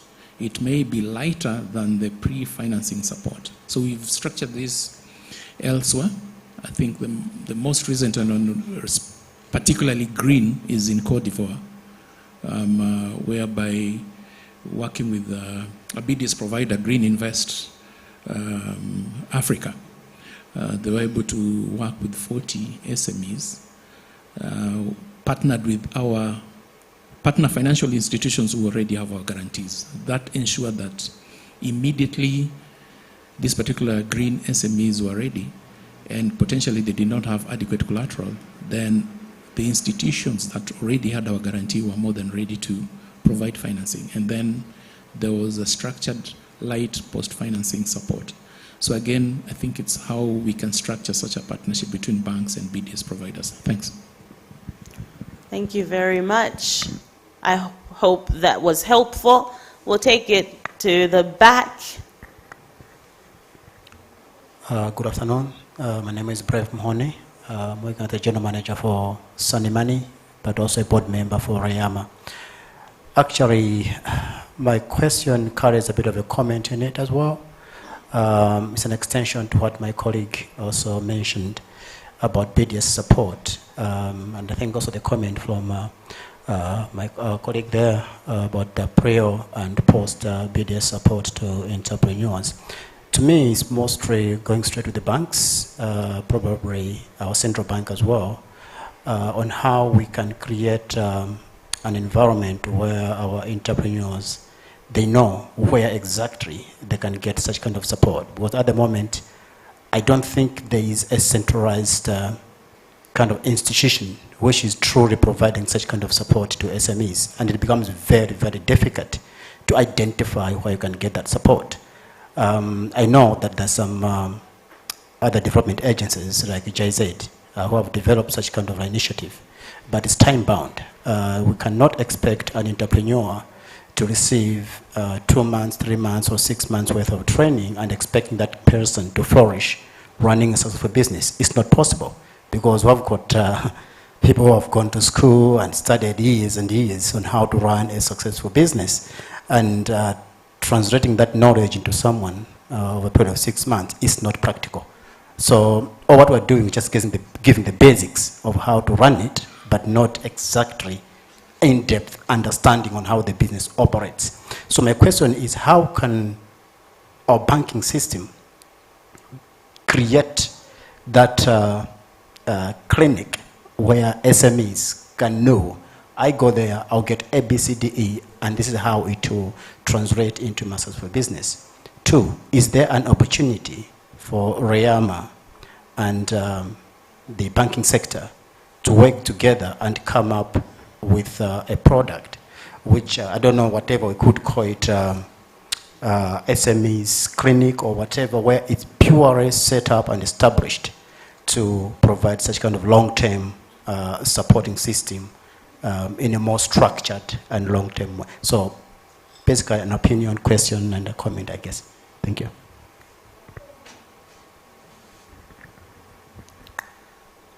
Who is to take this question? Oh, you would like to respond to this, okay.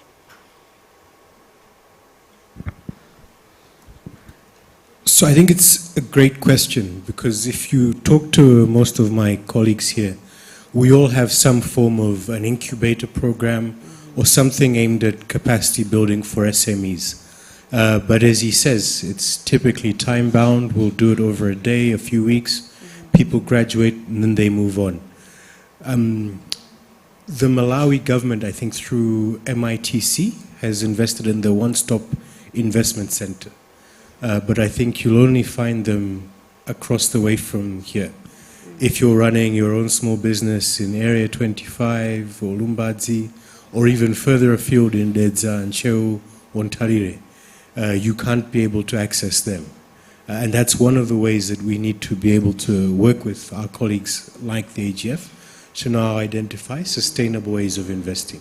We've got organizations like the Association of Small Businesses who have got members all over the place.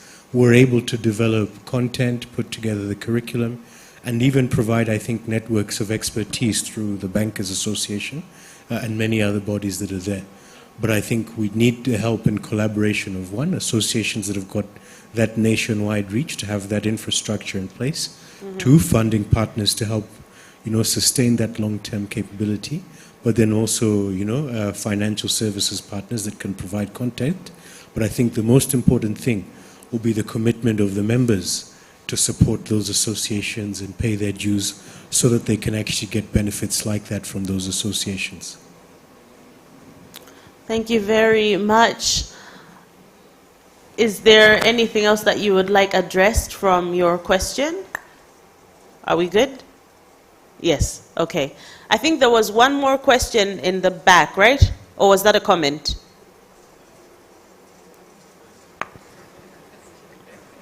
Feel free to make a comment. Yeah, thank you. Maybe the first comment is the same thing about information. There's too much information, to be honest, sometimes, and it can be quite overwhelming. And I think that's probably where we need to start from as well, because with SMEs, and I mean maybe minus the M, but in most cases we're talking about like micro and small. These are really small enterprises, and even by definition of SMEs in Malawi, it's even way smaller.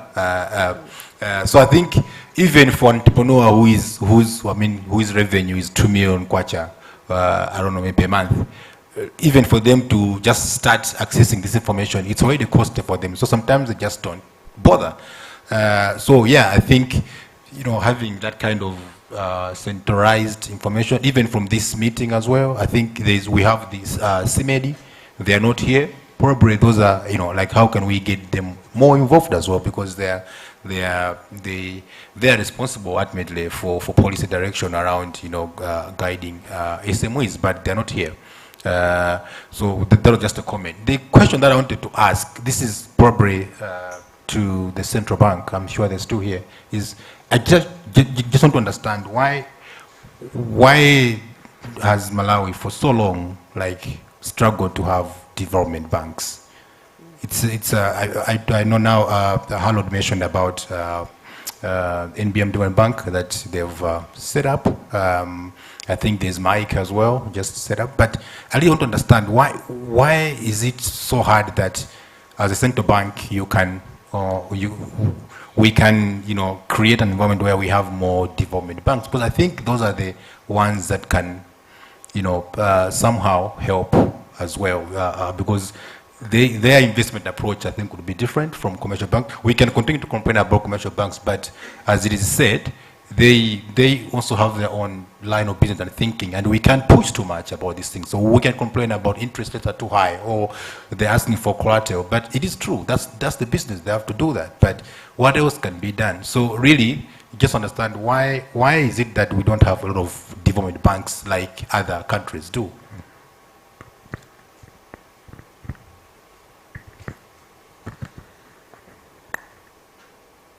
Right here in the middle. Thank you. Okay, so The question has, the first, I think part of the question, if I got it correct, is why have we taken so long to have development banks? I mean, a quick reaction is everything has got its own time. And as you are aware, the financial sector has been developing. We have been enacting regulations that has enabled the development of the financial sector. And I think what was important is to start with the core financial institutions, the banks and the like, and thereafter would be the coming of the development banks. So now we are there, the regulation is there, and we anticipate that there will be more institutions now that will come on board after seeing the successes that one of the players, which is NBM Development Bank, has made. We have all headed for ourselves. I mean, the regulation is there. People are free to come and apply for that license, and we hope to see, now that the regulatory framework is there, that will instill confidence. We'll see investors coming in and investing in development banks. Thank you. Thank you very much. May I take one last question, please? Yes.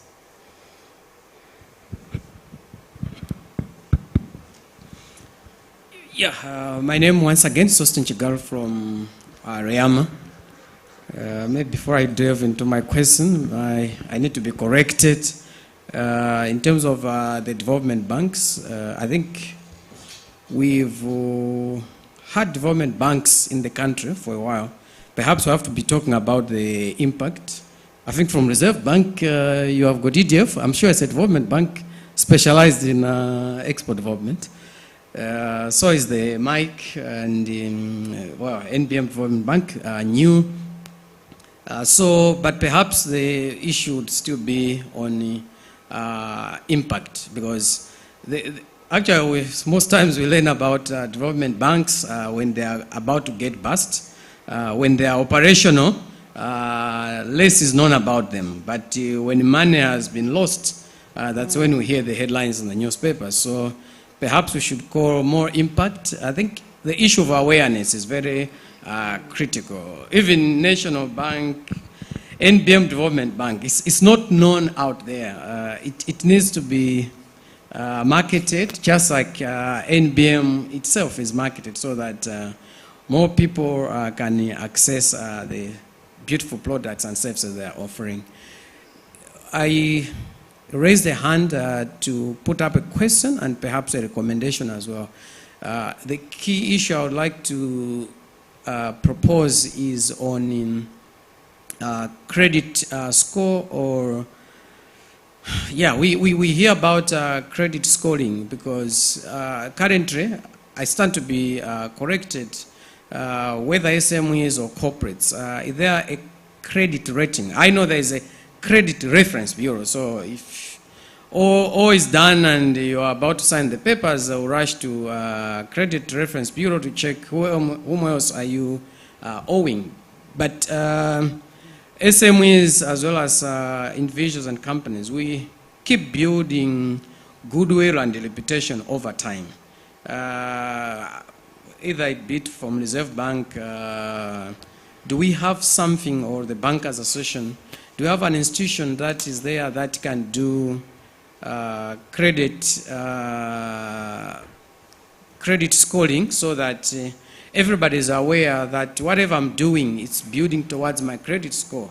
When my credit score, let's say, reaches, let's say, 10 out of 20, I'm eligible to access these facilities at any financial institutions in the country.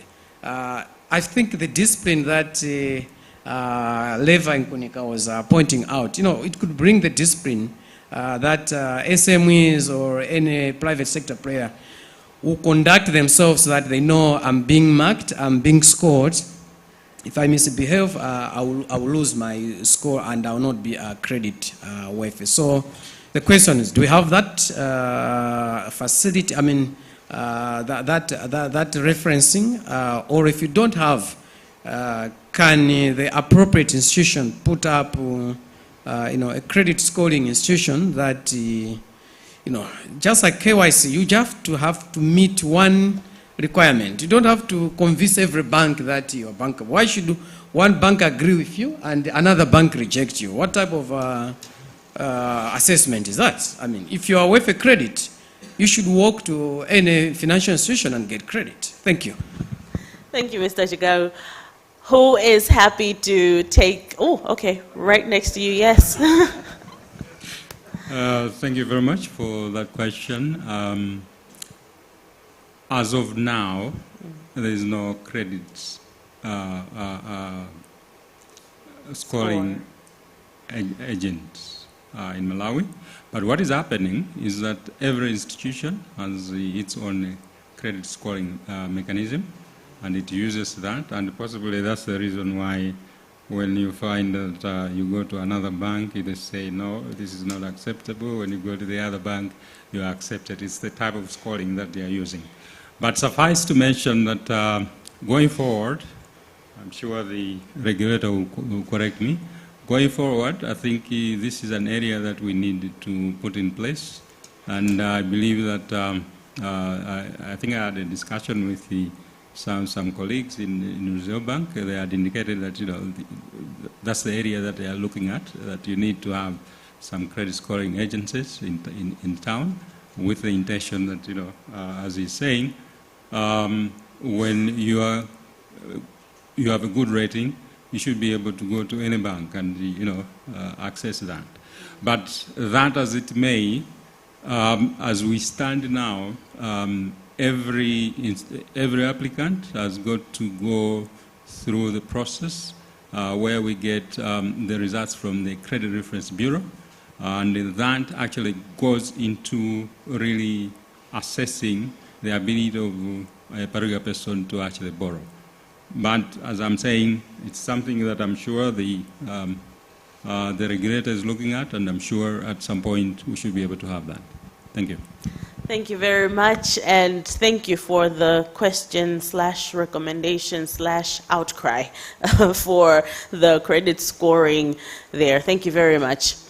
May I please have AGF team give a last comment, just to wrap things up.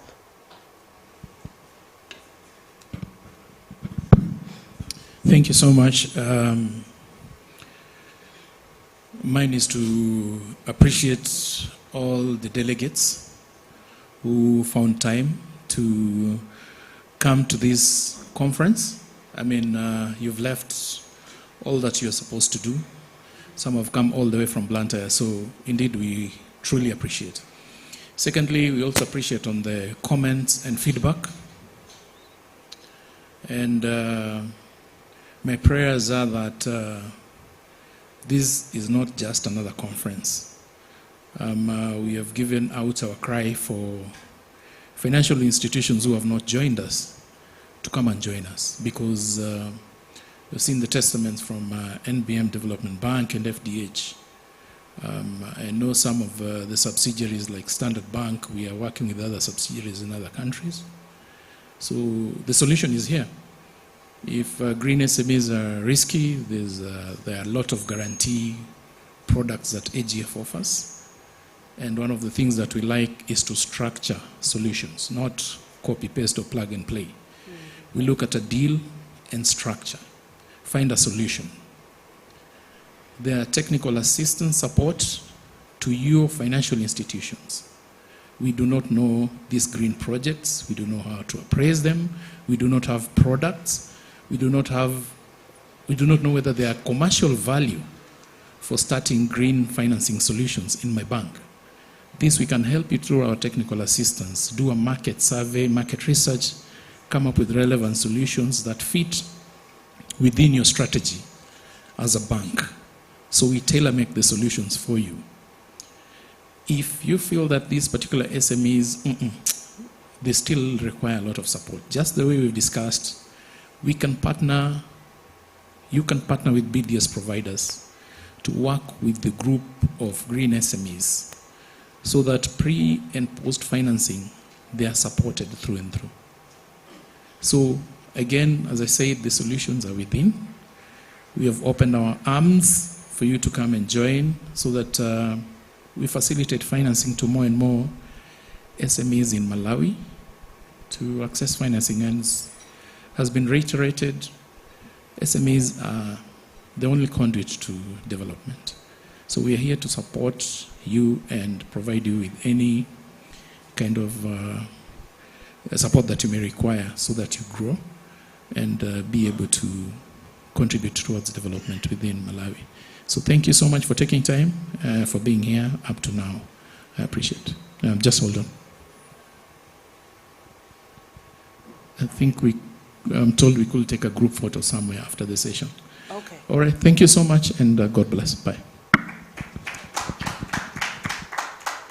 Thank you, Josh, for those remarks. And I'm hoping that those that are participating are ready and geared, good to go for the training that they're offering for the next couple of days. And that begins tomorrow. Still time for you to be able to register your people with them. So the information desk is ready and they have all the answers for you and also for you to be able to register for the training that's coming up. Once again, let me thank you all for coming in, for participating, for your attention, your comments, your questions, suggestions. Thank you very much for coming. Of course, the 8th edition of the Green Finance Conference, and our theme is the contribution of Africa's private sector to achieving the 2015 Paris Climate Agreement. And you were here definitely making sure that with your voice you're getting there to that space. And of course, some of the key things that I think I may have come out and we may have come out with today are words like sharing risk and sharing success. That's one big thing that AGF is really trying to help out with there by sharing the risk and sharing the success, building capacity, awareness around going green, which is a thing that has come up a lot as well, coming in from participants here, speakers as well, and the fact that we've talked about SMEs not being bankable and the fact that there's also a solution for that and partners that are coming in to make them bankable and for you to be able to share the risk with them. And collaboration, a big thing. If we're going to go green and we're going to be successful in that space, we've got to collaborate and we can't move forward on our own. So thank you very much to AGF Bank and of course to Nordic as well for the work that you're doing, for coming out to Malawi, for engaging our banks today, and of course thank you to the banks for availing yourselves, financial institutions for availing yourselves for your attention today. And I'm looking forward to seeing and hearing more about the kind of collaboration that will become of AGF and our financial institutions here in Malawi. As she said, we're looking at the end of May having some good numbers joining, actually in fact all of the banks joining hands with AGF to make sure that we are we're working on poverty reduction and as well as mitigating climate effects by really having the SMEs that are in the green spaces supported as they need to be and as they deserve to be. So once again, thank you all for coming in. We will have time to talk a bit more if you'd like to stick around and have a cup of coffee, and we will have that group photo as well. Oh, right here. So group photo, I think the photographer will be able to direct us on how we're going to be able to stand to fit in that shot, all of us. But thank you very much for coming. My name is Ruth Kalaisi, and of course from Martin as well. It's thank you from the both of us. A big smile. I know you may be tired, but a huge smile at the end of the day for this group photo, and then we're good to go. Thank you.